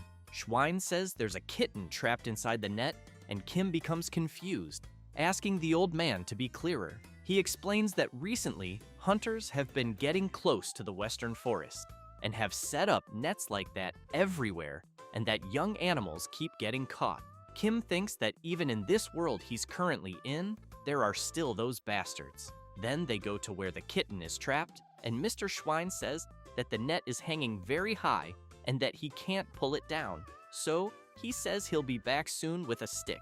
Kim says he understands and that he is worried about the kitten's health. Then he notices something strange and, seeing some marks on the tree, wants to know what they are. Schwein is impressed and says he thinks they're scratches, as if something had clawed at it. Kim looks to the side and sees some footprints around the tree, commenting that they're quite peculiar, almost as if an animal with only front paws had been crawling. He says this while thinking about the monster Pio mentioned. Then he wants to know why the old man is suddenly making crying sounds, so he tells him not to joke about it because he really hates that kind of thing.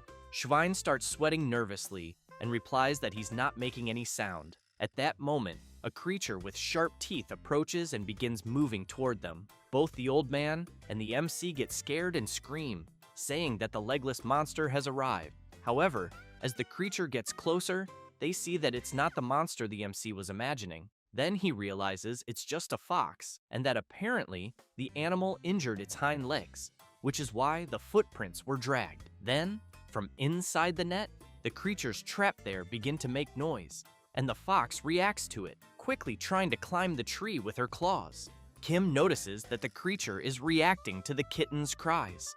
The fox tirelessly continues trying to climb the tree, and the little animals trapped in the net start moving, causing the net to sway from side to side. Kim comments that at this rate they're going to fall, and it doesn't take long for the net to come loose. The MC prepares himself and jumps, grabbing the net with the little animals inside. As soon as he sees they're safe, he feels relieved. However, he notices something and sees that it's not just a kitten there. There's also a fox cub that already seems to be dead. At that moment, the fox appears behind the MC with bloodshot eyes, and he turns around, very worried. Seeing the furious creature, he thinks he let his guard down, but a vial is thrown and hits the fox, spilling something over her. Kim realizes it's a tranquilizer that quickly knocks the fox to the ground. The MC sees it was Selena's doing, and she wants to know if he's hurt. He is very happy to see her and thanks her several times, but wants to know what she's doing there. Selena says she was curious about the creature they mentioned earlier, but in the end, it was just a celestial fox, which is known for having a cry that resembles a woman's voice. Kim wastes no time and quickly starts treating the creature since she's in bad shape with many wounds. When he touches one of the fox's paws, he sees there are also bullet wounds on the hind legs, and thinks that's why the creature was only using the front ones. Selena comments that apparently the fox gave birth recently since her teats are swollen, but there are slight traces of nursing, suggesting she hasn't been feeding her young for a while. Kim becomes intrigued and wonders if the fox cub that was caught in the net was her child. The night before, in the middle of the forest, someone stood before a fox cub complaining that it would be better if it were an adult fox. The other hunter says that even so, he thinks a white fox is rare, so it must fetch a good price.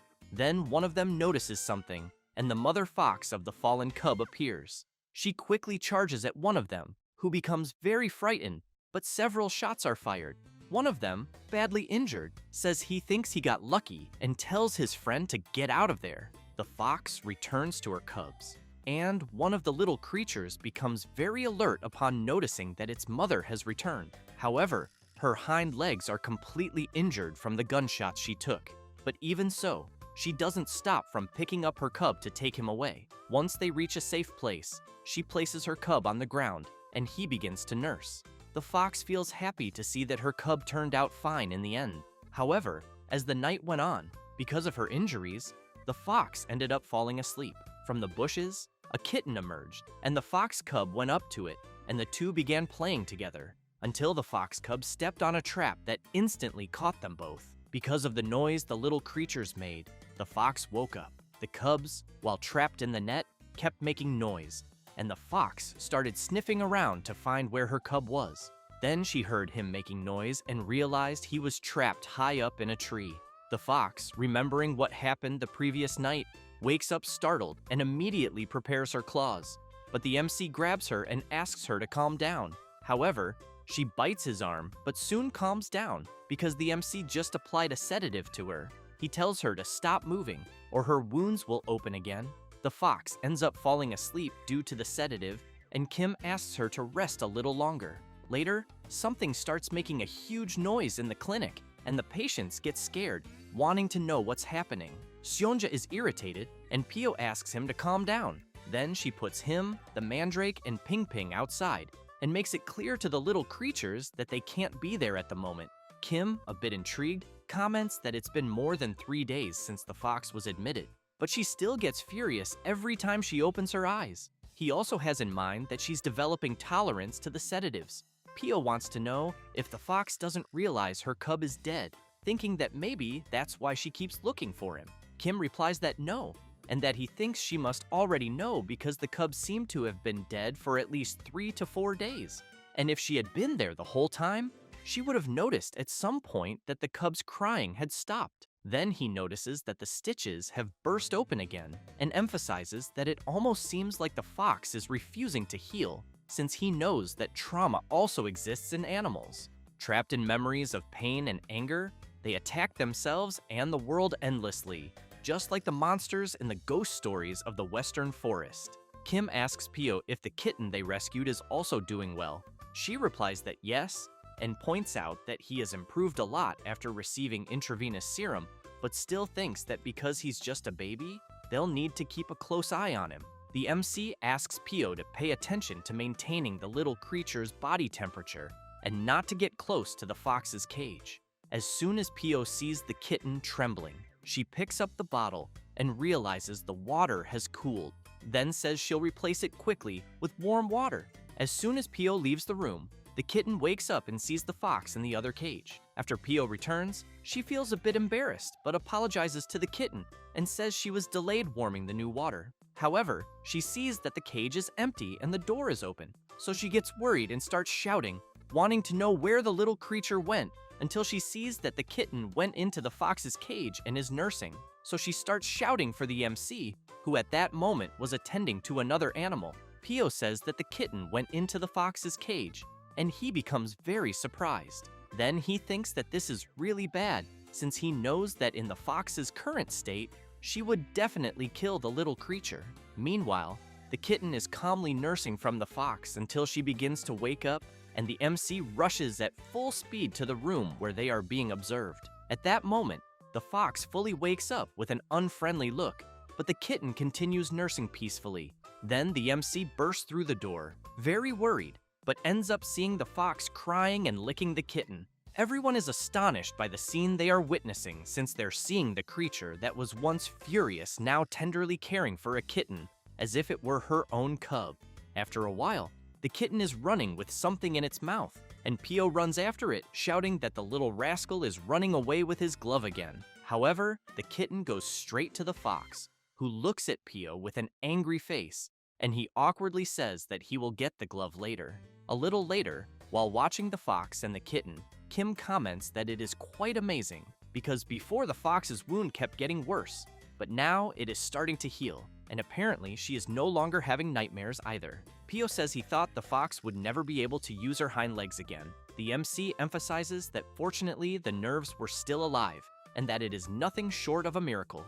He feels very happy, thinks about her with her cubs, and reflects that he knows he cannot fully return what humans took from her, but at least he can repay her a little. Therefore, they take her and the kitten to the middle of the forest, to their natural habitat. Kim asks them to live well, and Pio hopes both will stay healthy. The MC thinks that he hopes they will never have to meet under such circumstances again.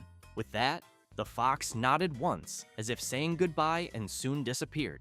After that, the rumors about the monster in the western forest disappeared, and a new story emerged, that of a strange fox accompanied by a kitten. Back at the MC's clinic, some people are very scared because they are seeing the mandrake walking and immediately want to know what the hell is going on. Then a patient arrives and comments that apparently it is their first time at the clinic, so she explains that what they are seeing is a mandrake. She then says she heard that it is like the guardian spirit of the clinic. However, a guy interrupts and makes it clear that she doesn't know what she is saying, because as far as he knows, that clinic has a different guardian spirit. A little girl says she heard that there is a very scary cat there, and that even fierce animals don't dare move in front of the cat.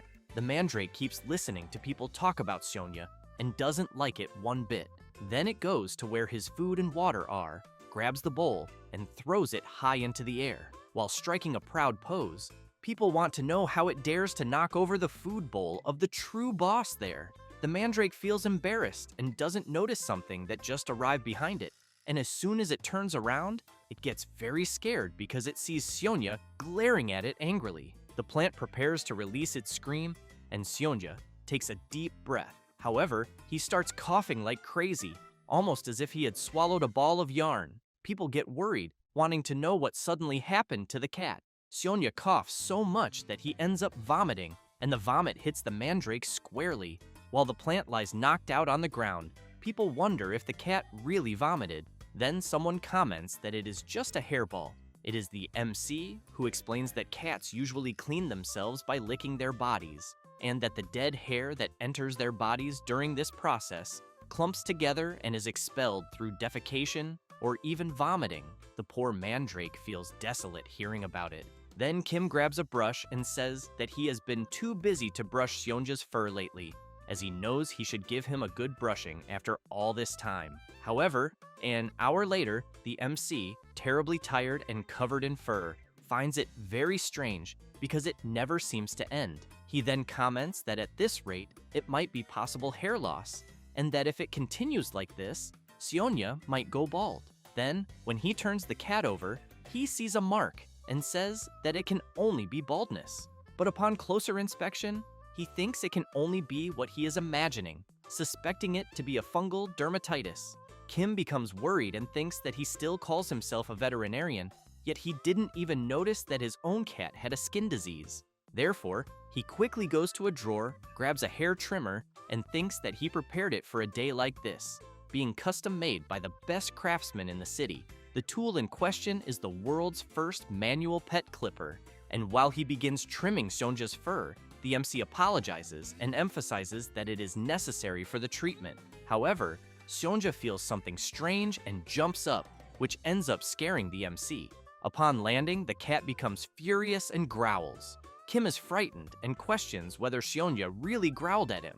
Then both stare at each other, and the MC thinks that normally, in a situation like the one he is facing, a pet owner should take a step back to maintain the trust of their animal. But at the moment, he is not just a pet owner, but a veterinarian, so he knows that a doctor must never back down in a battle of wills with an animal. He then thinks that he has awakened the spirit of the brave doctor and, while trimming Seonja's fur, says that he is doing well. However, as soon as he passes over the cat's bald spot, Seonja growls loudly in pain. The MC apologizes and comments that it will be over soon. Kim thinks that in cases like the one he is dealing with, he needs to act quickly because the more pets hate it, the faster he must finish.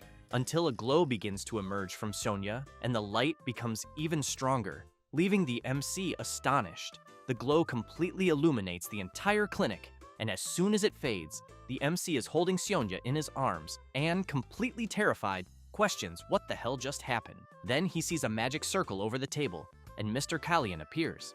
He calls for the bearer of the Celestian blessing, raises his staff, and emphasizes that according to their alliance, he, Kalyan Celestane, responds to the call of the MC, who in turn doesn't understand anything.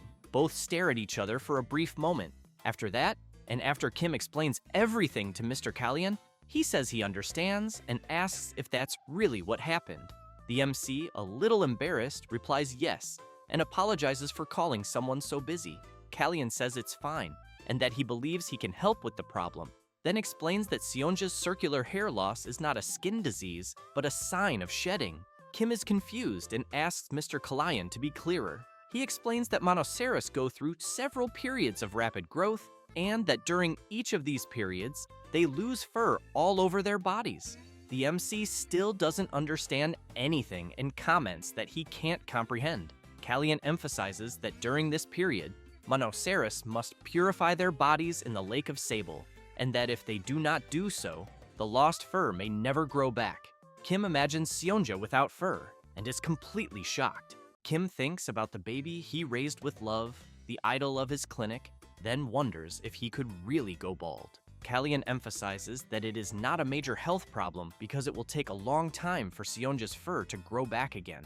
At the same moment, the MC yells wanting to know what place this is because they need to leave immediately. Kalyan explains that Sable Lake does not refer to the name of a specific place but to lakes with high mana content and an abundance of spiritual energy. Then he explains that it is also the habitat of Sabelsius that feed on mana. He then looks at the map on the table and explains that there is one in the Belmore region as well, but it is designated as a protected area by the Etherin Order. However, he emphasizes that it is dangerous for ordinary people to go there. Kim does not want to hear it and yells calling everyone to leave early the next day. Selena wants to know if he did not hear that it is dangerous. Kalyan explains that he can guide them there, but wants to know if the patients will be fine. The MC responds that everything will be fine because they are paying an unofficial doctor. Therefore, the next day, everyone departs for the Western Forest, a mysterious place where countless legends and ghost stories coexist, along with strange occurrences that happen frequently, so people rarely go there. It does not take long before they see a red Sabelsia. Kalyan explains that it looks like the lake must be close. Kim approaches the plant, commenting that it seems strange. Selena yells asking the MC not to touch it and explains that the Sabelsia releases poison when disturbed. Kim immediately backs away in fear, while Selena continues explaining that there are many other dangerous creatures there and that they must be careful. Seonja touches the MC's boot. Everyone is surprised to see the kitten with a snake in its mouth. Selena quickly uses her power, neutralizing the snake and emphasizing that it is very dangerous. A bit embarrassed, Kim wants to know if Seonja was trying to give him a gift and praises him for the good job. Selena observes the snake and comments that it is really dangerous. Then, she shows the serpent to Kim and explains that it is a face snake, which resembles a human face. The MC is horrified by what he is seeing and yells wanting to know what the hell that is. Then, Kim puts Seonja inside a cage and asks him not to touch dangerous things. Kalyan comments that apparently the kitten became angry for being put in the cage. After walking a bit more, they finally reach the lake. Kim is very impressed and seeing some Sabelsius around, comments that it is very beautiful there. However, he asks Kalyan and Selena to stay there because he will go in alone. Kalyan emphasizes again that this is very dangerous. The MC explains that when cats are vulnerable, such as during bathing, they become even more cautious. He then emphasizes that if anyone other than the owner is nearby, they become extremely stressed. Then he remembers the last time that he already caused trouble when his fur was trimmed, so he knows what can happen if it is a full bath. Kalyan comments that he understands and that he will grant the protection of the Elven Royal Guard to the MC to prevent magical beasts of the lake from approaching. With that said, he raises his staff and, calling upon the water spirits, asks them to answer the call of Celestian. Then he recites a chant in the Elven language, which leaves the MC very surprised, finding everything the Lord Kalyan is doing incredible. As soon as the chant ends, Kalyan transforms the MC into something that resembles an aquatic creature and emphasizes that now nothing can touch him. Kim, seeing that he looks visibly ridiculous, just hopes to lose consciousness. Then he goes to Seonya and calls him. He then takes a delicious cat treat and yells, saying that it is all for him. While the kitten eats the food, Kim praises him for the good job. Thus, he begins to take him into the lake.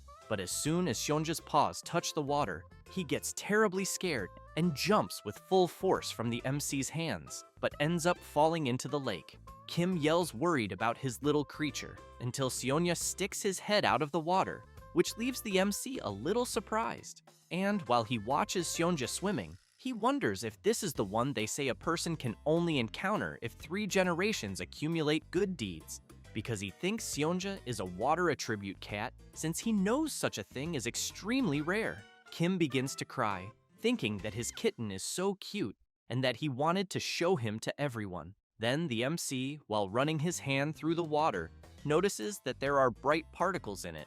He then wonders if they are mana particles, since the sensation he feels almost resembles a hot spring.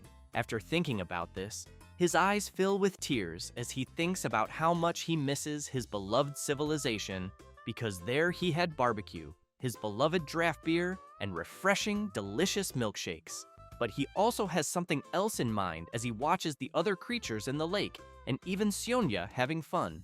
He knows that, in reality, he would never be able to see a scene like the one he is seeing now in his former civilization. So without wasting more time, he grabs a brush, calls Seonya, and comments that they will stop playing and wash him now.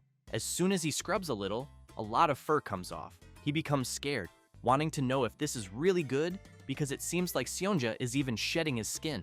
When he drops the soap into the lake, he quickly tries to grab it, but he accidentally places his hand on a Sabelsia because he remembers Selena saying that these plants release poison when disturbed. He quickly lets go of it, but the plant emerges from the water and sprays its toxin right in the MC's face, who then begins to scream and worry until he becomes confused about something and, looking around, realizes he is somewhere else. Then, he becomes frightened and yells, wanting to know where he is and what happened. At that moment, a creature places its paw on the MC's shoulder, and he becomes even more frightened when he turns around and sees a lion beside him. Looking directly at the creature, he wants to know who it is. Kim notices that the lion has a horn, and, while scared with the lion so close, wonders if it could be the legendary Monoceros. However, the creature gives a big lick to the MC's face, who in turn tries to understand what is happening, but soon concludes that he must be dreaming. But when more creatures appear and surround him, he wants to know why the dream feels so real. While he thinks that being loved by a lion is like winning the lottery, he becomes surprised by something because he sees a Monoceros cub there. Then, he thinks that Seonja looked like that before his horn was cut off.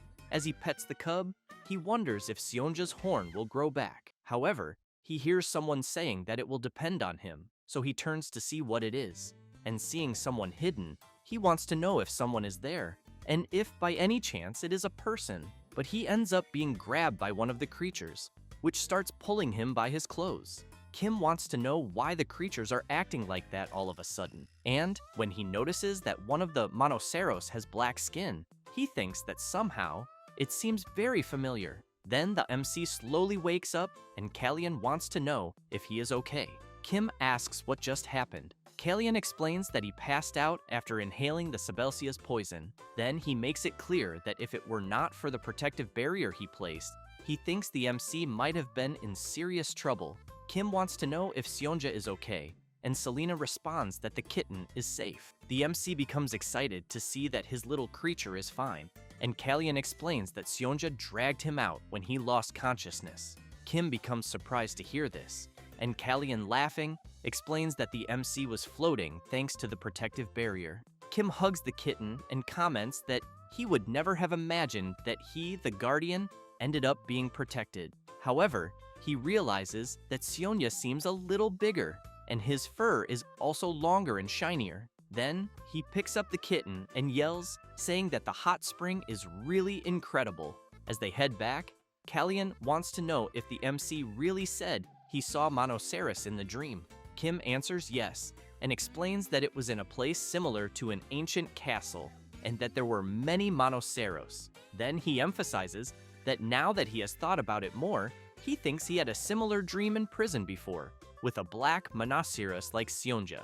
Selena comments that it was probably the real Seonja. Kim is surprised and wants to know if what she is implying is that it was not a dream. She responds that she somehow forgot to mention it. The MC is shocked, saying that this is impossible because what he saw in his dream even had a mane. Callian explains that Seonja will also have one when he grows up. He then explains that even the fur on the kitten's nape is already getting a bit longer.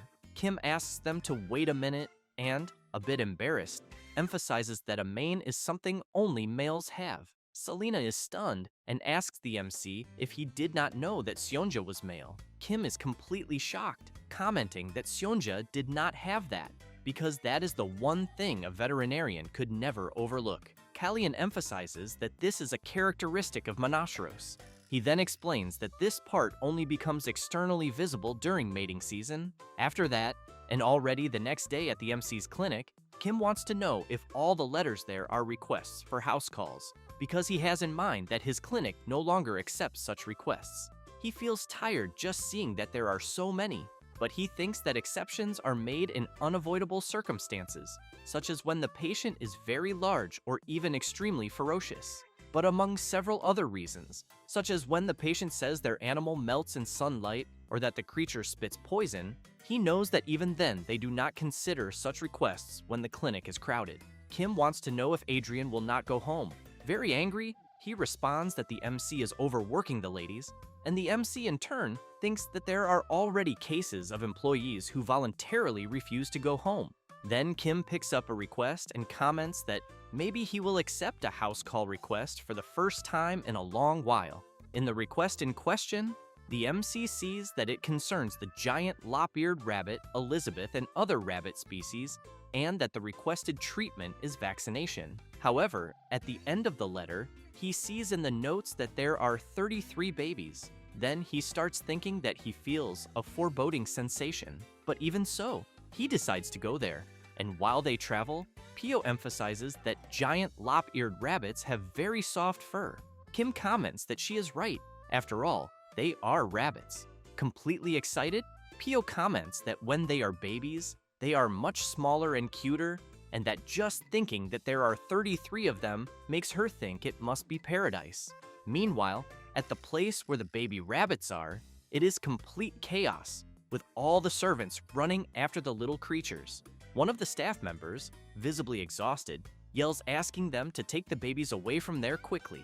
At that moment, one of the babies tears an extremely expensive curtain, and as soon as the MC arrives and sees the scene, he asks Pio if that place is paradise or hell. She wants to know if lop-eared rabbits are not supposed to be docile. Kim asks her to take a look at the little creatures to see their sharp teeth, because they almost look like a demon in rabbit fur, until the Baroness appears and wants to know if the MC is that famous veterinarian. A bit embarrassed, he and Pio comment that it is a pleasure to meet her and introduce themselves. Furious, she asks him to get rid of all the damned rabbits there immediately, until the Baron appears shouting, asking the MC not to listen to the Baroness, who in turn becomes confused upon seeing him there. The Baron continues shouting, saying that if she does not like the rabbits, she should leave. She yells wanting to know why she should leave her own house, and both continue insulting each other. Kim tries to calm things down and asks if he can start the vaccinations. Then the MC begins to act like a doctor and asks if they know what can happen if vaccinations are delayed in that environment. He then explains that with so many animals, this will not only be a domestic problem, because if even a single rabbit in the house becomes ill, it can cause a serious incident that would instantly destroy the entire regional quarantine system. But when he hears them still arguing, he loses his patience and yells to get their attention. He then makes it clear to the servants that from that moment on, they will place each rabbit in a cage and will also put identification tags on the rabbits' necks. Thus, the servants quickly begin doing what the MC requested.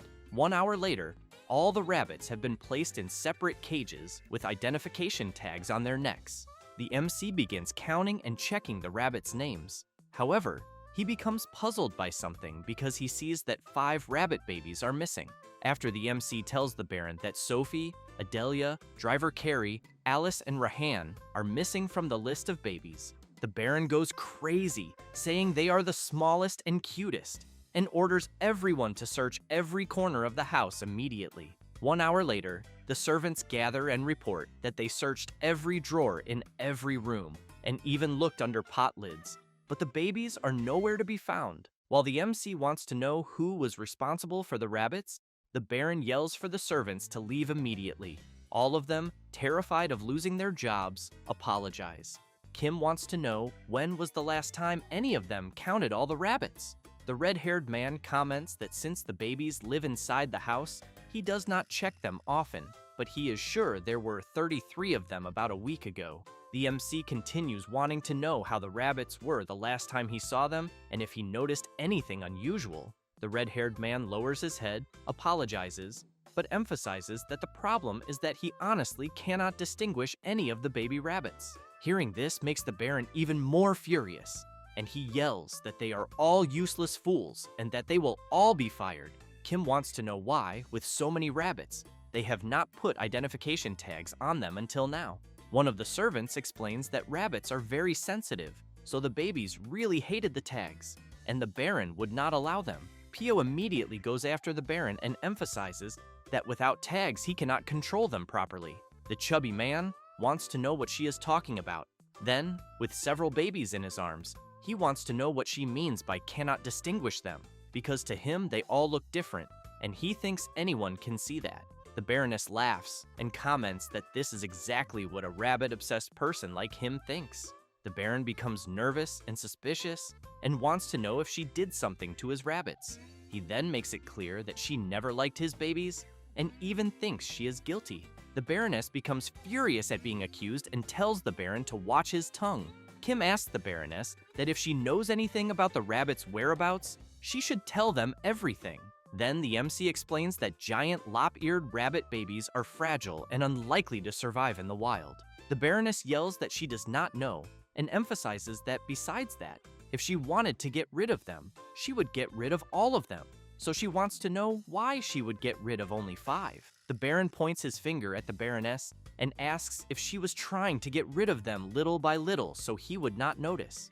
She goes up to the Baron and wants to know why she would care what he thinks, since she would simply do it right in front of him. The Baron becomes embarrassed and thinks that this is true, and that she accepted that too quickly. The Baroness becomes even more furious and yells that she thinks the Baron had better find a solution before she really throws all the babies out. Then she points at Elizabeth and asks if he realizes that all the babies will grow to her size. The Baron runs to his beloved creature and asks her not to listen to the Baroness, while the Baron pets Elizabeth and says she is the best rabbit and should not be sad. The Baroness turns around and says she is tired of this. Then one of the servants wonders if the babies were not abandoned, but had instead escaped on their own, because he thinks those particular rabbits are exceptionally small and weak, so they were often bullied. The red-haired man agrees with his colleague and emphasizes that this is why they fed the smallest ones separately. Kim says they cannot dismiss that possibility, but he thinks it is very strange because giant lop-eared rabbits hate going outside. And seeing how Elizabeth is reacting to the Baron's pampering, he knows rabbits are extremely introverted and therefore would not run away. Then, while he hears the Baron asking a servant to bring some treats for Elizabeth, the MC thinks he needs to find traces of where the babies went, but he wonders what kind of traces rabbits would leave, until he remembers one, when the Baroness shouted that they were 33 giant poop machines. Thus, Kim yells for them to bring some hunting dogs with a good sense of smell, because he has in mind that rabbits poop a lot, and they do it while running, while eating, and some even poop while sleeping. so he considers that if they escaped, they must have left droppings behind. After bringing a dog, the MC asks the dog to take a good sniff of it, but the dog is stunned to see what it has to smell, and the MC apologizes and emphasizes that it is necessary and that it must search every centimeter inside and outside the mansion. After asking the other servants to do the same with the other dogs, some time passes, and one of them shouts that he did not find anything. After some more time, another servant also shouts that he found nothing, until one of the dogs begins barking loudly after sniffing some scattered droppings. Everyone rushes to the spot, and Pio, a bit disgusted, comments that the place is a true field of crap. Kim emphasizes that he is very impressed they never noticed it before. Then the MC thinks about the droppings being outside the mansion, but wonders why large amounts of droppings were found only in the garden and what the hell is happening. The MC tries to understand and notices that there is a mixture of old dry droppings and relatively fresh ones. While the MC is observing the droppings, the Baron yells for his servants to continue searching until he begins to cry and wants to know if the rabbit babies grew wings and flew far away like little angels. At that moment, Kim comments that of course there are no traces because the rabbits did not leave on their own. Thus, he wants to know where the servants who work in the mansion live. The Baron says they use the annex, and the MC wants to know where the married servants live. The Baron says they find houses nearby and live separately. Then Kim goes to one of the servants and wants to know if he is married. A bit surprised, he answers yes. The MC smiles and comments that it is exactly as he thought. Then he points at the servant and declares that he is the culprit. The servant is stunned to be accused, and while the Baron shouts to send a search team to the servant's house immediately, the man keeps shouting for them to wait a minute. As soon as the search team arrives at the servant's house, they find the 5 missing rabbit babies. The Baron quickly hugs the little creatures, very happy. The servant and his wife are completely embarrassed. Then the Baron turns around furiously and yells, wanting to know how they dared touch his babies.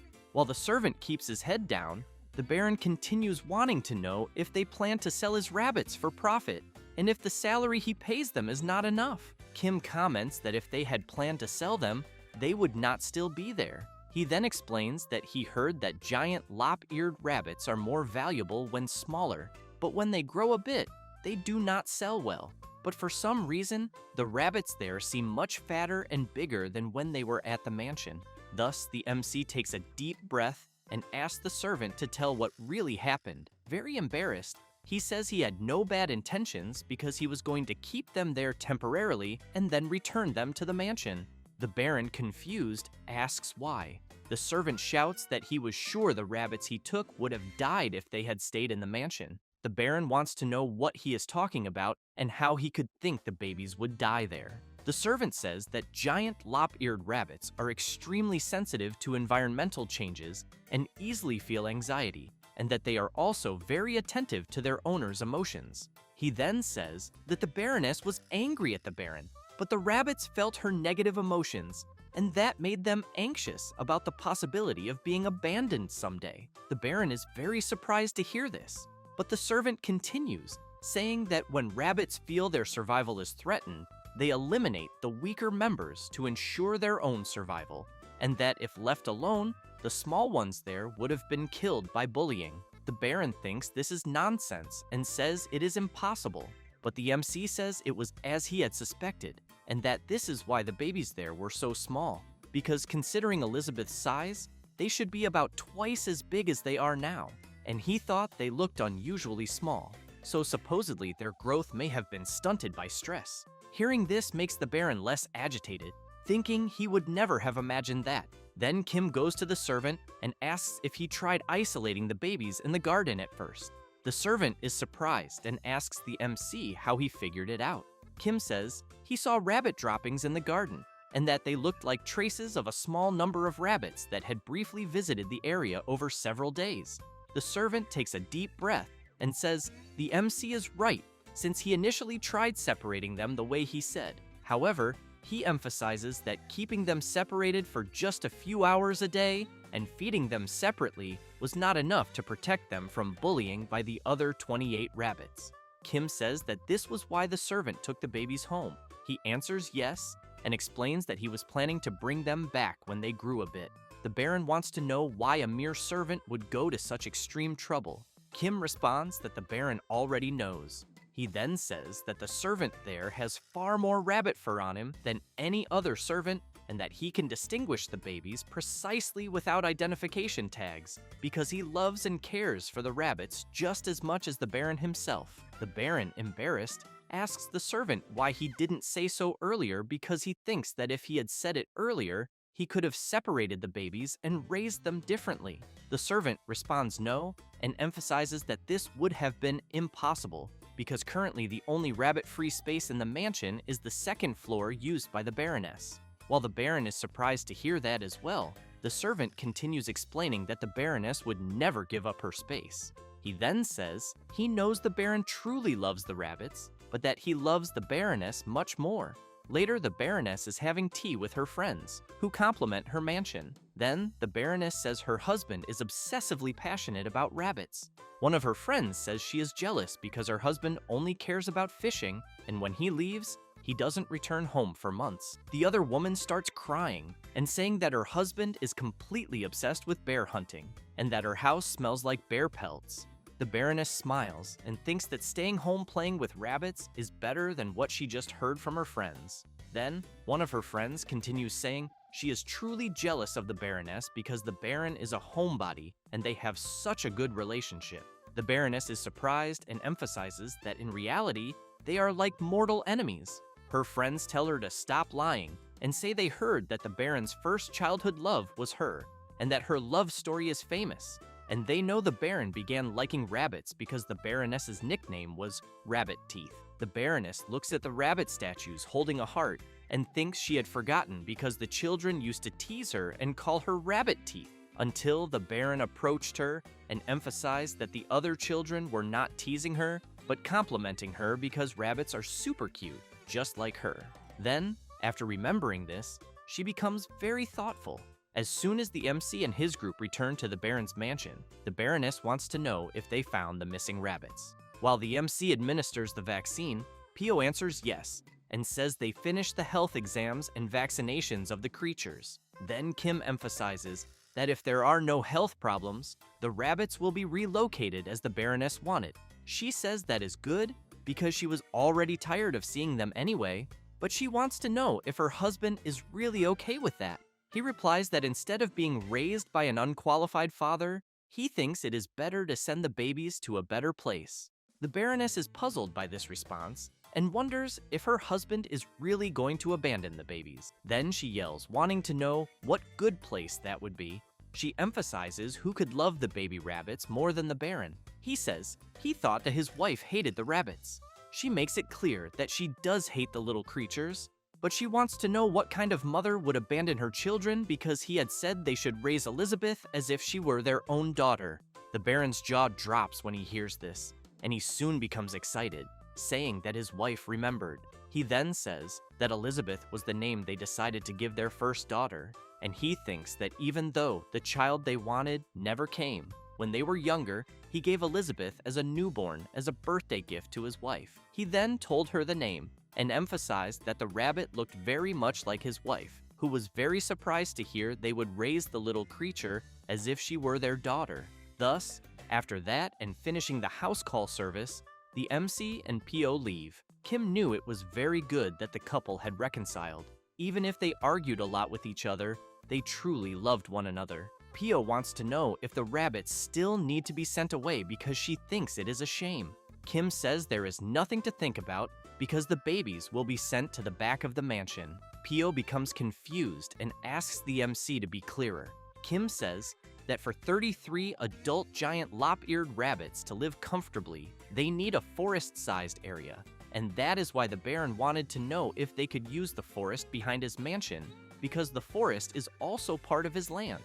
And he then said they would take the opportunity to build a magnificent rabbit garden. The MC became embarrassed, thinking that this was expected from a real estate magnate. However, the Baron told the servant who had taken the rabbit babies that he could be the general manager of the rabbit garden, and the servant wanted to know how he could because he thought he deserved punishment for what he did without telling anyone. but the Baron asked the servant not to misunderstand him and said that this was the servant's punishment for what he did, because since his offense was serious, he should take care of the rabbits with even more dedication from that moment on. Hearing that, the servant, a bit relieved, said he would do his best. After learning this, Pio becomes excited and says she hopes everything works out because she wants to see the place when it is finished. Kim emphasizes that before that, they need to neuter all 33 rabbits.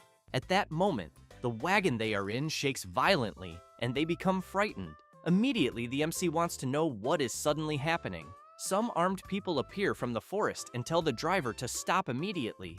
Kim wonders if it could be a thief trying to steal goods. Then one of the people approaches and asks if the MC is the person called Kim Ojin. As soon as the MC and Pio get off the wagon, the masked people ask again if the person there is Kim Ojin, and he responds yes. One of the masked men, sweating nervously, says that if the MC values his own life, he should follow them in silence.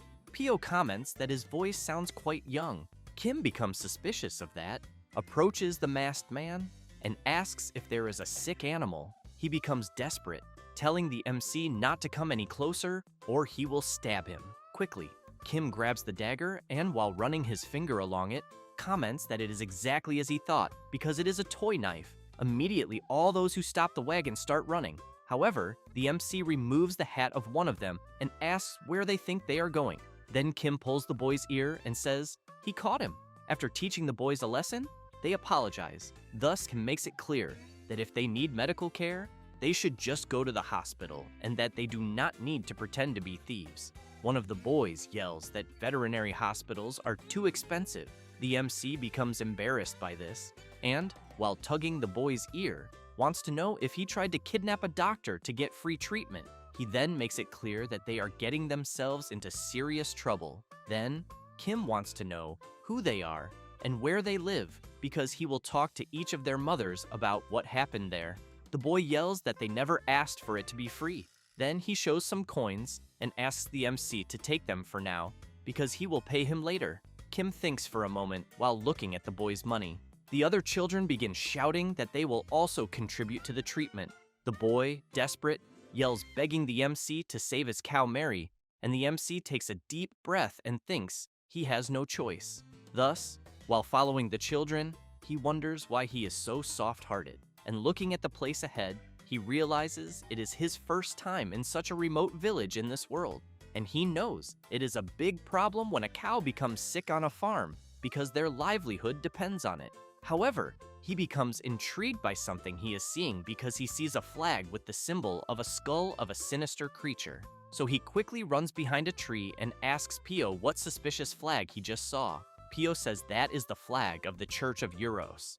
Kim is puzzled and asks her to be clearer. Pio says that it is a common religion in that region and that they worship a legendary six-legged cow as their deity and pray for good harvests. The boy emphasizes that his village has many people who are excessively zealous in their faith, and that, in other words, when a cow becomes sick like the one at his home, they say the god is angry and the rest intimidate them, saying the person brings bad luck. He then says that the other people harass them, saying they are cursed. Kim is shocked to hear this and asks how long that lasts.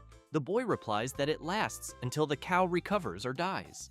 The MC emphasizes that the boy needs to take the cow to a doctor quickly for treatment. Pio says she thinks most rural families there cannot afford that because it is already hard enough to go to a hospital when people get sick. The MC thinks about this, and Pio continues explaining that usually people there use home remedies or write talismans and pray. Then Pio emphasizes that people go to the MC because his fees are affordable. Kim thinks about what Pio just said and thinks that he believed people sought him out because he was a good veterinarian, but Pio says it is not for him to feel sad because she is sure people also look for him because he is famous for his skills. After a while, the boy reaches his home and it is covered with many talismans. The MC sees some marks that other people made on the boy's house and wonders if it is not collective bullying.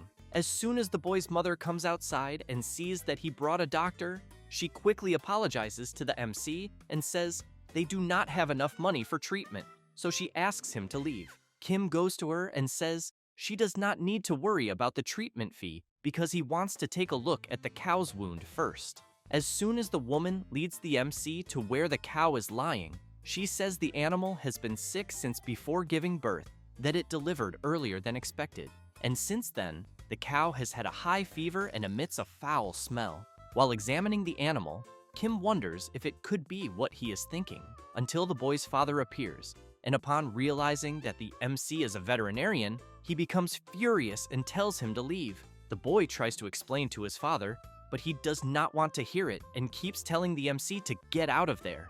Then the boy's father calls his son and tells him to give up because he is sure Mary will die anyway. But Jack keeps shouting, saying Mary will not die. Seeing this scene, Kim remembers a similar story at his old clinic in the real world and ends up feeling very bad about it. Thus, the MC places his hand on the boy's shoulder and says it is too early to make such a judgment. He then says that Mary does not have a fatal disease and that he has already received advance payment. Jack's father is confused upon hearing that the veterinarian has already been paid. He then asks his wife if the MC is perhaps a scammer. She asks her husband to calm down and says she thinks the MC does not seem like a bad person. With that said, Kim begins treating Mary. As soon as he finishes examining the animal more closely, he says he believes the symptoms indicate brucellosis. Then the MC asks Jack if he had said the cow gave birth prematurely and how the calf is doing. The boy replies that the calf also became sick after drinking milk, but says that when he gave the calf some prepared morning growth tea, its condition improved. Kim knows that morning growth is an antibiotic herb, so he comments that it must have been difficult for the boy to give it to a calf. He explains that he mixed the prepared herb with milk from another healthy cow. Kim says that what he did was a good method. However, Jack makes it clear that the herbs did not seem very effective for Mary. Kim explains that this is because Mary is an adult and has been sick for some time, so the effectiveness would be reduced. But even so, he thanks the boy for the good care he gave because the cow managed to endure until now. Otherwise, he believes Mary might already be dead. After applying the proper treatment, the MC says the crisis has passed and that fortunately, he had the necessary medicinal herbs. Jack looks at what the MC did and is impressed, thinking everything is amazing. The MC says there is some improvement, but it is not a disease that heals easily, so he asks the family to give the cow the herbs. He prescribed consistently for a while. Jack's mother, very worried, wants to know if those herbs the MC mentioned are extremely expensive. Kim makes it clear that there is no additional charge and that they should accept them without worrying. At that moment, they hear several people calling Mr. Howard and saying they know he is there. Outside the house, several villagers continue calling Howard and demanding that he come out immediately. People keep calling out to Mr. Howard, saying they know he is hiding a doctor there and that he should send him out immediately. Kim is intrigued and soon wants to know what is going on. Jack says he is the village chief and talks about the villagers. He then comments that he thinks Thomas must have told them that he called a doctor. The MC says he will go outside, since it seems they are looking for him. As soon as he goes outside, the villagers are surprised. Kim does not want to hear excuses and immediately asks what the problem is. The villagers hide and, very afraid, ask the MC not to come any closer, because he could bring bad luck. Then the village chief wants to know if Kim is the doctor who came from outside. Howard becomes nervous and shouts, asking whether it was not enough to torment only his family and why they are causing trouble even there. The village chief replies that they are only doing this because they are worried about him, since they think all doctors are the same, and that they take all the money under the pretext of treatment. Kim does not like hearing this at all, and makes it clear that he is not the kind of person they are thinking of. He then says that the treatment fee has already been paid and there will be no additional charges. At that moment, one of the villagers comments that this is not true and asks how Howard can have so much money.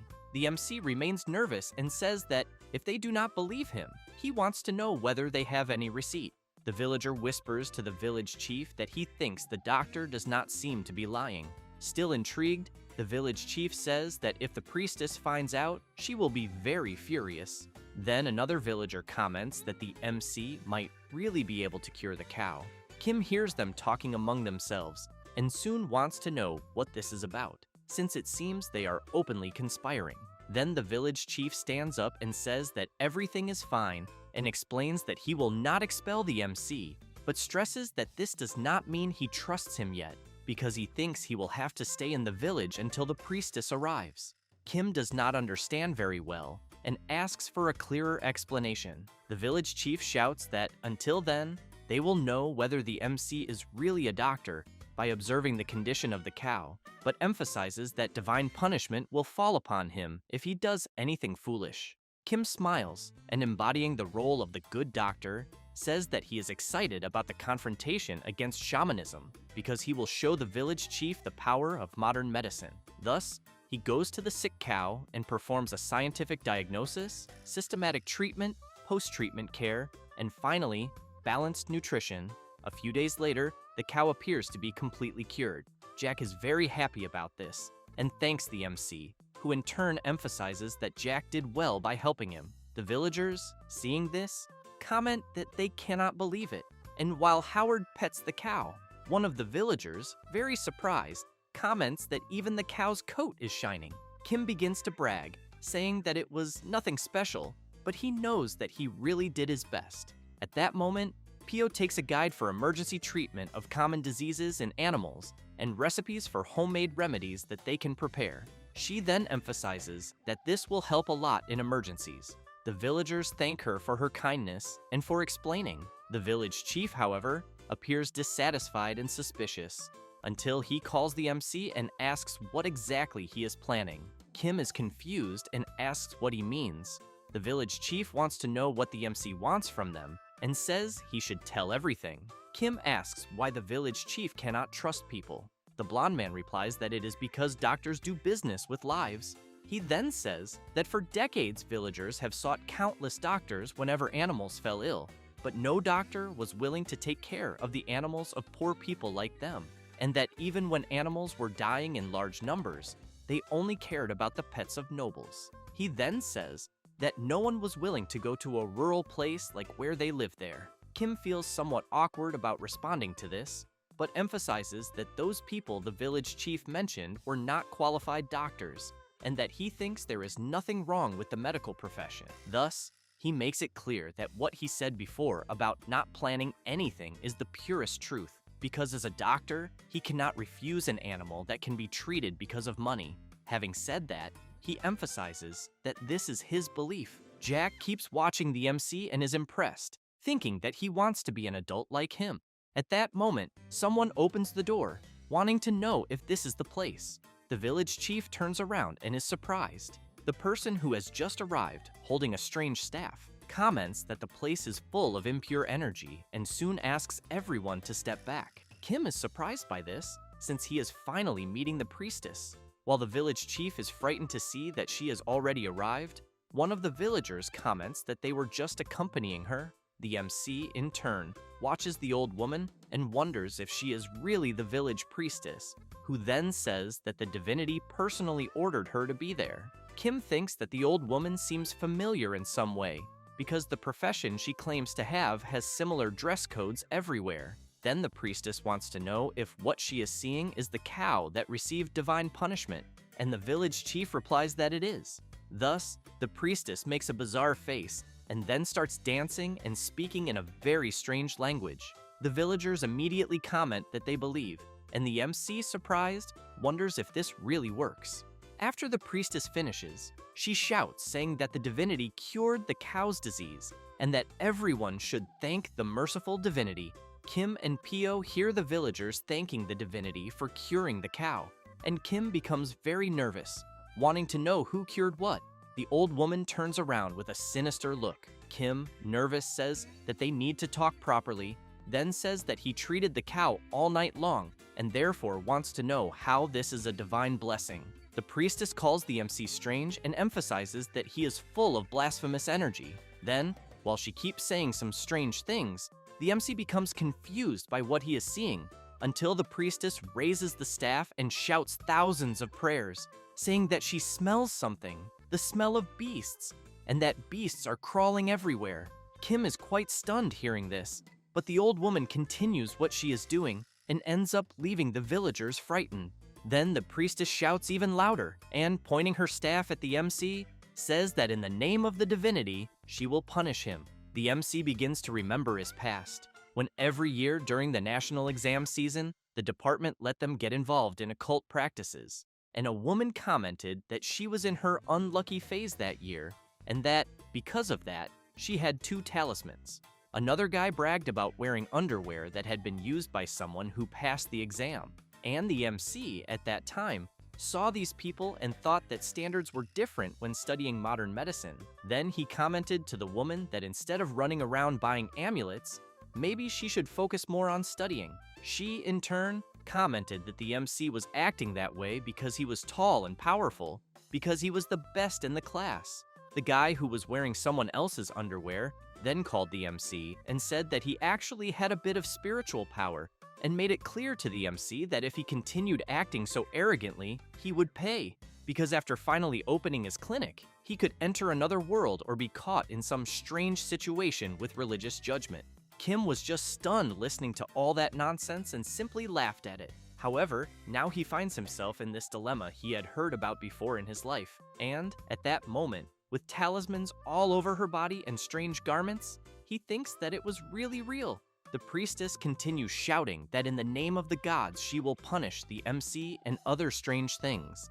And Kim, not knowing what is going on, wants to know what the old woman is talking about, and whether it might happen to be some Indian dish. Jack, very frightened, says that it is a ritual to punish those who have angered the gods. He then explains that they would make the person who angered the gods sit down and perform a ritual asking for forgiveness.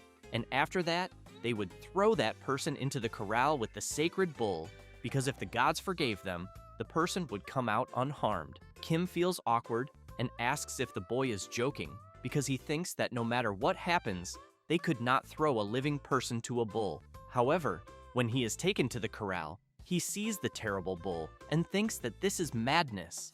Then the preparations for the ritual begin. Kim, sitting and crying, wonders why this is really happening. At that moment, Pio starts shouting, worried about her boss, but the villagers hold her back, preventing her from disrupting the ritual.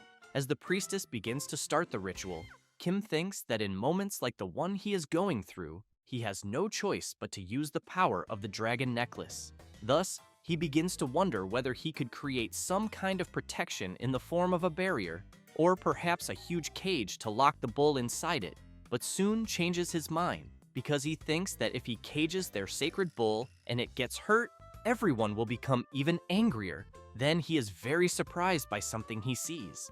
Jack is on top of the gate trying to open it. His parents shout, wanting to know what he is doing.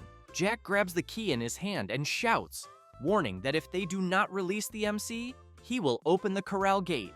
Kim becomes worried about the boy and shouts for him to get down from there. He laughs and says that it is all right, because he climbs things like that all the time. At that moment, the bull does not like seeing the boy nearby at all and starts snorting, then runs forward and delivers a powerful headbutt to the gate, which frightens Jack. The bull becomes even more enraged and delivers another headbutt, but this time manages to break the gate. Jack's parents are surprised and shout for the boy to run immediately, just like Kim does. At that moment, the power of the dragon necklace is activated. Jack, due to the impact, is thrown into the air, but lands on top of a soft bed that the MC created with the power of the dragon necklace. The bull, on the other hand, is blocked by a fence. Both the animal and the boy are very confused, trying to understand what the hell just happened. The villagers are also left open-mouthed, wanting to know how a bed and a fence suddenly appeared. While the MC runs to help Jack, the villagers want to know if, by any chance, he is a wizard after all. Jack looks confused at the bed, and Kim arrives asking whether he got hurt anywhere. Jack smiles and asks if it was the MC's doing, because he thinks he saved him. Kim replies that it was not and emphasizes that it was the boy who saved him. While the bull snorts in anger, Jack wants to know if the MC is really a mage instead of a doctor. Kim replies that it is not quite like that, until Jack becomes frightened and shouts to warn the MC. At that moment, the enormous bull is right behind the MC with a very unfriendly look. Kim looks at the fence and wonders whether he had not blocked the animal perfectly. Then he looks at the bull's face and thinks that if the dragon necklace is going to help him, it should do it properly. After thinking about this, he is left not knowing what to do. The priestess shouts for the MC to receive the judgment of the sacred bull, but the creature merely gives a big lick to Kim's face, which leaves everyone very surprised by what just happened. And while the bull keeps giving affectionate licks to the MC's face, everyone shouts that it is the supreme sign of having received the love of God, being the lick of the sacred bull. Kim, with his face completely covered in saliva, is utterly unable to understand anything. Then the village chief shouts, asking what everyone there is doing, and therefore emphasizes that the one who received the lick of the sacred bull must receive due respect. Having said that, everyone kneels before the MC.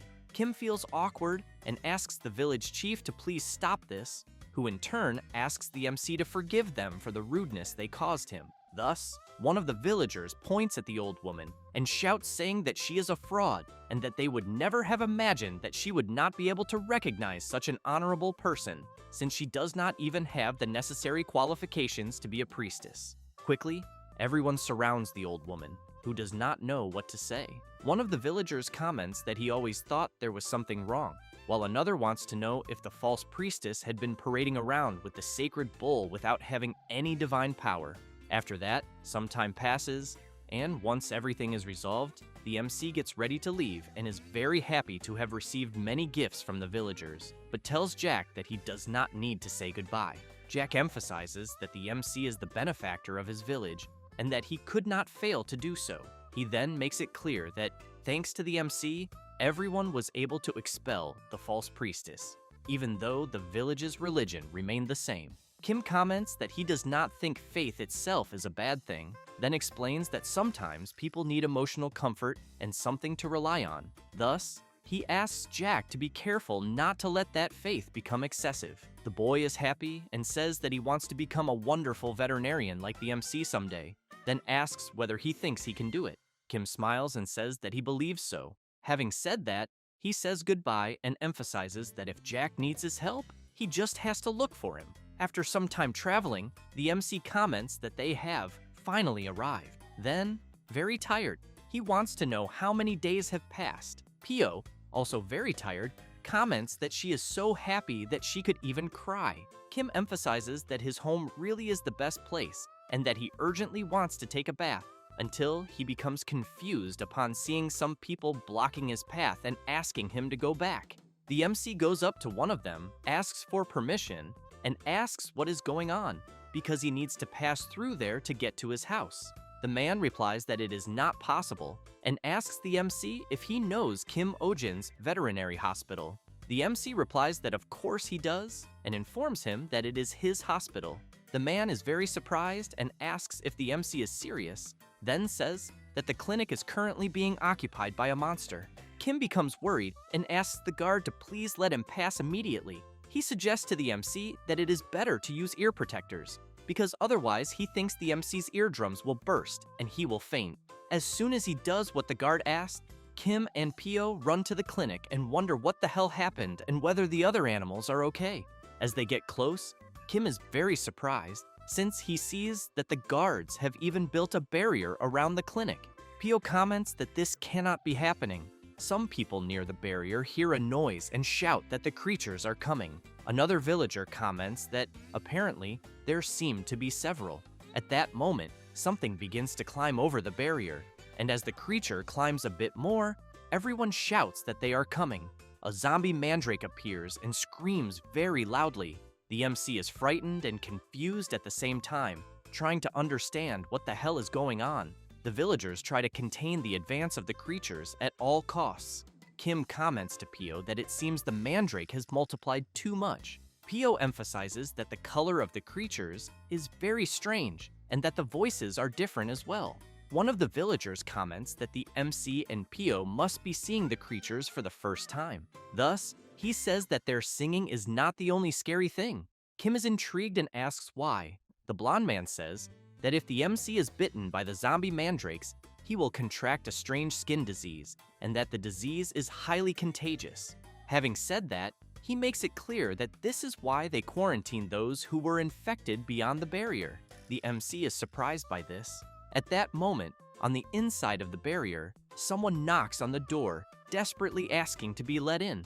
The blonde man informs them that they cannot allow infected people to enter. The person inside says that his skin disease has completely disappeared. The blonde man asks to see the evidence first. The person puts his arm out through a gap that the blonde man opened, and he sees that it is clean, allowing entry. It is Pio's friend, who as soon as she crosses to the other side, thanks them several times. Pio, very worried, wants to know if her friend is all right and what happened. The girl says that suddenly hundreds of mandrakes attacked the village and everyone evacuated, but she ended up getting bitten.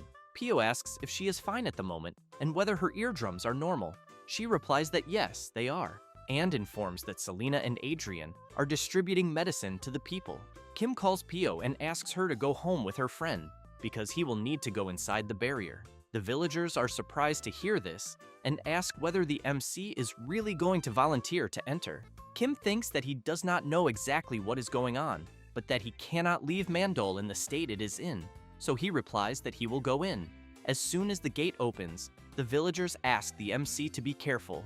Upon entering, he keeps in mind that from where he is to the clinic is about 100 meters, and observing around him and seeing several zombie mandrakes ahead, he reflects that the creatures are everywhere. Even so, he starts running, thinking that no matter how fast the mandrakes try to run, their short legs are no match for human running speed. Then he is surprised, since there are many more in front of him, and he wonders how many there are. It does not take long for him to realize that he is already surrounded. The zombie mandrakes begin to scream, and the MC thinks that even with the earplugs, the sound is getting through. Kim starts to feel nauseous, thinking that this is like dozens of completely out-of-tune people singing trot songs in a punk rock style, each one in a different key. Then Kim grabs a stick and tries to hit the mandrakes, shouting for help. He begins to realize that his mind is getting heavier and heavier and that he might not be able to endure much longer. At that moment, someone uses magic in the elven language and throws all the zombie mandrakes around the MC far away. Then the person extends a hand and asks the MC to take it. After his consciousness returns to normal, Kim realizes that it is his friend Selena. Thus, he takes her hand, and as he gets up, Selena continues using her magic and throwing the zombie mandrakes away. As they get close to the clinic, Adrian opens the window and shouts for them to hurry. The MC and Selena jump into the clinic, and right after Adrian closes the window, the zombie mandrakes leap against it. Kim, still somewhat dazed by the noise, wants to know where he is and who they are. Selena replies that he will be fine, and explains that she cast a soundproofing spell around the clinic and thinks that the MC can take off the ear protectors. Kim, regaining his senses a bit, grabs Adrian and Selena and thanks them. A few minutes later, while they are drinking tea, the MC wants to know what exactly happened to Mandol. Selena says that it is because of Ping Ping's division core. Kim comments that he thought that last time the division core also caused Mandol's rapid growth. Selena says that last time only part of the energy was reflected, so it did not lead to individual division. However, she emphasizes that this time a magical formula that amplifies the division core was added, causing it to divide into hundreds. But she thinks that something must have gone wrong in the process, leaving only the darker nature of the original. Having said that, Selena comments that she keeps wondering what went wrong. Kim asks her to wait a moment and asks what exactly is happening on the panel being displayed. Selena replies that it is showing Mandol falling into the magic circle.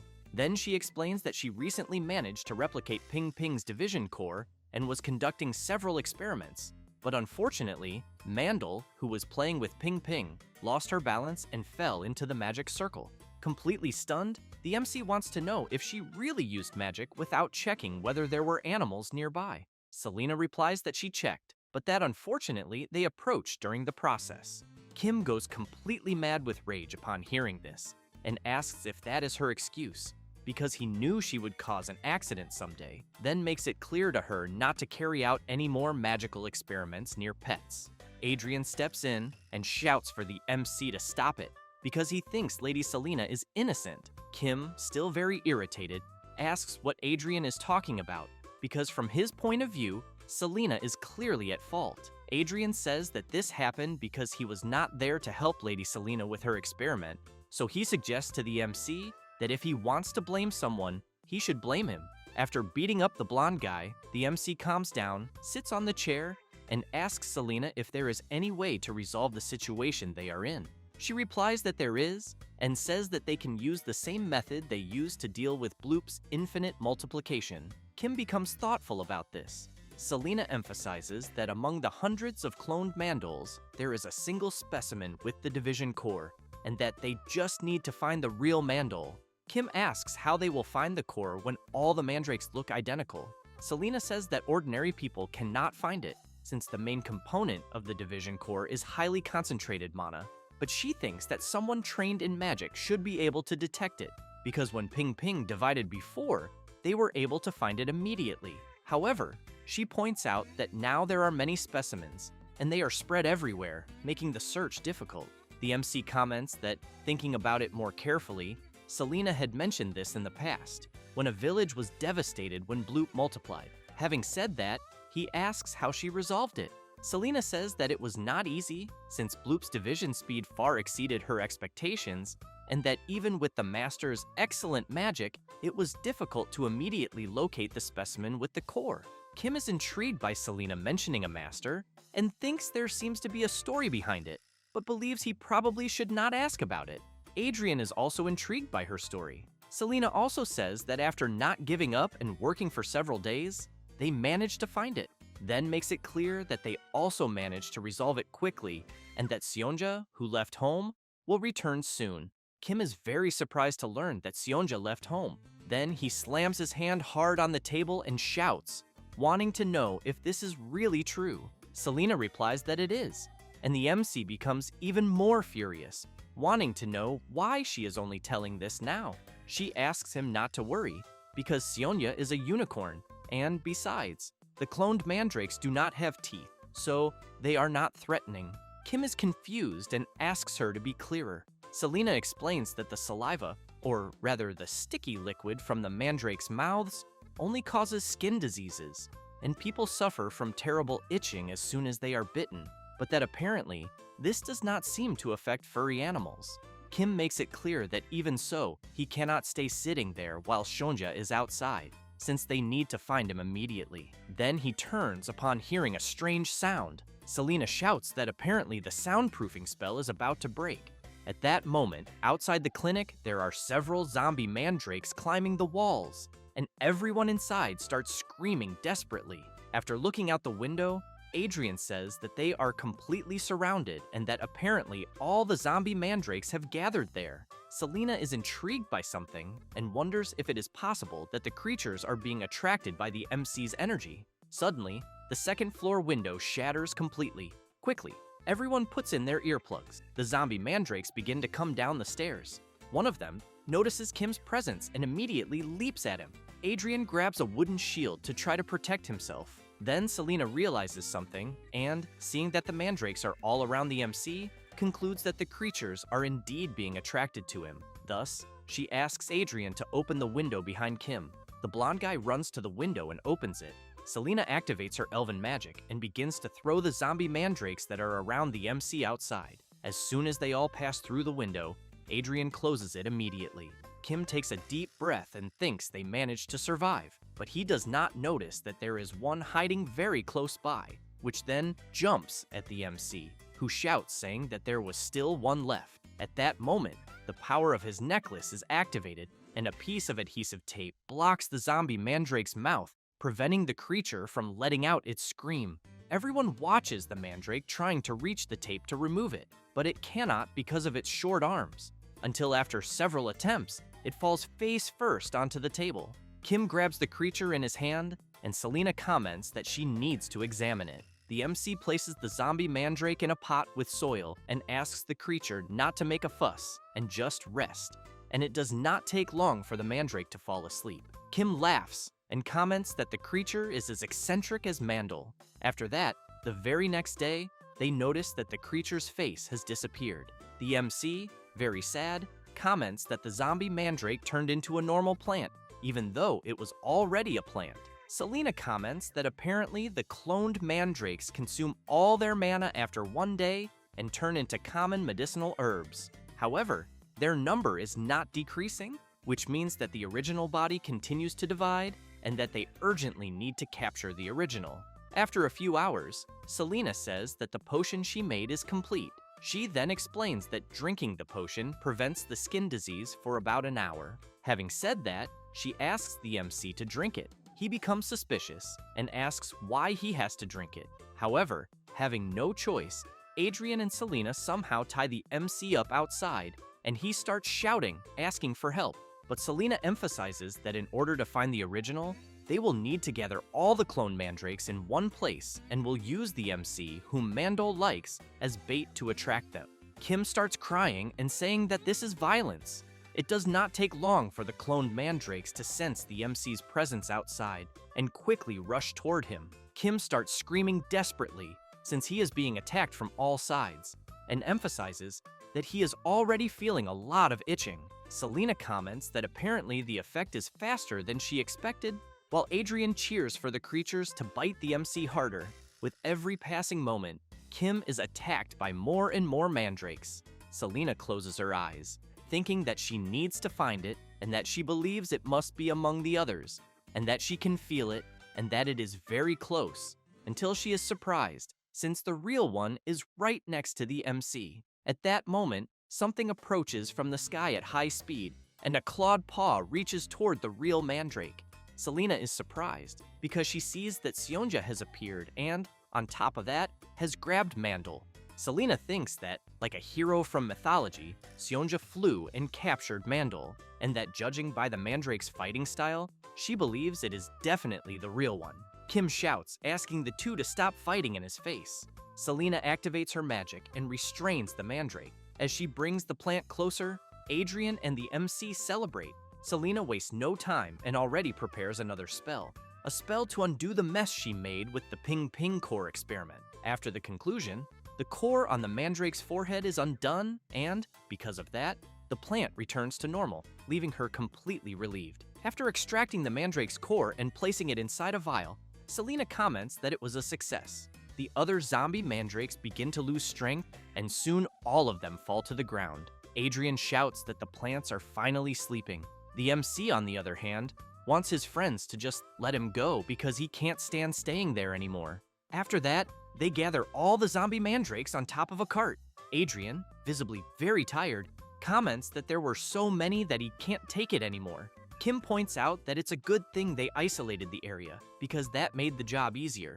Then, he picks up one of the creatures in his hand, and comments that the roots of the plants still seem to be alive, so he wants to know if they should plant them in the ground. Selena comments that she thinks it's not a bad idea, but emphasizes that they will need to create an environment similar to Mandel's pot. Adrian hears this, and soon feels a bad premonition, since, looking at the pile of mandrakes in front of him, he wonders if they will need to plant each one individually. A few days later, a cozy environment for the mandrakes was created, with special and efficient organization, in addition to the magical nutrient serum developed by the clinic's chief researcher, Mrs. Selena.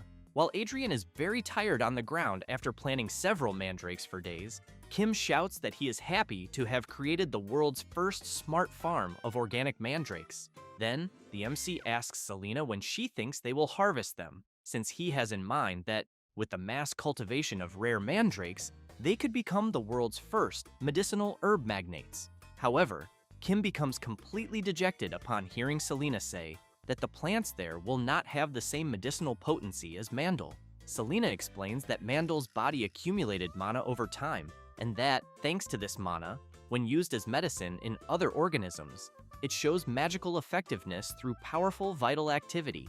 Then she emphasizes that she can barely sense any mana from the copies of the original mandrake, but that, even so, she thinks they have basic medicinal properties and can be used just as well as common herbs. Kim, at that very moment, remembers the chief of the village of the boy Jack, saying that there wasn't a single doctor who treated animals for poor people like them. Therefore, when he picks one of the mandrake leaves there, he ends up having an idea. Then, a few days later, Kim goes to a house and calls for someone. After the person comes outside, the MC, a bit awkwardly, says that he is the veterinarian Kim Ojin. The man wants to know what he wants, and Kim says that he is there to offer a small gift as an apology for the recent inconvenience. The resident becomes intrigued by what he is seeing and asks what it is. The MC says that it is an ointment for wounds and oral painkillers. Meanwhile, Pio is at another house explaining to people that if they adjust the dosage, animals will also be able to take it, but asks them to check the instructions first to get more details. Adrian, who is no fool, does the same thing, but includes a beautiful rose, which makes the woman very grateful. And after an entire day distributing medicines to the villagers and explaining the instructions, they finish the job. As soon as everyone gathers, Kim thanks everyone for the help. Then he points out that, thanks to them, they managed to resolve this incident without problems, but thinks that if it were in his modern world, he would have already been sued into bankruptcy. Schwein laughs and comments that it's not as if magical creatures causing trouble were anything new. Kim hears this and starts questioning what kind of life they were living. However, Schwein wants to know if the MC remembers that incident in which herds of Flopier multiplied enormously. Kim wonders if the old man is talking about the bloops. Schwein says that not a single village survived after getting involved in those incidents, and that he was even worried they would end up the same way, but emphasizes that he is very happy that everything was resolved safely. Kim lets out an awkward laugh and replies that indeed yes. But the old man becomes intrigued by something and asks what the boxes there are. Kim says they are mandrake seedlings. As soon as he opens one of the boxes, he explains that there is a nearby village with proper facilities for animal care and that, because of that, he thought it would be good to cultivate and supply herbs there, since they are already there. Schwein is left open-mouthed and asks if they really are going to send these precious herbs, since he thinks they must be worth a fortune. Then, he wants to know if the plants really scream like demons. Kim replies that no, but explains that the ones they have there are all cultivated and that, unlike wild ones, they have no consciousness and are less potent, being more similar to ginseng. Kim asks a resident to take the box and the letter to the boy named Jack. Schwein is impressed, saying that the MC is truly an incredible person. Selena, on the other hand, thinks that she was convinced Kim would commercialize all the plants, since she knows he is manic about money. But by observing him closely, she concludes that he really is a true doctor who cares about animals. He, in turn, turns around, calls Selena, and asks her to continue focusing on the smart farm for business. She becomes intrigued and asks him to be clearer. Kim approaches her and makes it clear that Selena needs to compensate for the damage caused to the hospital. She thinks that she was wrong, and that he really is obsessed with money after all. After a few days, Kim puts up a sign in front of the clinic saying that they are open again for normal service. While Adrian installs the windows, Schwein guides him that it should be a little more to the right and emphasizes that he is doing an excellent job with the work. Pio comments to Selena that the seedlings in pot number 2 are developing better than those in number 3. Selena comments that she thinks they should lower the internal temperature a bit more. Some residents, while watching the mandrake sing and dance happily, are afraid that it might sing loudly again like a demon. Kim is pleased to see that when employees work well, everything goes as expected, so he wonders if this is how CEOs feel. At that moment, Pio's friend calls the MC and says that the scheduled patient has just arrived, so she asks if she should already send him in. Kim asks her to wait a moment, as he needs to check the medical record first. After analyzing it, he becomes intrigued by something, since he sees that the animal in question is a type of Cerberus. He then gets scared, imagining if it is the creature he knows from Greek mythology, but even so, he asks Pio's friend to send the patient in. She asks the patient to enter. Kim waits, thinking that he will finally meet the guardian of hell and wonders how terrifying the creature will be. However, as soon as the animal enters, the MC sees that it looks more like an ordinary dog with 3 heads. The owner tries to calm his little pet down, saying that if they keep biting each other the way they are, all of them will get hurt. Kim just watches, dumbfounded without saying anything, but wonders who is more idiotic, the owner or the animal. But actually, Kim likes slightly silly dogs, especially when a dog with a brave appearance ends up being goofy, so the MC finds this especially cute. However, when he sees that the animal itself is crying because it hurts from self-injuring, being that silly is a bit too much. The creature keeps playing at biting each other until they are surprised, as the staff are offering food. Then, at that very moment, an immediate separation happens. Kim comments that peace has finally arrived. However, Soon, one of the creature's heads finishes eating its food, then lunges at the other head's food, and because of that, the food runs out quickly, and once again, the heads start biting each other. Kim, close to losing his mind, asks one of the staff to fetch 3 muzzles. And, after putting them on, the creature's owner says that from right to left, they are Draco, Pen, and Kalba, but explains that Draco is brave and intelligent, Pen is a trickster, and Kalba is the gentlest. Kim observes the creature and comments that he finds it fascinating that the 3 heads have different personalities. Then he says that he has heard that conjoined twins have separate brains, but share the same nervous system, and, because of that, their personalities and tastes are similar. The owner emphasizes that not only their personalities, but also their appetites and preferences are all different.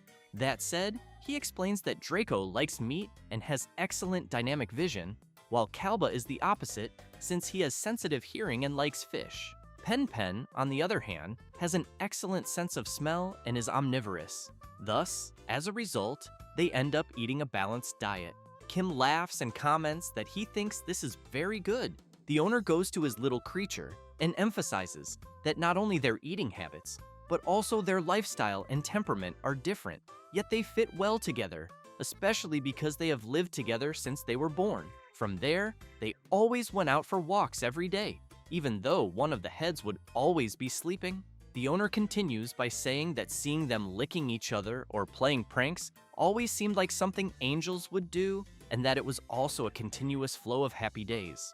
The MC, on the other hand, is completely disappointed to learn that, in the end, the creature there was not one of the guardians of hell as he remembered. However, the creature's owner explains that, from a certain point on, things started to go wrong, since, while he was at his house, one of the servants was showing the list of gifts to be sent to Baron Barsh's residence. At the time, the Cerberus's owner wanted to know if his servant had prepared everything with the best quality, until another employee appeared screaming desperately, calling for Lord Gerard and saying that they had a big problem. That said, he explained that the little creature's heads were biting and fighting each other constantly. Gerard became worried, wanting to know why they were doing that, because he feared that if they kept biting each other the way they were, they would cause damage to their own body. And after days of the heads playing at biting each other, they were getting weaker every day. Kim comments that he thinks this should be considered either fighting or self-harm. Selena, on the other hand, says that she thinks it is neither of those. Therefore, she explains that due to severe stress or skin disease, animals often lick or bite their own bodies severely. The MC comments that he thinks this seems different in this case they have there. Selena wonders if it might not be that the heads know it is their own body and are biting themselves. Then, out of nowhere, Gerard asks if Selena has ever stayed at the Palace of Aradella in the past, because he thinks he has already seen her at the royal palace he visited with his father when he was young. Selena is a bit surprised, while the MC is astonished to hear that his friend has already visited a royal palace. She replies that she does not know what Gerard is talking about. He asks if she is not a disciple of the royal mage. However, at that moment, one of the heads starts to get nervous and soon headbutts one of the other heads, which in turn retaliates by giving another headbutt. Gerard gets scared, commenting that the heads are attacking themselves again. The MC comments that he fears that, at this pace, they will really hurt themselves. Meanwhile, Kim asks Selena to hold one of the heads and Gerard to hold the other. Sonia just watches and starts to get nervous, until, seeing that the creature will not calm down, he delivers a paw strike to one of the heads. Kim quickly asks Pio's friend to prepare the neck cones. After putting to the cones on the heads, Gerard goes to his creature and, crying a lot, comments that when he sees them hurting themselves, his heart breaks in two. The MC reflects that the moment when the heads began to get euphoric was when Lord Gerard and Selena were talking. Therefore, he asks the owner if the creature does not like women. Gerard replies that he does not think that is particularly the case. Then he remembers something and comments that his creature does not particularly like his fiancée, but takes a deep breath and emphasizes that this happened even though they had never met. Kim asks him to be clearer. Gerard fills with happiness and says that his fiancée, Rosalina Barsha, is a very beautiful woman. Kim is taken aback and points out that he did not ask that. Gerard continues by saying that his fiancée is a very beautiful person, but that does not mean she only has a pretty face. Kim keeps saying that he has no curiosity about that, but Gerard insists on explaining that he knew there had been an arranged fiancé by the family before, but that he naturally intended to ignore such things. At that moment, the heads, hearing this, begin to groan, and then all of them fall to the ground. Kim asks Pio's friend to remove the cones and the muzzles immediately. After removing them, the MC feels the pulse of one of the heads and says that it is normal, but when measuring the breathing, he finds something strange. Therefore, he tells Gerard that he thinks they will need to hospitalize the creature. The owner becomes worried and wants to know if it is very serious, as he has never been separated from his animal before. Kim goes up to Gerard and whispers to him that he will use his ear for a moment. Then, after listening, the animal's owner, a bit surprised, says that he understands and that he will do as requested. Having said that, he turns around crying and telling his animal that he will come back the next day and that they will be well taken care of by Dr. Kim Ojin. As soon as Gerard passes through the door, Cerberus immediately stands up. They are startled and run to the door, howling very loudly. Seeing this, Kim is stunned and calls for the creature's owner. Gerard opens the door and shouts that he is there, which leaves Cerberus very startled. Then the owner hugs his creature and says that, in the end, the heads were just pretending to be sick. Kim smiles and says that there was nothing wrong with them from the beginning, but he wants to know when Gerard said the heads started fighting. He replies that it was about 5 to 6 months ago. Kim asks when Gerard started meeting his fiancée. Surprised, he replies that it was also around 5 to 6 months ago. Kim becomes serious and comments that it is exactly as he thought, since the aggressive behavior, the worsening of physical condition, sleep disturbances, and all the other abnormal behaviors are due to the jealousy the creature has toward Gerard's fiancée. While hugging his pet, he is quite surprised to learn this. Kim emphasizes that during all this time, they have been getting hurt, not eating properly, and having accidents. Gerard asks if the MC is saying that all of this was caused by jealousy. Kim explains that since the creatures were born, he had said that he never separated from them even for a moment. So, the creature's attachment to him, the guardian, must have grown stronger than he can imagine. And that in their world, it is not an exaggeration to say that Gerard, their guardian, is the only one. And that for such a guardian to show interest in a being different from himself, he wonders if he doesn't think his pets would feel an enormous sense of crisis. Having said that, he points out that in order to get the guardian's attention, they are taking extreme measures. Gerard can't believe it and comments that he had no idea this could be happening. The MC tries to comfort him, saying there is no need for him to blame himself, as it is something most people go through when living with pets, and that there is only a certain difference in degree. Gerard asks if there is any solution. Kim smiles and replies that yes, but that it requires time and effort. Having said that, he explains that from that moment on, they will find a way for the fiancé and his pet to get along, in which first they need to change the negative emotions toward Gerard's fiancé, and that whenever they become anxious for attention or interest regarding the fiancé, Gerard should give them more praise and rewards than usual, using items that carry the fiancé's scent and place treats they like. Then, praise them a lot whenever they show interest in the treats, leaving a good impression related to the scent. However, as soon as they try to test this, the pet notices something in the food, then hits the treats with its paw and eats Gerard's fiancé's expensive handkerchief. But the MC asks the owner to continue the training repeatedly. Gerard says that his little creature peed on the treats and crushed the food with its paws, but the MC points out that it is normal and that if they end up eating, even by mistake, they should be praised a lot. Kim says that the next step is socialization training. Now, the attachment bond is so strong that there is no room for strangers or other animals to intervene, and because of that, they will reduce a bit the excessive attention they give to the guardian. Therefore, the MC asks if there are other animals living in the castle with Gerard. He says there are some horses, hunting dogs, and birds, but explains that all of them are terribly afraid of Cerberus. Then he comments that he thinks it is because he spoiled him too much. Kim also asks if, by any chance, he has animals that are predators. Gerard asks what he means. The MC looks at Sionya and comments that he has a friend who would not be intimidated by Cerberus. A few hours later, they go to the Baron's mansion, and the wolf Fenrir Julian is nervous, just like Cerberus, and they soon begin to confront each other, growling at one another.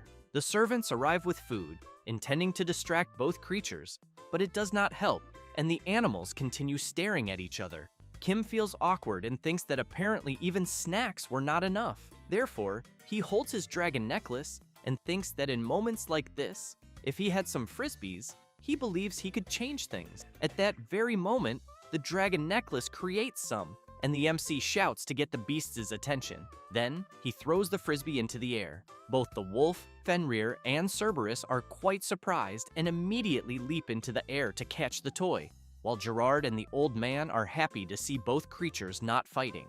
The MC is thinking that if he took a photo of the creatures, it would be a success.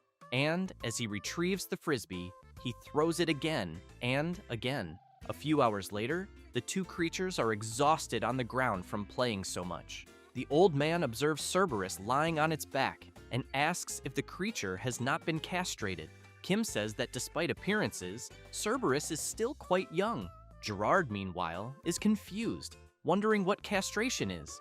After that, later, at Gerard's house, he reads a letter sent by his fiancée, informing that it is incredibly sad that she will not be able to meet him, but that it is because of those who are more precious than anything until they open their hearts, and that she, Rosalita, can wait forever. Gerard is very happy, thinking that she is a deeply understanding person and that her heart is as beautiful as her appearance. However, Cerberus, hearing this, does not like it at all, and Gerard soon realizes what he has done and thinks about what the MC had said, that he should not react excessively to behaviors that induce jealousy. Cerberus's heads begin to bite each other again, and Gerard's servant tries to stop them, saying that they had been quiet for a few days. Gerard becomes serious and shouts, asking Draco, Pen, and Kalba to stop it. The creature immediately listens to its owner and becomes quiet.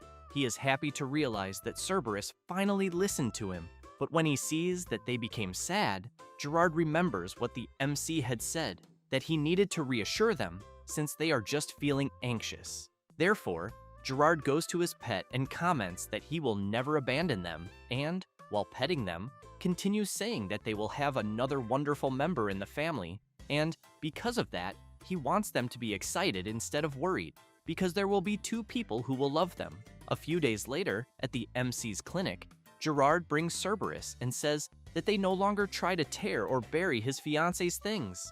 Kim comments that this is great, but points out that now they will move on to the final stage. Gerard is quite surprised to hear the MC saying that now it will be Cerberus's meeting with his fiancée. A few hours later, the man driving the carriage informs his lady that they have arrived. She pulls the curtain and comments that she is very anxious about it, since the fateful day of meeting Gerard's Cerberus has arrived, and that soon he and the MC, along with Cerberus, will receive her. And it does not take long for Gerard's pet to start growling, and he wants to know if this is still not dangerous. Kim asks him not to worry, because they still have an emergency measure ready, saying this with Selena just waiting for the signal. At that moment, Rosalita gets off the carriage, and Gerard is amazed to see his fiancée. However, she is completely different from other maidens, as she is a bit rougher and stronger, which leaves both the MC and Selena quite surprised, since they expected a very gentle lady, and, while observing Cerberus and Lady Rosalita, they think that Gerard has a very peculiar taste for things. She comments that she has finally met her beloved's pet, and that, indeed, the creature really has 3 heads. Then, she approaches them shouting that this is triple the cuteness, but Cerberus gets scared by her attitude. Kim immediately asks Selena to prepare the tranquilizers and makes it clear to Rosalita that approaching noisily the way she is doing can be dangerous. However, Cerberus gets frightened by the approach. With her monstrous strength, Rosalita hugs all the heads at once, which makes Gerard very happy, saying that his pet is calmly snuggling in the arms of his beloved and that it is a miracle. Then, Cerberus accepts the lady's treats, and Gerard comments that Dr. Kim Ojin's method worked in the end. Meanwhile, he is thinking that both of them have just resolved the hierarchy, where the pet will serve its master out of fear. Therefore, the MC takes a deep breath and comments that if he had known they would get along so well, he would have introduced them earlier. Selena emphasizes that, apparently, Fortunately, Gerard's fiancée seems to be a great dog lover. Kim is happy, and observing the three together, comments that they make a wonderful family, but that, looking at such a scene, he suddenly feels a chill down his spine. Selena becomes intrigued and asks if he really felt that, then looks up and comments that the energy in the air has been unusual lately, and that perhaps a wave of intense cold will be coming. Kim becomes confused upon hearing this, and comments that it is too hot for that to happen. However, a few days later, he is sneezing and shivering from the intense cold. While trembling from the cold, he comments that it is even interfering with his sleep. But what he really wants to know is whether he caught a cold. Then, when he looks out the window, he sees a very strong wind and asks if a cold wave is really going to happen. Selena explains that it is a climatic anomaly caused by a mana deficiency, since due to the scarcity of mana in the atmosphere and the soil, the world tree has begun to wither, and the north is getting colder while the south is getting hotter, and strange weather phenomena are appearing. The MC, sitting next to a bonfire and drinking very hot chocolate, asks why there is a climate crisis in a world without carbon emissions. Selena suggests that he should get used to it quickly. Then she says that the cold waves there are short but very intense, and that the cold will get much worse than it already is. Kim is left speechless upon hearing this and shouts that this is truly insane and that he really wants to go back home to his world of global warming because he is already very cold and it could get even worse. Selena grabs him by the head and starts dragging him, saying that he is already talking nonsense because of the cold and that they need to buy thick clothes. Then they go to the city center, and as soon as they enter a shop, the seller shows a thinner scarf made of Norheim mountain goat wool fabric.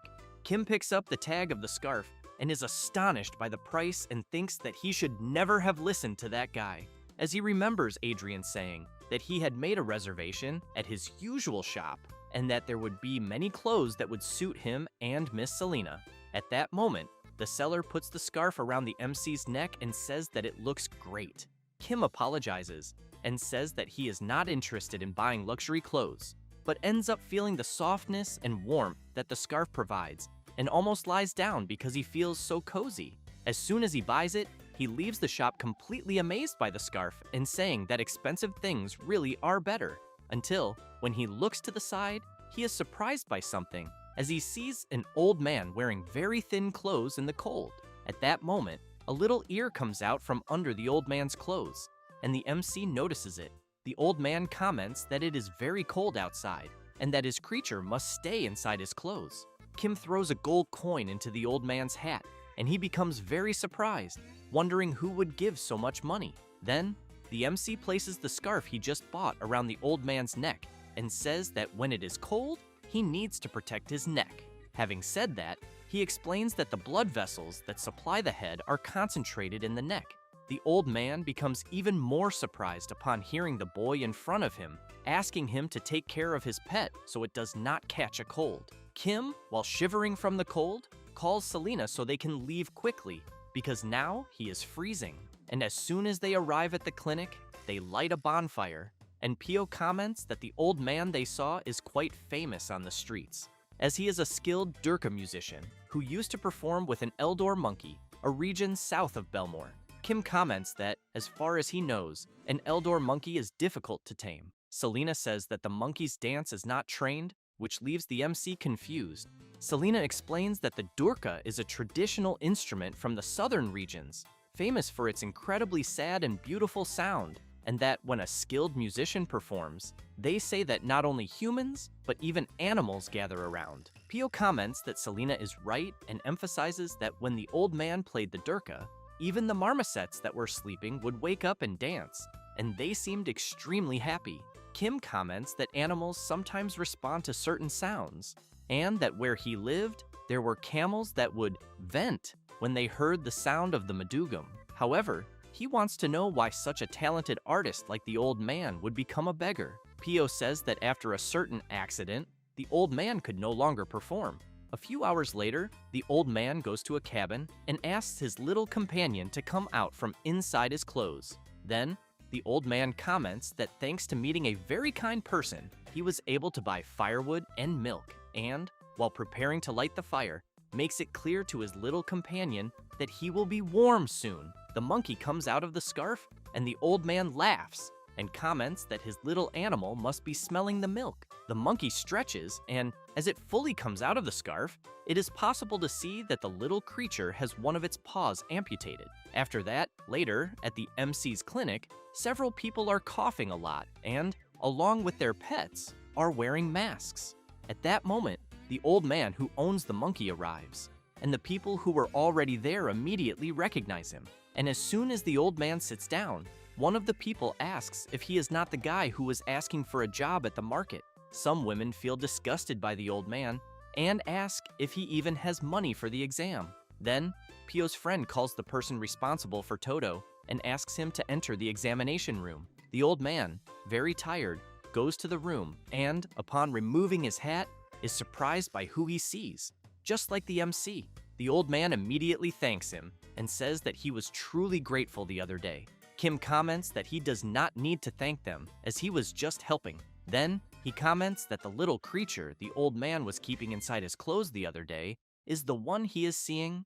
The old man says that Toto's cold is not going away and that he is very worried about it. Kim thinks that, in the end, the old man came to his clinic for an examination with the money he had given him. While Toto plays with the MC's stethoscope, he examines the creature's lungs and says that Toto's lungs have a bit of noise. So he asks how long Toto has had this cold. The old man explains that when his little creature catches a cold, it simply does not go away, and that he has even always wondered if his pet is getting old as well. Kim says that Toto is not exactly young, but that it is not serious enough for him to worry too much. But as he picks up the monkey in his hand, he asks what happened to its leg. The old man says that about 10 years ago, he lost the leg in a carriage accident. Kim immediately remembers Pio saying that the reason the old man could no longer perform was because of an accident he had. After that, he says that for the cold, he will prescribe medicine, and that the old man should give it to the monkey regularly and make sure to keep it warm.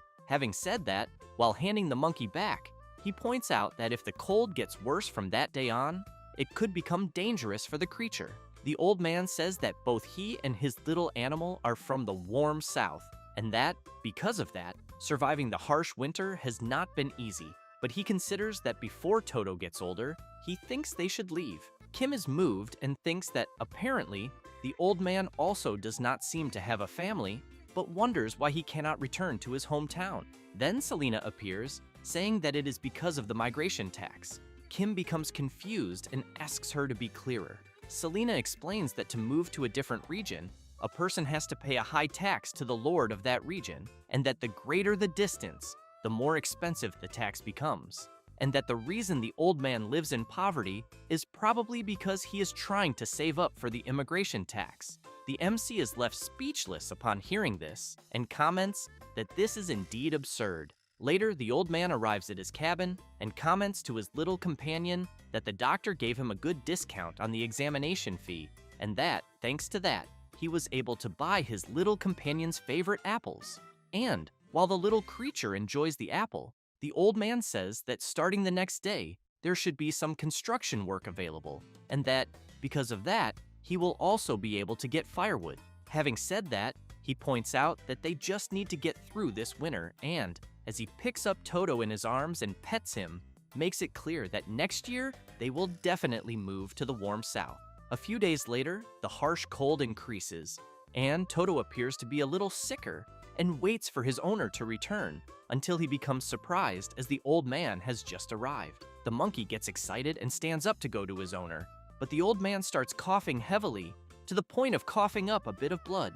Then he falls to the ground, and Toto becomes worried and, seeing that the old man does not get up, runs from side to side trying to wake him until he thinks of something, goes to the door and looks outside. But as soon as he steps out, he feels a terrible cold and, because of the strong wind, is thrown hard onto the ground. However, he gets up, shakes his head to remove the snow, and continues walking.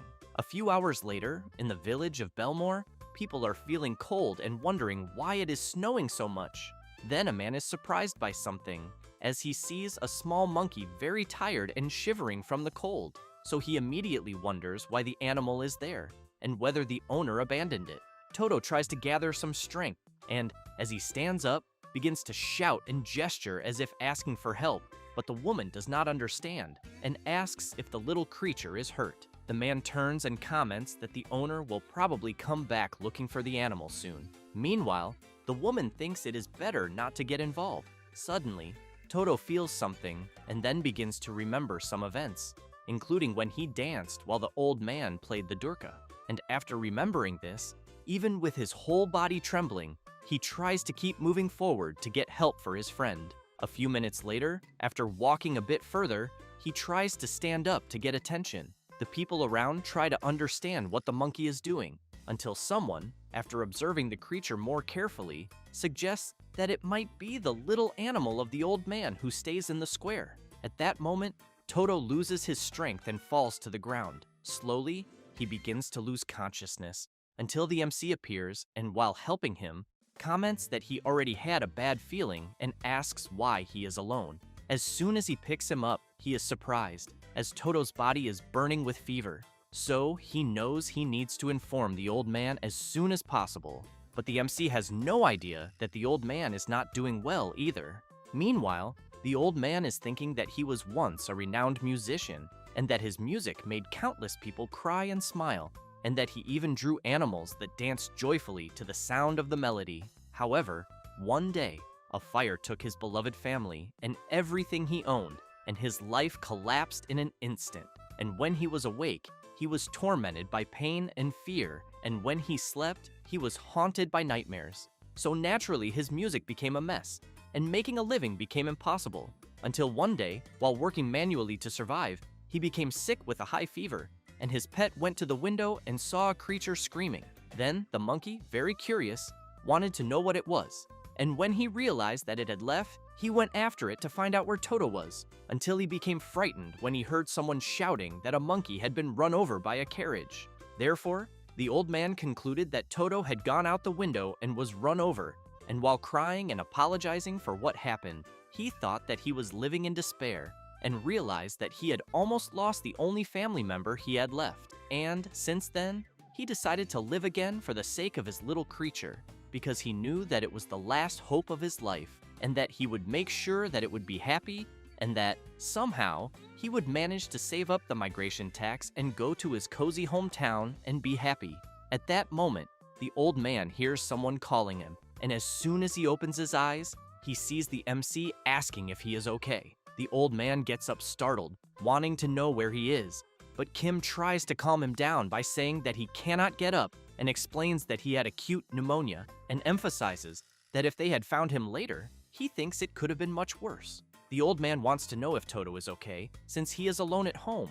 The MC asks the old man to stay calm and says that Toto is receiving intensive care, then explains that they found the little creature on the market street where they met before. Kim emphasizes that since Toto was already sick, he had hypothermia for so long that his condition was critical, but fortunately, he has already passed the danger point, since he thinks that if they had taken a little longer, it could have been terrible.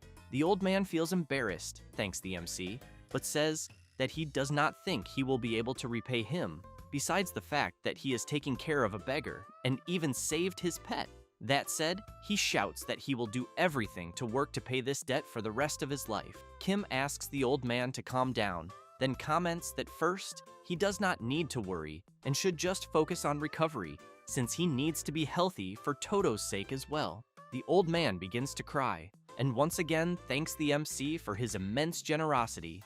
After that, a few hours pass, and Pio shouts saying that Lulu gave birth to a horse with incredible golden fur. Then he says that everyone is saying that it will become a legendary horse like never before, besides the fact that there is also the celebration of Duke Astrard's birthday in a month, and that is all people are talking about. Kim becomes intrigued upon hearing this, but wants to know what is so special about the Duke's birthday celebration. Pio says that Duke Astrard loves culture and the arts, and that, because of that, every year, at his birthday party, people can watch the best performances in the region, and that this time, he thinks they might even get to see the golden horse, and that he even feels jealous of the people who received the invitation. At that moment, Adrian appears holding a letter, wanting to know if she is talking about this, then says that he can bring up to 2 companions, and that, if she is willing, she can go along. However, Kim takes out a golden invitation and says that he also has one, but emphasizes that his invitation says that he can bring up to 4 companions, which drives Adrian crazy upon hearing that and wanting to know if he is trying to compete over something ridiculous. While carrying some things, Toto's owner comments that then they also received an invitation from Duke Astrard. Kim is surprised and comments that he had already told him that he does not need to help, since he is not even fully recovered yet. The old man says that he is already feeling well and asks the MC to at least let him help a little. Then, he says that he performed at Duke Astrard's estate a few times in the past, and that it is always good to hear his name after so long, since he knows that the Duke and his wife were such kind and wonderful people, and that they also had a deep knowledge of music. That said, he becomes a little embarrassed and says that he bought a house at that time with the fee the Duke gave him. Pio becomes very happy upon hearing this and comments that it is truly incredible. The MC, on the other hand, wants to know why the old man no longer performs, and that even if Toto can no longer perform, he could still have made a living just as a musician. The old man feels a bit awkward, but says that during the time he lived in despair, he received many criticisms for his poor performance, and, because of that, ended up being expelled from the Plaza Performance Hall. But even so, Toto always loved his music, and no matter how hungry, cold, or exhausted they were, as soon as he picked up his durka, Toto would jump and start dancing.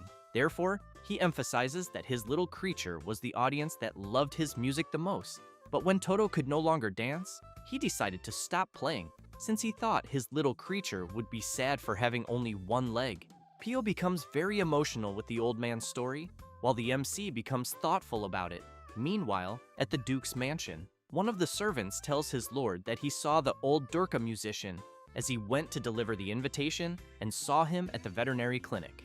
Astrard comments that this is indeed wonderful news, since he had not heard from the old man for so long that he thought he had gone to another region. Then, he becomes excited and comments that this means he will be able to hear him again, and that even after all these years, he cannot forget his skill. However, the servant points out that the monkey that used to accompany the old man dancing seems to be injured and that they said he can no longer dance. The Duke is surprised to hear this and comments that it is indeed a pity, but even so, he loved the old man's performance, even more than the monkey's dance, and even if the old man had extravagant techniques, there was still something that touched people's hearts, and that he truly wants to hear him again. After that, a few hours later, the old man is quite surprised, wanting to know if it is really true that Duke Astrard wants his performance at his birthday party. The Duke's servant replies that yes, and that the Duke already knows about the monkey's injury,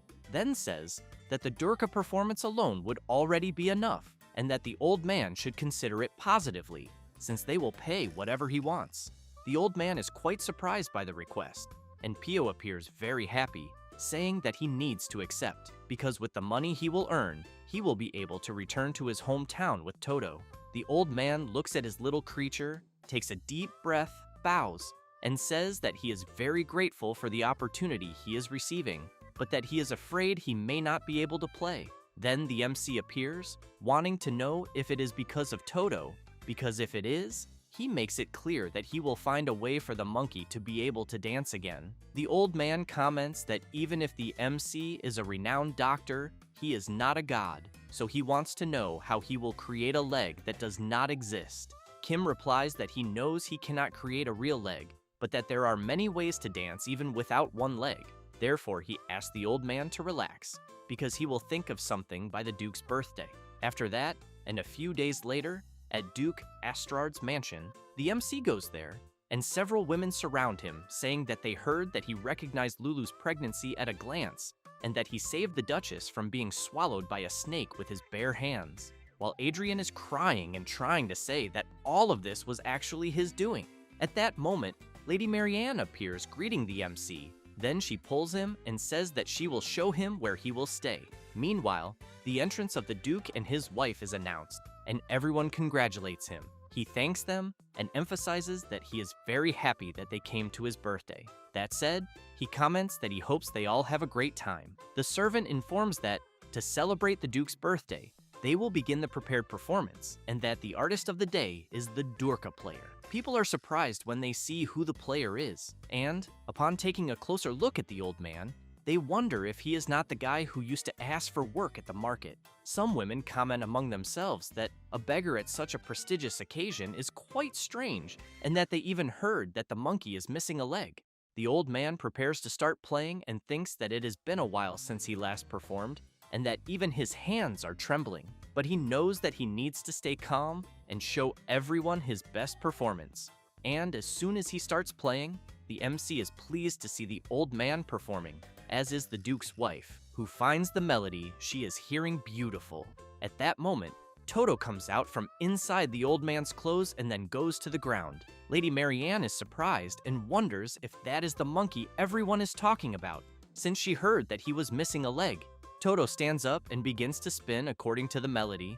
The Duke is surprised by this, and the MC is happy to see that his idea worked, since he made a prosthetic for Toto, and now the little creature can move freely once again. However, people are surprised when they see a leg made of metal. The Duke's wife comments that this must have been the veterinarian's work, and that she felt he was extraordinary during Lulu's case as well, since they call him the spirit of healing, and that she heard he has the ability to bring dead animals back to life, and that, apparently, those rumors were true after all. While Toto dances happily, the MC thinks that the little animal seems to have fully adapted to the prosthetic, and that, thank goodness, his movements are quite natural. But he knows that without a 3D printer, it was difficult to create the exact size. So he concludes that the blacksmith who carried out the project truly has very impressive skills, and that, because of that, he thinks he should give him a bonus. Meanwhile, the old man, while playing the Durka, thinks that even seeing it with his own eyes, he cannot believe it, since he is watching Toto dance like never before, and that it is as if they had returned to those happy moments. And as he becomes emotional while playing, he thinks that once again, he is very grateful to the MC for making this possible. At that moment, a man begins to cry, and his beloved wants to know why. He replies that he does not know why he is acting like this, since clearly the music he is hearing is joyful, and while watching the old man playing and the monkey dancing, he wonders why tears are falling from his eyes without him wanting them to. 1 hour later, the old man finishes his melody and thanks everyone.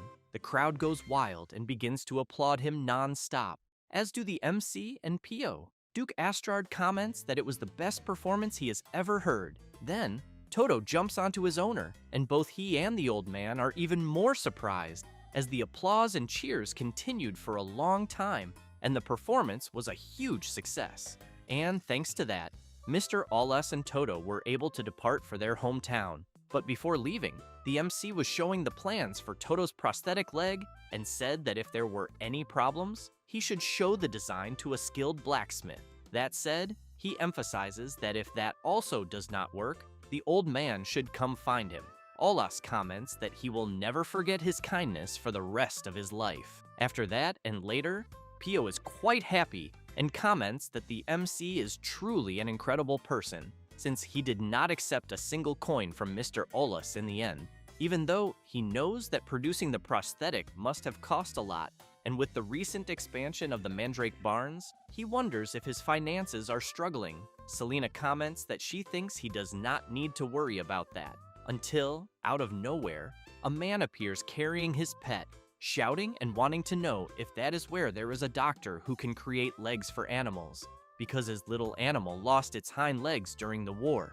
Kim places the animal on the table to examine it, and comments that, for this case, he thinks they can try attaching a wheelchair to the lower part of the creature's body. The owner becomes ecstatic upon hearing this, and shouts that if Troy can run on his own again, he will give anything the MC wants, even a grand castle or the most beautiful woman. Kim feels embarrassed, asks the man to calm down, and says that he will try first, but that he will make a budget beforehand. The man wants to know what the hell a budget is, and if it is some kind of book with forbidden magic written in it. Pio, upon hearing this, comments to Selena that indeed they do not need to worry about finances.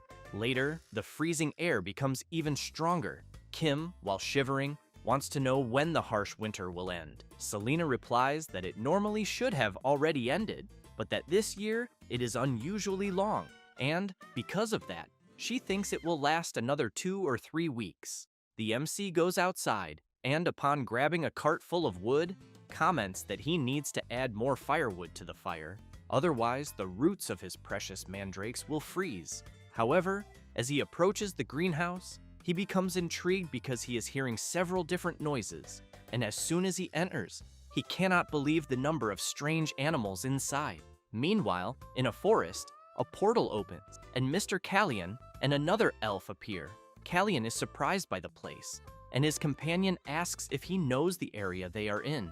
Callion says that it is the western forest of the Belmore region. His partner, while using his magic, reports that the trail they were tracking ends there and that it does not seem to have moved forward.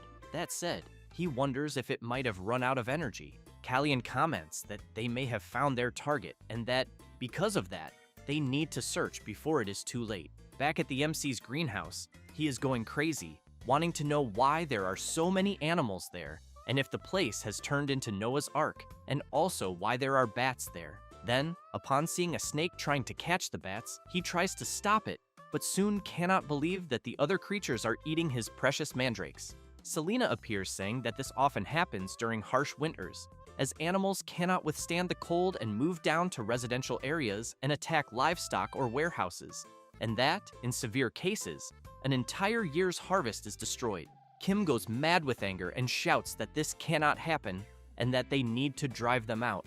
But then he remembers that the weather is too cold to do that, so he holds one of the creatures and thinks that he is too kind to do what he said. Later, while picking up chopped firewood, he thinks that on his precious day off from the clinic, he is there doing manual labor. Meanwhile, Adrian is furious and, while working hard, shouts asking why he is suffering so much, since he was raised with so much care and does not need to suffer in the cold. Then he notices a stain on his clothes, which were handmade by a master craftsman, and shouts that he must be having a nightmare.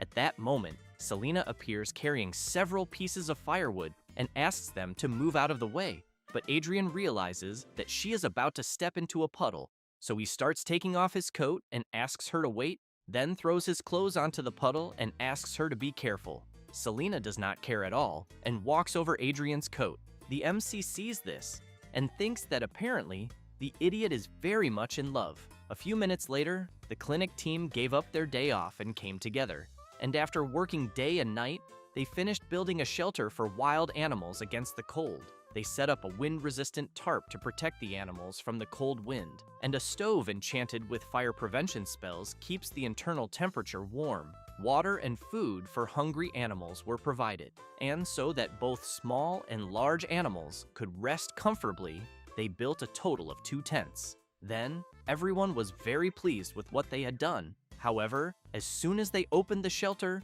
it did not take long for it to become crowded, and not even 10 minutes had passed since it opened, and the food had already run out. 30 minutes later, after restocking, the food ran out again, and as soon as they restocked, they had to put up a waiting list. Meanwhile, the MC is even dizzy from thinking so much about calculating the feed costs. Adrian goes up to Kim and, laughing, comments that he will have to empty all the gold coins from the vault. Kim smiles and says that first he will cut the blonde guy's salary. Then he hears Pio calling, and as they go to the front of the tents, Pio says that several donated supplies have just arrived and that there is a letter in the carriage. Kim takes the letter and, upon reading it, realizes it was sent by Lady Marianne, saying that she also wanted to help with the good work they were doing and that she sent a small contribution. Pio calls the MC and says that more donated supplies have arrived, and this time it was the Lord of the Rabbits who sent them. Kim, upon observing the type of bags and the markings, thinks that, as expected from a real estate magnate, the scale is different.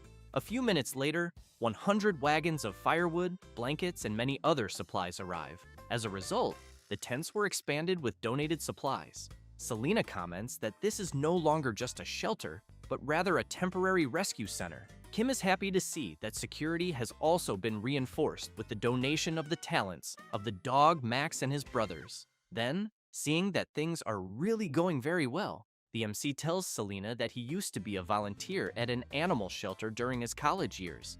It was hard work, but completely rewarding, until one day, when he arrived at the shelter, he saw a notice informing that it would close by a certain date due to financial difficulties. At that time, there was nothing he could do but watch. But he swore that one day, when he became a veterinarian, he would open a shelter for animals with nowhere to go. After saying this, he comments that he never managed to fulfill that wish. Selena asks why. Kim says that, far from opening a shelter, he was about to close the veterinary clinic he managed. And with the doors closed, he wondered if everything had just been greed and whether managing a clinic was beyond his abilities. And while he was worrying, he suddenly ended up being summoned to the world he is in now and went through all kinds of things. And even so, thanks to that, he is fulfilling his dream. At that moment, while telling his story, the MC notices a thorn in one of the animal's paws. Then Pio shouts, telling a baby fire salamander not to sneeze there. Kim, seeing this, thinks that he is truly very happy to have been summoned to this world. A few minutes later, seeing that the animals are sleeping, he hopes they continue to sleep well. The next day, at the clinic, Kim is shivering and complaining that it is still very cold. Then he is surprised by something, and as he approaches the shelter a bit more, wonders why only the small tent is silent, since even Max is hiding in the large tent, so he questions what is happening. Then he signals to Selena so they can go check what it is, and as soon as they pull the tarp, the MC is surprised, since he only sees a fawn lying down.